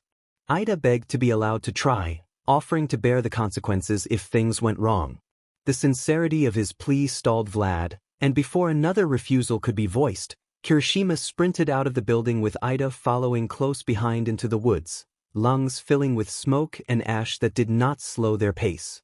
It did not take long for Kirishima and Ida to spot the group. They froze and then ran forward, seeing Midoriya badly hurt and barely able to move, Tokoyami exhausted and weakened, and Soji and Todoroki injured as well. Kirishima swore under his breath and rushed over. Ida knelt beside Midoriya and carefully tried to help him up while calling for Kirishima to aid Todoroki, Tokoyami, and Soji. A teammate shouted that they needed to get back to camp. Kirishima nodded and ran to the 3 of them, supporting Soji and Tokoyami while Todoroki knelt beside Ida. Kirishima asked where Bakugo and Kuro were, his voice still hurried. Todoroki looked down, fists clenched. Midoriya almost whispered that they had been taken, shame heavy in his voice. Ida's eyes widened and his chest sank. He could not speak. He felt as if smoke had filled his lungs and his body shook as he absorbed Midoriya's words. Kirishima insisted, with false hope, that they could not have gotten far and that there was still time. Tokoyami explained that it had been the warp villain and that there was no telling where they could be. Ida stood and said they needed to get to a hospital, helping Midoriya up and urging the others to move quickly so they could return as soon as possible. Chapter 31. The hospital room's lights were too bright when he opened his eyes, and Midoriya's vision strained as he tried to focus. The air smelled sterile with the underlying scent of disinfectant. He tried to move and pain shot through his entire body. He guessed that no amount of medication made it go away. Looking down, he saw bandages and casts covering him. A knock at the door made him shift in bed, and he quietly asked for them to come in. The door opened to reveal almost his entire class. Some of them looked as tired as he felt, while others kept bright faces to cheer him up. Denki approached with excitement and announced that they had brought a present. Mina added that the gift was a melon, which she set on the side table. Midoriya smiled at their upbeat energy and told them he was doing okay, thanking them. He admitted that his body still ached despite the medication and asked how they were holding up. Todoroki emerged from the back of the group and said they were as good as they could be. Soji joked that he was not as badly off as Midoriya and explained that Recovery Girl had treated most of his injuries so it had not been as serious as it looked. Soji then showed Midoriya that he had regrown a missing limb, reassuring him that he was fine. They all talked for a while, trying to lift each other's spirits. Denki and Mina argued over whose dorm room was uglier, with Denki taking the lead, and the conversation eased into lighter moments. Eventually most of them left to check on Momo, who was also hospitalized with a head injury. They left cards and snacks and urged Midoriya to get strong quickly. Kirishima, Ida, and Todoroki stayed behind. Midoriya watched Ida sitting across from his bed, head down and hands interlocked as if trying to ground himself. Midoriya observed that Ida seemed to have taken the situation the hardest. Ida immediately tried to deflect, pointing out Midoriya's broken state, but when Midoriya mentioned Kuro, Ida's composure faltered. Ida admitted that he had been supposed to protect everyone and that he felt he had failed his partner. His voice shook despite his attempt to stay steady. Midoriya noticed Ida's clenched fists and the tears he fought to hold back. Kirishima put a hand on Ida's shoulder and urged that they be there for their friends now. Kirishima proposed going after them, explaining that he had spoken to Momo and she had managed to put a tracking device on one of the Nomo during the attack. If Momo could make another tracker, Kirishima said, they could find Bakugo and Kuro. Ida reacted with worry about the pro-heroes already handling the case and the danger they might face. Kirishima reminded him that Ida could not abandon Kuro if he was still in danger. Ida responded that he would be there next to Kuro if he could. Kirishima said they would go that night and asked Todoroki to join. Todoroki agreed that Midoriya would need as much help as possible. Ida issued a stern rule that there would be no fighting and that he would pull them out at the first hint of danger, and Kirishima agreed with a grin, calling it a quick sneak mission in and out. Kuro's eyes never left Shigaraki as he sat tied up and restrained in a room that was surprisingly calmly lit. Kuro's translator emitted only a low, humming static as he sat beside Bakugo. Shigaraki moved through the room and spoke about their potential, claiming that the established heroes only sought to control them. He singled out Kuro as different, recalling that Kuro had faced Stain and survived. Dabi commented that Kuro had dominated Stain and almost finished him off. Shigaraki focused on Kuro's eyes and prodded for a response about how that encounter had affected him. Bakugo struggled against his restraints and shouted that they were not going to join Shigaraki's league, demanding they be left alone. Shigaraki ordered Kurogiri to release Bakugo, and after a brief hesitation Kurogiri complied. Bakugo's restraints were unlocked and his hands freed. Shigaraki told Bakugo that Hero Society would try to break him down and make him more cooperative, but that they wanted to see him flourish instead. An explosion suddenly filled the room with smoke and threw Shigaraki across the floor. Dabi rose to his feet, and Shigaraki cautioned that they needed Bakugo and that he would see the light eventually. Shigaraki's words trailed off as the smoke settled, leaving the room tense and uncertain. A villain declared that he was a monster and that everyone could tell he had been born for something more. Bakugo growled and told the speaker to shut up, calling them a creep. Kuro felt static in his head as another villain remarked on Kuro's energy and potential, comparing it to someone else's. Kuro could not hear Bakugo's retort because his mind filled with that familiar static. A voice in his head told him they were right and that he had been made for so much more, adding a sickly reassurance that he was an Enderling. Shigaraki then called him a monster. Before anyone could respond further, the building shook around them. Momo, Midoriya, Todoroki, Kirishima and Ida sat on the train following the tracker, the air thick with silent tension as all 5 of them contemplated what was coming. The rhythmic clatter of the wheels against the track was the only sound between them, and instead of comforting them it made the silence heavier. Midoriya fidgeted with his phone while Momo's eyes stayed fixed on the tracker. Kirishima's leg bounced without stopping. Todoroki kept an unreadable expression but glanced at the tracker in Momo's hand every so often. Ida sat straight, eyes on his interlocked hands with furrowed brows. Ida wondered aloud if they were sure about this. Midoriya answered that he thought so and reminded them they were not there to fight, that it would be quick. Ida still looked uneasy and noted they had not planned what to do when they arrived. Todoroki pointed out that they would need to avoid standing out if this was meant to be a stealth mission. Momo suggested using disguises. Later, Ida admitted that this was not what he had pictured when disguises were mentioned. Kirishima asked if it at least worked, and Momo proudly declared that no one would know it was them, carrying several shopping bags. Kirishima whispered to Midoriya that the rich girl must have wanted to go shopping. Ida urged the group to focus and asked where the tracker placed their target. Momo reported the signal at about 5 kilometers east in an old warehouse district, weak but steady. Kirishima set the course and they walked toward the deserted area of dusty, empty buildings. Momo pointed to an old warehouse and asked if they had any way to look inside without getting caught. Kirishima produced a pair of binoculars and peered through them. He fell silent, covering his mouth, and handed the binoculars to Midoriya. Midoriya froze as he looked through the window and saw dozens of Nomu standing in tanks, appearing ready to be released. He whispered that they would have to stay completely out of sight and asked Ida if there was any way to get closer without drawing attention. Ida began to answer when the whole place shook. Midoriya's eyes widened as he realized the cause. Pro-heroes and police surrounded the area, rubble and smoke nearby, and multiple heroes entering the building. The League's hideout was surrounded and the raid had begun.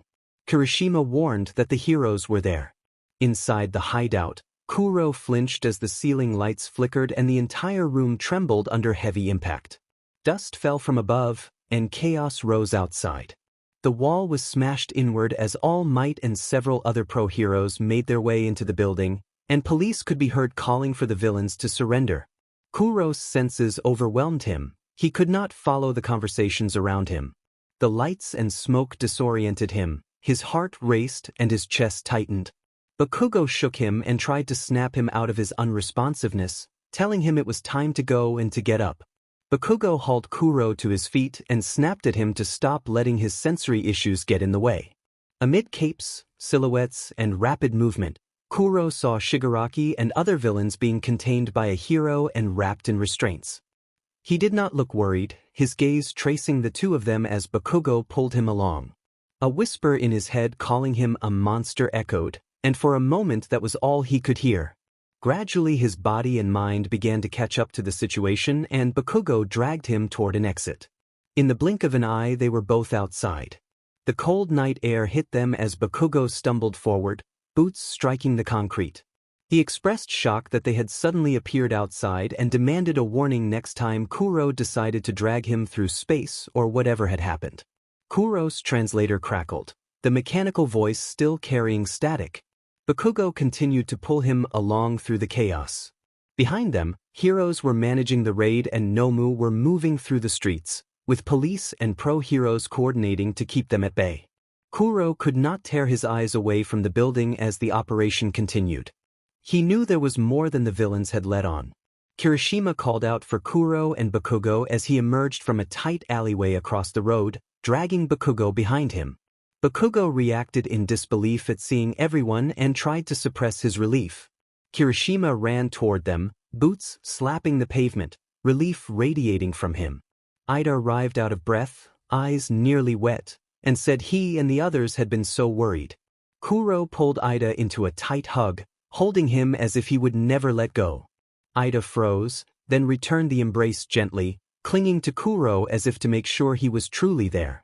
Bakugo groaned and told them to save the reunion for later, reminding everyone they were not out of danger yet.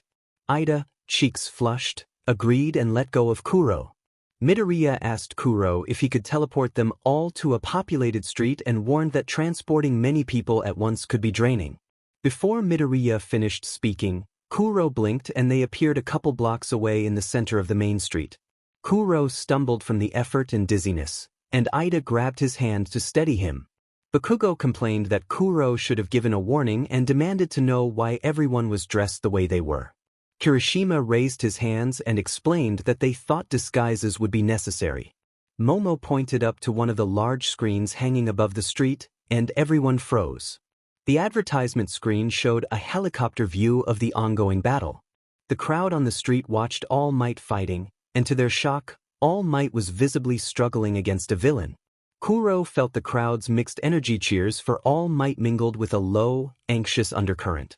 When All Might finally gained the upper hand, the crowd erupted, cheering and crying.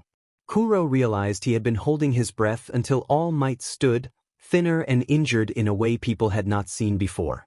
Even so, the people continued to cheer for the symbol of peace. Chapter 32.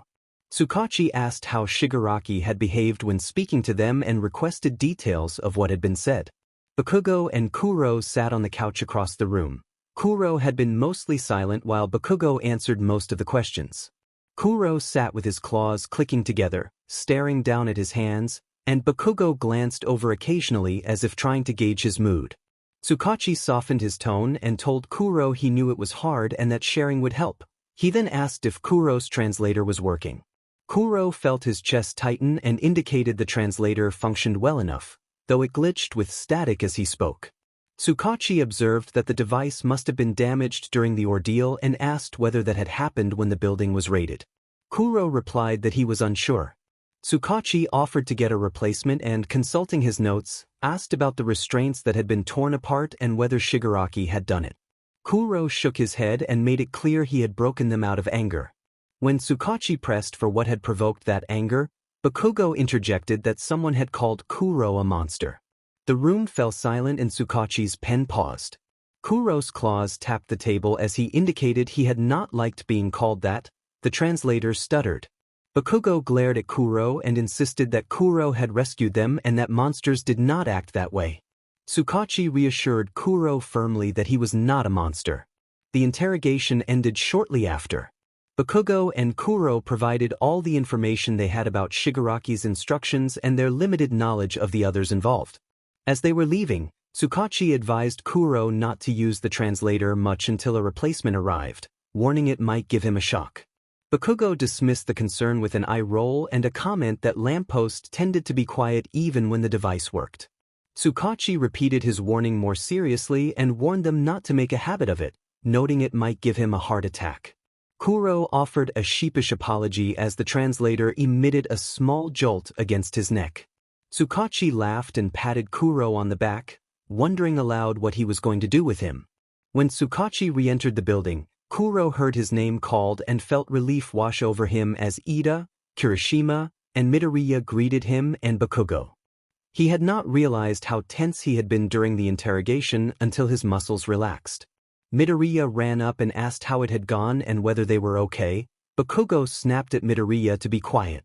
Kirishima approached grinning and noted that Bakugo seemed all right, which offered some relief. Ida walked over with his usual straight posture but visibly relieved eyes, noting Kuro looked exhausted. Kuro nodded. Seeing the sparking translator around Kuro's neck, Ida unclipped the device and joked about its condition, suggesting the support class could help make a more durable version. Kirishima mentioned that Mina had proposed a group activity before they had left and that Todoroki had agreed to join after visiting his mother. He invited them to come along, saying it might be good for team bonding but understanding if they needed rest. Bakugo, irritable as ever, agreed to go in his own blunt way.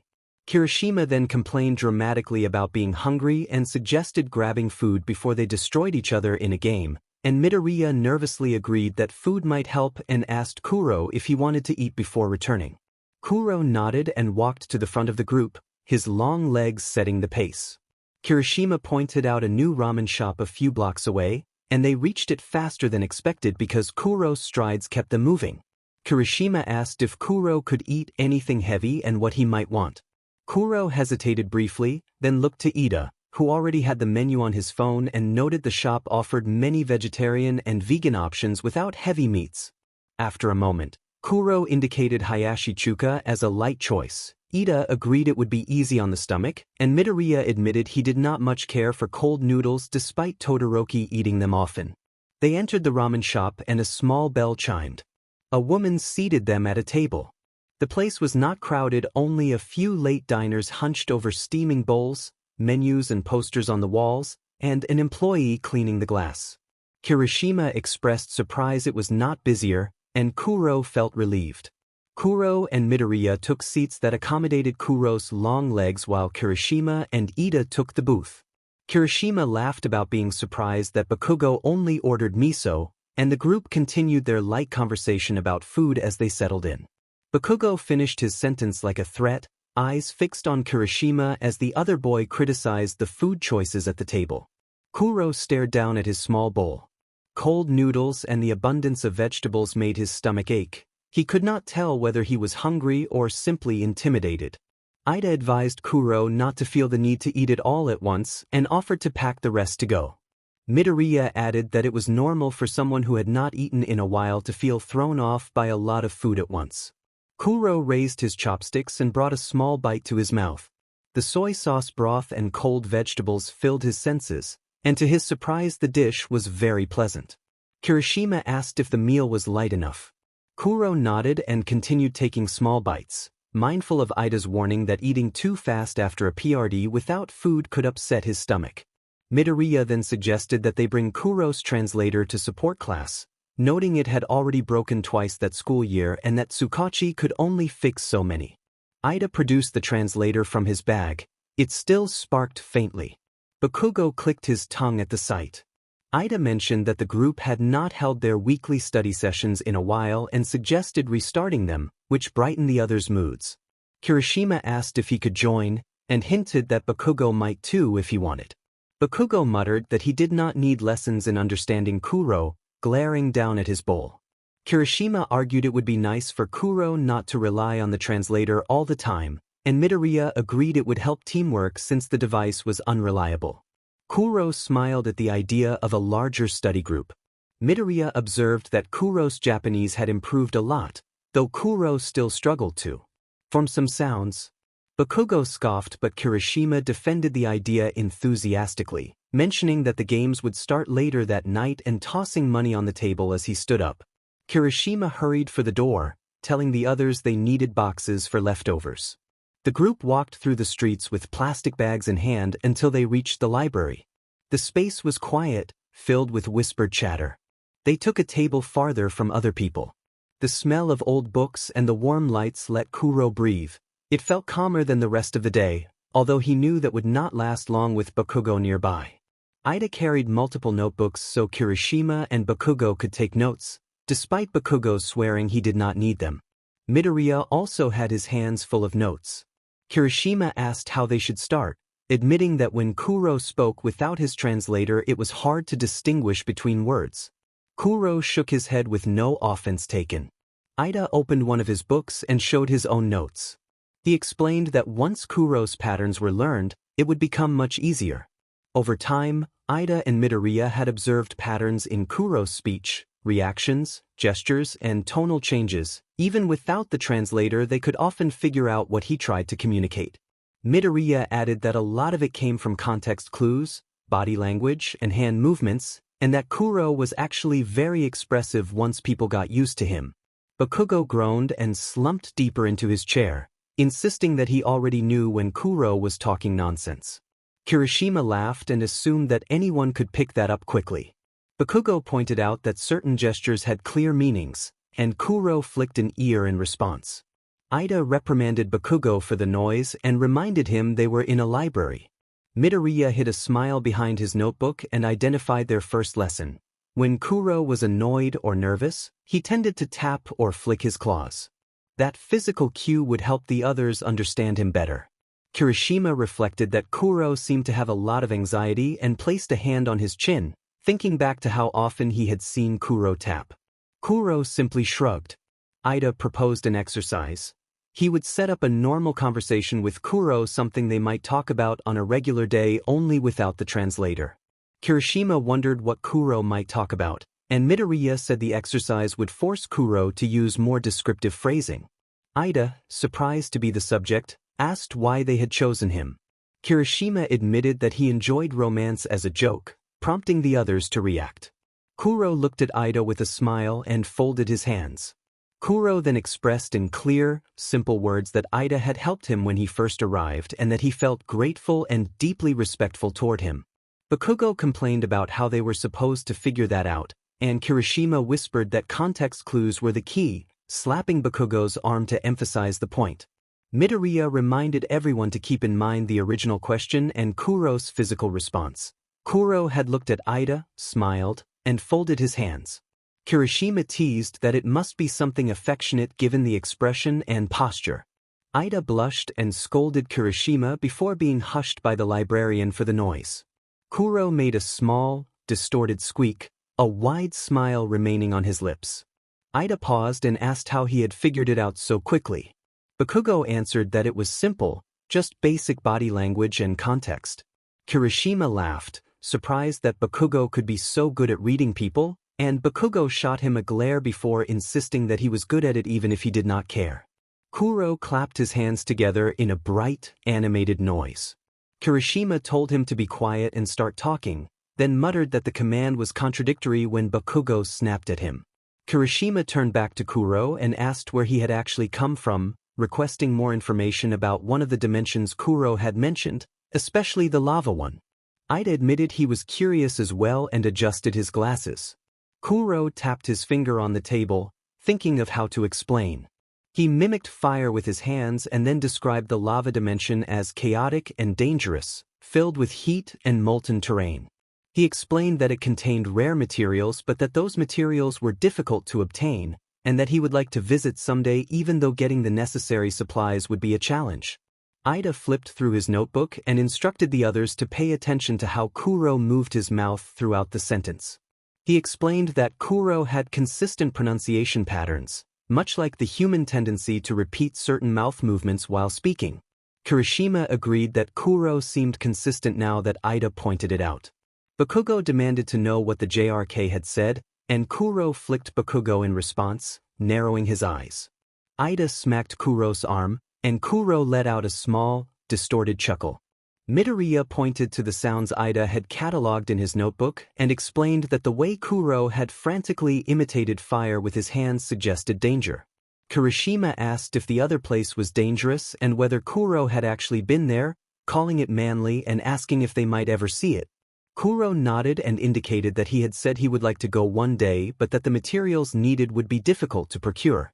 Ida speculated that they might ask Momo to craft what was needed, but Kuro paused, tapped his claws on the table twice, and conveyed that it would still be complicated. Ida chuckled that the line of thought had been interrupted. Midoriya eagerly opened his notebook to a new page and scribbled notes about going soon and learning more about Kuro, but the librarian shushed them sharply from nearby. Midoriya apologized, looking apologetic. Kirishima beamed that he was starting to get the hang of it and that they just needed to watch physical cues and the consistency of Kuro's mouth movements. Ida agreed, clapping his hands and saying that understanding would come with time.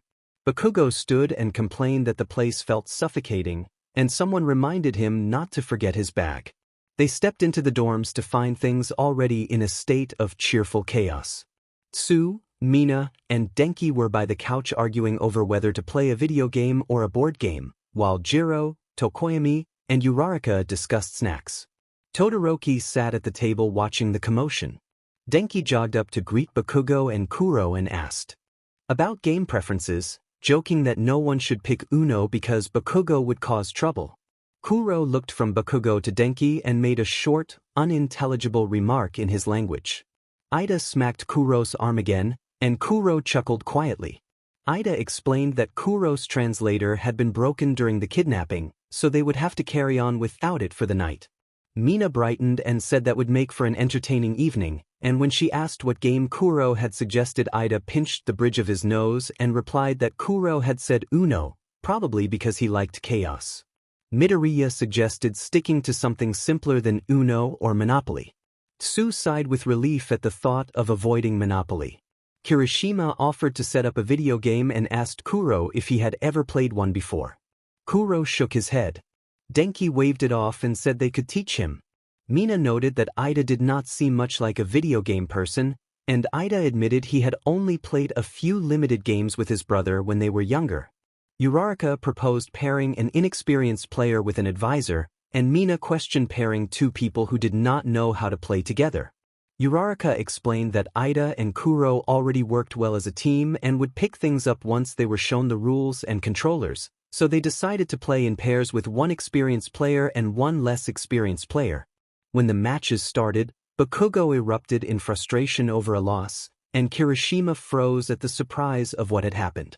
Kuro lay upside down on the couch, his long legs dangling off the back as he calmly instructed Ida on what to do with the controls.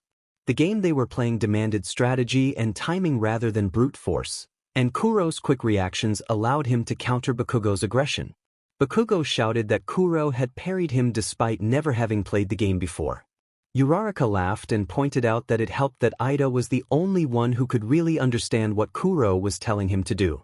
Denki wheezed on the floor from laughing. Mina kicked her feet and said that seeing Ida perform a finishing move had been the strangest thing of the day. Denki observed that it would be even harder to face Bakugo if he could actually hold a controller well. Most of the group had been defeated by the Ida-Kuro pairing, with Mina and Denki among the quickest losers. Mina waved a checkered flag in the air and declared Ida and Kuro the winners of the round. Denki then called Todoroki and Tokoyami up to take the next match. Mina instructed everyone to pick who would play and who would advise. Tokoyami rose with quiet gravity and volunteered to be the player while Todoroki would serve as his strategist. Kuro leaned toward Ida and whispered a playful, teasing remark into his ear. Ida immediately flushed bright crimson but gripped the controller with renewed determination. Mina asked what Kuro had said, and Bakugo guessed it was something gross. Ida stammered that it was nothing. Tokoyami wondered aloud if Kuro was bribing his player with romance, and the others laughed and teased. Mina waved her checkered flag to start the match. The screen exploded into combat. Ida launched into action with fingers flying as if he had trained for this moment his whole life. Tokoyami's character was sent into a fierce mid-screen juggle. Denki exclaimed at Ida's intensity, and Kirishima cheered about romance in a joking tone. Ida insisted it was all smart strategy.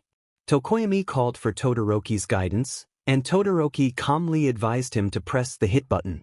Tokoyami muttered that victory seemed to be slipping away, and dark shadow emerged from his back, encouraging them that they would turn things around. By the end, the screen read KO and Tokoyami sat slouched on the couch with a sheepish sense of honor about the loss. Dark Shadow admitted they had been beaten soundly. Todoroki, from his spot on the floor, said it had been fun. Denki teased by holding a playful loser sign to his forehead. Mina declared that Kuro owed something to Ida and announced the next match. Midoriya and Uraraka up next. Midoriya took a seat behind Uraraka to advise, flipping through his notebook in a flurry. He explained his analysis of the earlier fights. Kuro tended to favor defensive counterattacks while Ida shifted into high offense when emotionally provoked. Denki remarked that Midoriya's observations were not surprising. Uraraka hushed Midoriya, warning him not to give away their strategy, and Midoriya focused as the match began. Midoriya instructed Uraraka to start with multiple fakeouts.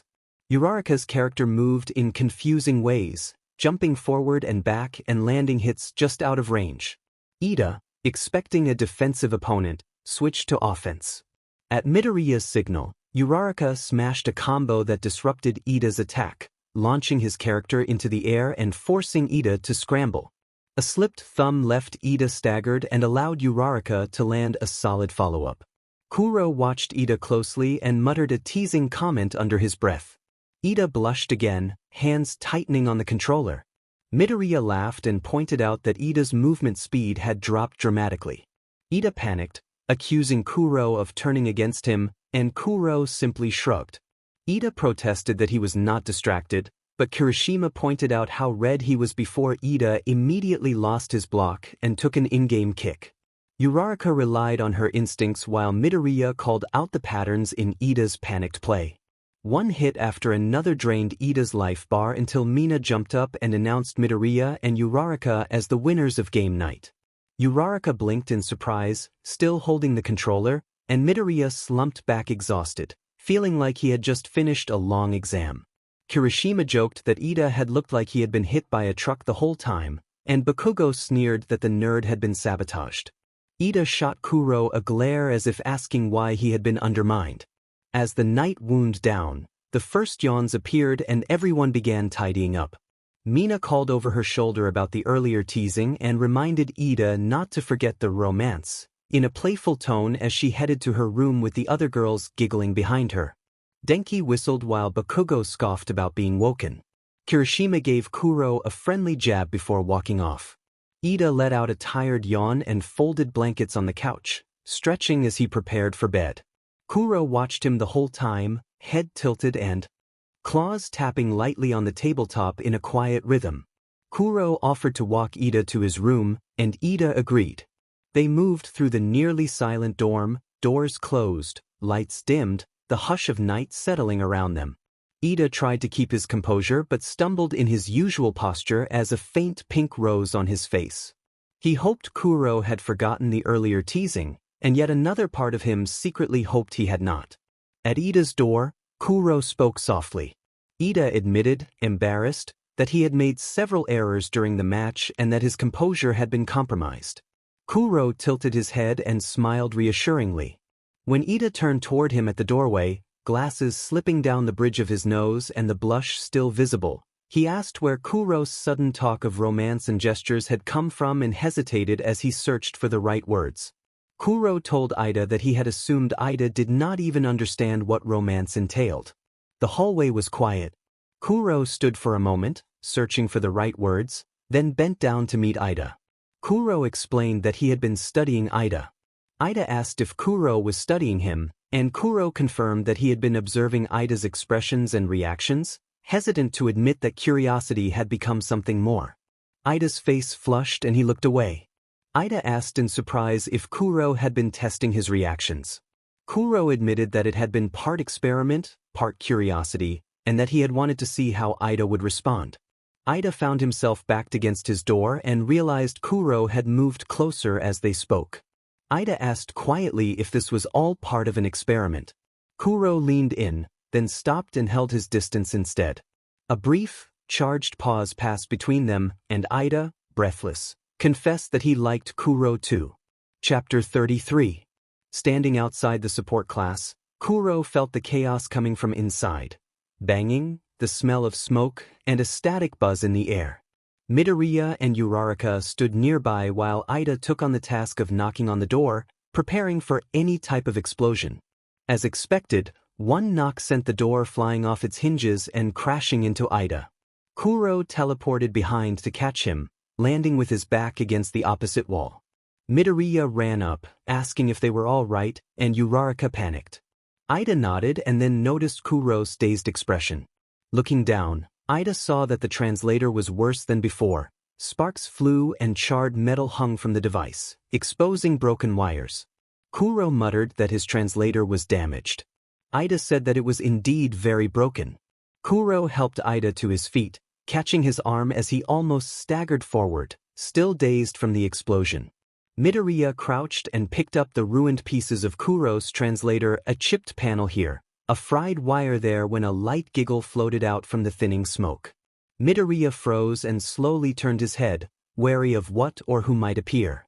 A relatively short girl emerged from the smoke, pink hair, large goggles, and hands on her hips. May expressed surprise that there was anyone on the other side of the door and insisted the explosion had only been meant as a minor reaction. Uraraka stared at the door lying 6 feet away, dented and stained with smoke and ash, and muttered that it was more than a minor reaction. May, still excited and unconcerned by the damage, declared that she would fix anything that was broken and hurried them into the room, pushing all 4 of them inside. Kuro almost bumped his head before settling in. May rummaged through her machines and tools, scattering parts and gadgets as she searched. Midoriya, trying to get her attention, said that they had also come to ask for costume improvements. May stopped dead, a manic sparkle in her eyes. Her excitement intensified at the idea of upgrades. She listed ideas for enhancements: boot propulsion, shock absorption for gloves, a gravity redirecting HRS for Uraraka, turbo cooling systems for Ida's engines, and seemed as if she might make the whole room tremble with enthusiasm. Ida whispered that calling her excited was an understatement. Midoriya suggested that they should fix Kuro's translator first so that Kuro could express what he wanted directly. May snapped out of her trance as much as she could and agreed to examine the damage, taking the translator with fascination. She commented that she did not see translators often and hinted that she might treat it like a new experiment. May dragged Kuro to a chair and excitedly described possible upgrades for the device: voice modulation, noise filtering, automatic translation detection, faster processing, and even an emotional clarity output.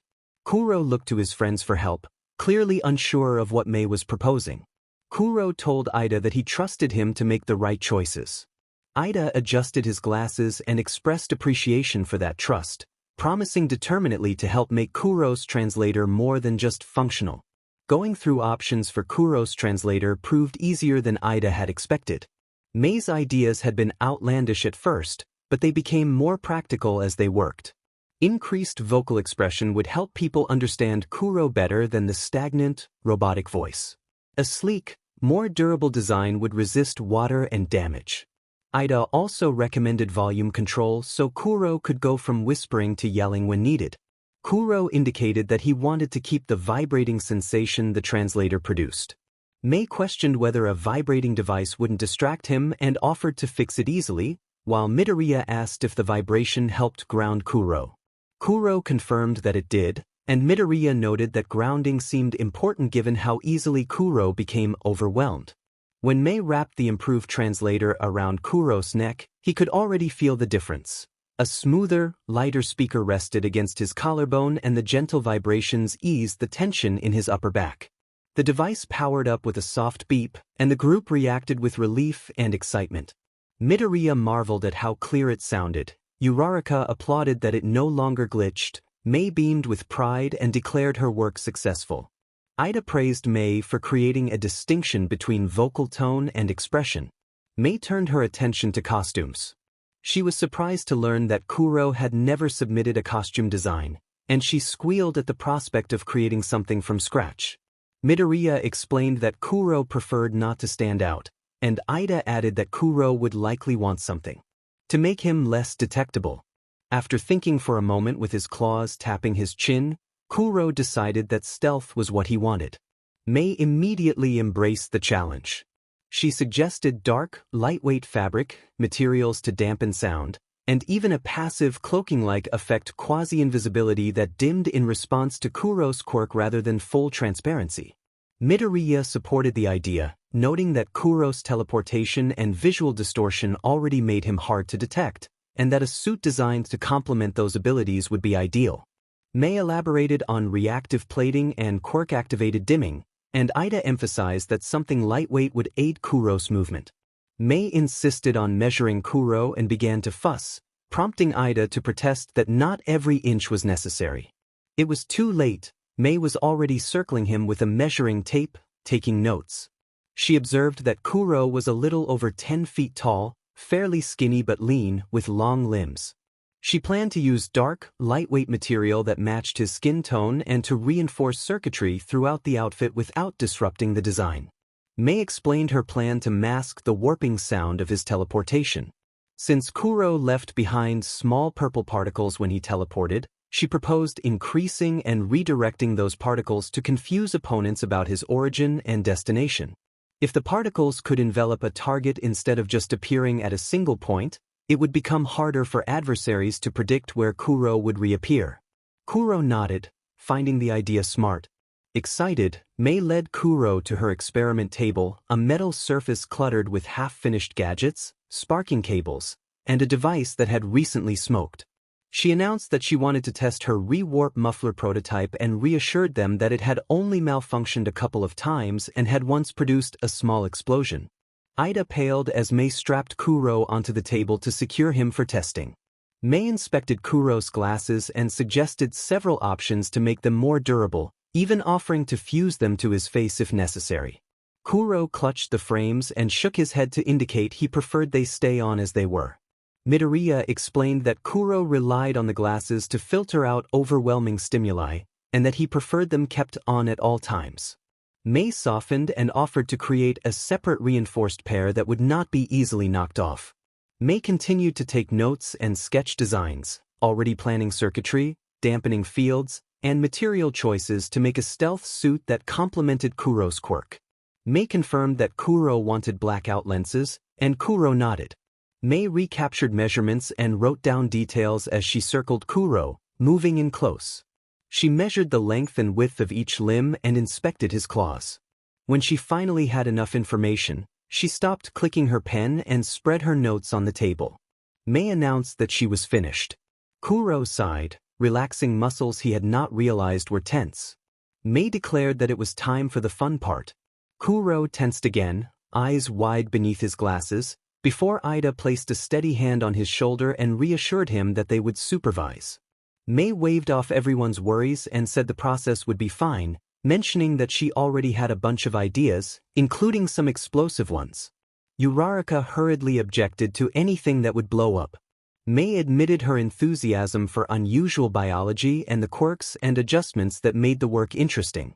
Kuro echoed the question about weird biology, and Mei shushed him, certain she was onto something. Looking in the mirror, Kuro's eyes widened at his reflection. A high-collared top framed his jaw.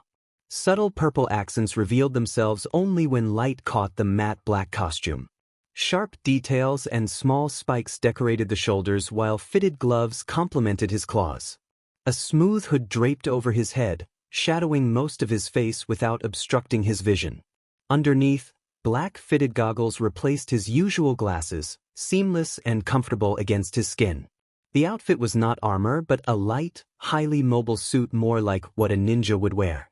Kuro hardly recognized himself. Ida stepped closer from behind and remarked that Kuro looked professional and even intimidating. Mei stepped in front of the mirror to point out that the outfit was completely waterproof, which would allow Kuro to access more environments without issue. Kuro studied the shadowed hood, the silent lines, and the faint purple glow beneath the black, and admitted that he loved it. Chapter end. Chapter 34. The classroom buzzed with chatter as the clock ticked and everyone waited for Aizawa to enter and explain the day's work. Denki groaned that he hoped it would not be anything academic, flopping his head on his desk for dramatic effect. Uraraka tried to reassure herself that the assignment would be quirk-related, since they had done a lot of academics recently. The students froze when the door clicked open and their homeroom teacher stepped inside. Aizawa looked over their faces and then announced, with a yawn and a stretch, that they would be working on their special moves. Tsu tilted her head and questioned what a special move was, letting out a small rib bit. Aizawa explained that a special move was an offensive technique that focused a quirk into something capable of ending a fight quickly and efficiently, using All Might series of smash attacks as an example. Midoriya nearly bounced in place as he excitedly recalled All Might's multiple special moves and noted how ending fights quickly would make them more efficient. A classmate told him to be quiet, insisting they already understood. Aizawa grunted and instructed them to train in Gym Gamma, telling them to change into their hero costumes and meet by the training facility doors before yawning again. In the boys' changing room, the atmosphere matched the earlier excitement in class.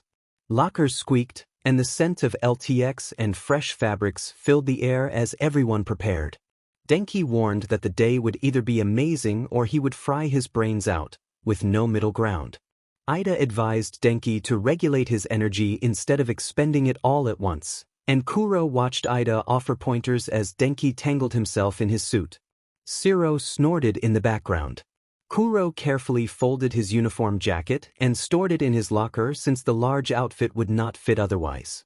He pulled his hero top over his head and laced his boots, fiddling with the zipper until he felt it was done. Ida tapped Kuro on the back and motioned for him to lean forward to adjust his collar. Ida smoothed the hood seam that Kuro had unknowingly twisted. Kuro tilted his head, and his claws tapped against his leg for a reason he couldn't name. Ida looked up and, flustered by the sudden attention, asked if Kuro was all right, a flush creeping up his cheeks. Kuro kept his gaze steady and observed that Ida was changing color again. Shiro teased that Kuro was calling Ida out, and Ida protested, his voice cracking. Denki laughed and asked why Ida's face looked like it was on fire. Ida sputtered that it was a perfectly natural biological response, then hesitated as Kuro tilted his head in curiosity. Ida opened and closed his mouth before a crackle over the wall speaker interrupted them. Aizawa's voice droned over the speaker, urging them to hurry and warning that anyone not out in 5 minutes would be shouted out by present Mike. Kuro pulled his hood the rest of the way up. The fabric settled around his face and shadowed his eyes. He caught a glimpse of himself in the mirror and felt a darker, more dangerous presence than usual. He wondered what others would think of him now that he wasn't pretending. Ida glanced back at Kuro's reflection as Kuro walked away, lingering on the silhouette framed by the high collar, the dark hood, and the faint shimmer of purple that drifted like smoke before dissolving. Ida's thoughts were interrupted when an arm slung over his shoulders and Denki grinned, commenting that Ida was gawking again. Ida's embarrassment remained as he gestured toward the door and told Kuro it was time to go. Kuro nodded and followed. A classmate teased that he was blushing again and accused him of being obsessed. Ida sputtered a quick denial and insisted that he was simply mentally preparing, as all responsible heroes should. Another student joked that he had fallen hard. Arriving at Gym Gamma, Kuro took in the varied environments and obstacles laid out before them. The space felt roomy, the open air easing the constriction he had felt in the changing room. The smell of dirt and stone filled the air and the hard floor grounded him, reminding him of USJ but with far more room for large-scale training.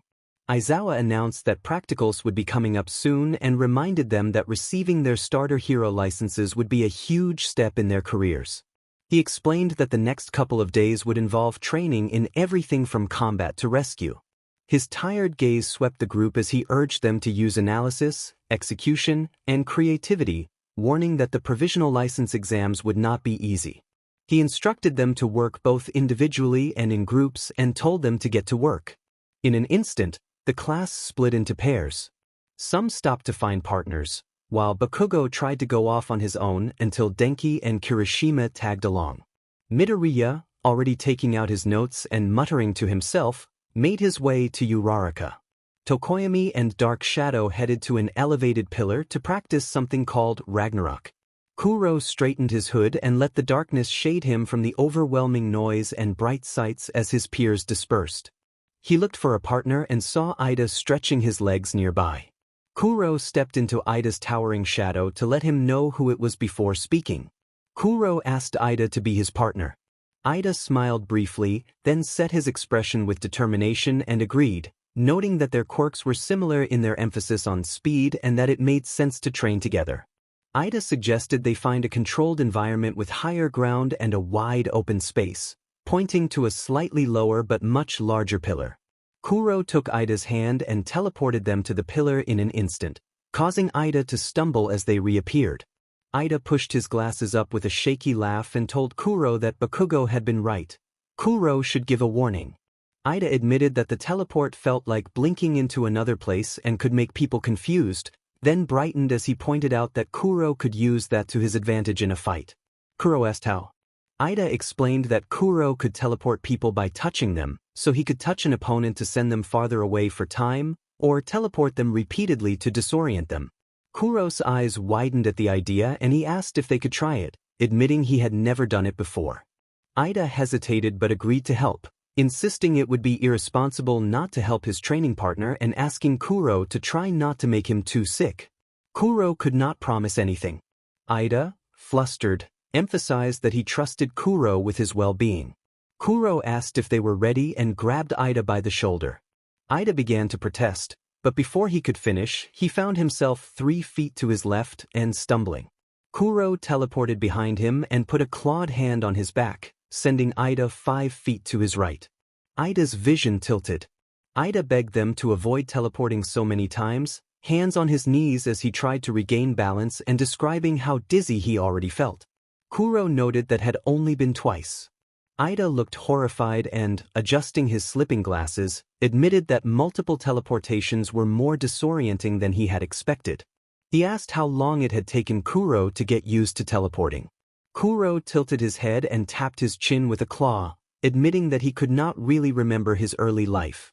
He explained that it felt as if he had simply come into existence one day already knowing how to teleport without getting sick.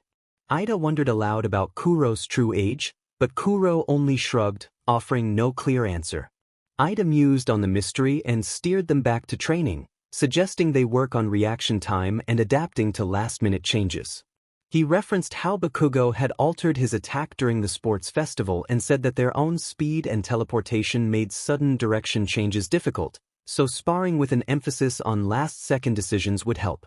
Kuro agreed that working on reaction time was a good idea. Before Ida could respond further, Kuro vanished, leaving behind a cloud of purple particles that quickly obscured Ida's vision. May had clearly increased the particle output for dramatic effect. Ida lowered his stance and prepared for sudden movement. From the corner of his eye, Ida spotted what looked like a tall shadow to his left. He whipped around and swung his leg, engines propelling it through the smoke, but his foot struck empty air where the figure had been. He spun again and saw another shadow and kicked, this time connecting with something solid and briefly thinking he had landed a hit. At that moment he felt a light tap to his forehead. The smoke dissipated and revealed Kuro standing in front of him with a claw lightly touching the center of his head. Ida looked back to see that his foot had actually hit another stone hill, and he lowered his leg in surprise. He asked if Kuro had teleported them, admitting he had not felt the touch. Kuro smiled and explained that he had not touched Ida. Ida wondered if the smoke had been used to obscure his movements. Ida asked about the shadow. Kuro nodded excitedly and explained that he and May had discovered that with enough particles he could surround a person or object and teleport it without touching it. He added that the technique drained a lot of energy and that because of the smoke it sometimes left an afterimage of his figure even after he teleported away. Ida noticed Kuro's heavy breathing. Ida concluded that it would be essentially a one-time use if Kuro wanted to retain enough energy to keep fighting. Ida affirmed that he wanted Kuro to keep practicing the technique. Kuro tilted his head and reminded Ida that he also needed to work on his stamina and train senses beyond sight. Kuro admitted that when he ran he relied too much on sight and that this was inefficient when he could not see opponents directly. Kuro swallowed and steadied his breath. He had been teleporting repeatedly in rapid succession to produce the smoke. His breathing was heavy and his posture slouched, but he recognized Ida's point. Kuro had to teleport 12 times in 4 seconds to generate enough smoke to cloud Ida's vision, and then teleport Ida through that smoke several times to further disorient him. They had been at it for half an hour, and Kuro knew he would be exhausted soon. With the smoke in his lungs, Kuro focused on other senses and could feel shifts in the air around him. Each teleport sent a vibration through his ribs. He suspected that if someone were unprepared for this kind of teleportation, it might be uncomfortable. Ida sensed a change in air pressure and indicated that something was in front of him, then caught Kuro. Kuro confirmed that Ida was correct. The smoke dissipated and Ida began coughing as fresh air flushed the purple particles from his lungs. Kuro handed a water bottle to Ida and commented that Ida was improving. Ida thanked him and remarked that Kuro was also getting better with his stamina, although Ida worried Kuro might make him sick from the smoke inhalation. Kuro suggested they take a break. They sat on nearby rubble and Ida drank the water. Ida wondered aloud why Kuro had brought water, since Ida was allergic. Kuro said he had brought it because he thought Ida might need it. Ida's breath hitched as he realized Kuro had thought about him. Kuro tapped his claws on the seat and explained simply that humans needed water so they did not overheat like he did. Ida fell briefly silent, color rising in his cheeks. Kuro observed that Ida had been changing color a lot recently and noted Ida's reddened face. Ida tried to act nonchalant and asked what Kuro meant. Kuro leaned in curious and pointed out that Ida's face kept turning red, especially after their earlier close moment. Ida felt disoriented, flustered by the reminder and embarrassed at how strongly he had reacted. He stumbled over an explanation and insisted that some things were private. Before the exchange went further, Denki arrived running with Kirishima close behind. Denki asked how the training was going and joked that they looked like they were dying. Kirishima laughed and commented on Ida's flushed face, saying Ida must have been running everywhere. They explained that they had seen the purple smoke from where they were training and asked if it was Kuro's new special move. Kuro confirmed that it was, and Ida added that they were working on sensory-based training to develop adaptability in unforeseen combat situations. Denki said enthusiastically that it sounded manly and asked if they could join. Ida glanced at Kuro to check if he was ready. After Kuro nodded, Ida agreed that they should get back to work before their teacher found out. Kuro stood, stretched his arms behind his head, and announced that break time was over.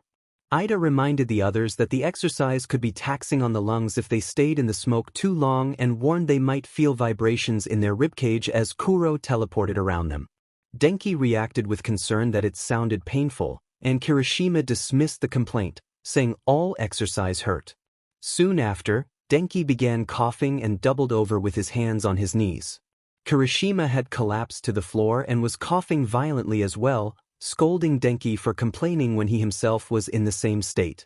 Kuro, breathing heavily from exhaustion, tried to reassure them by saying they had done better than Ida had the first time he attempted the drill. Denki demanded to know what happened the first time and whether Ida had passed out.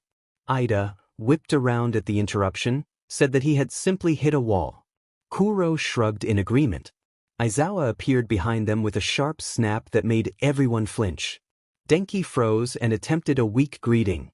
Aizawa turned his attention to Kuro and admonished them for trying to expose classmates to smoke while he was away.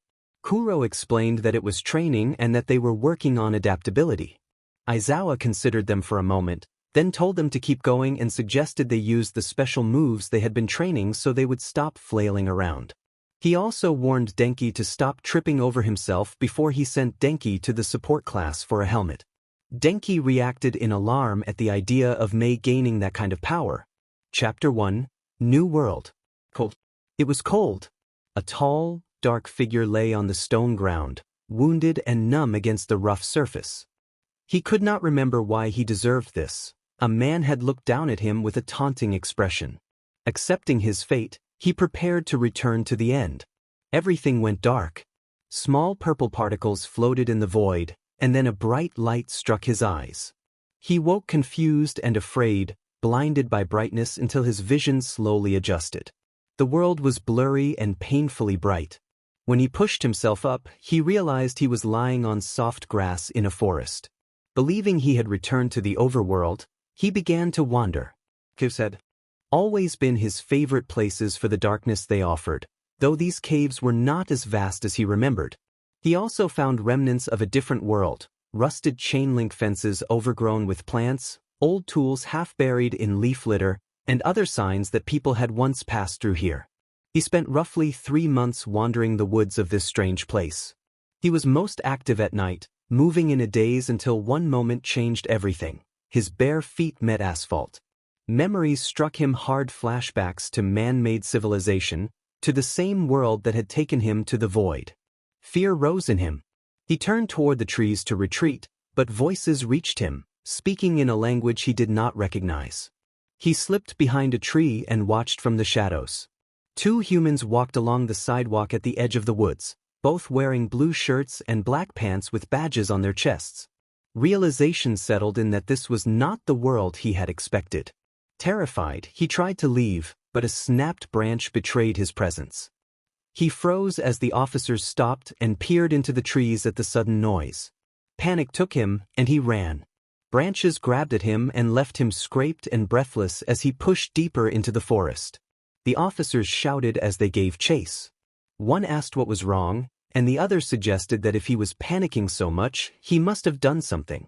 They wondered aloud whether this was the person people had been seeing at night and noted that the description seemed to match. He was fast, but the cave he darted into ended in a dead end.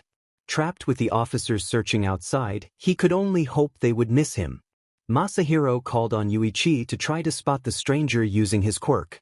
Yuichi activated his ability, which let him detect sources of heat across long distances useful for locating missing or hiding people. What startled him was not a warm signature inside the cave but a pocket of deep indigo cold. The vision of cold unsettled him. The two officers approached the cave slowly, attempting to appear non-threatening to coax the stranger out. They spoke in low, gentle tones, telling him they were there to help and asking what was wrong. The figure inside did not understand their words, but he recognized the softness in their voices. Hesitantly, he emerged. He stood towering over them at roughly 10 feet tall, his skin black with a purple hue. He avoided direct eye contact as the officers stared up at him in shock. Yuichi adopted a formal police tone and asked to question him about his situation. The figure did not understand the language and answered only in his own strange, distorted, scratchy sounds. Yuichi and Masahiro exchanged puzzled looks. They had never heard the stranger communicate like that. Concluding it would be best to bring him in for questioning, they decided to take him to someone who might be able to understand him.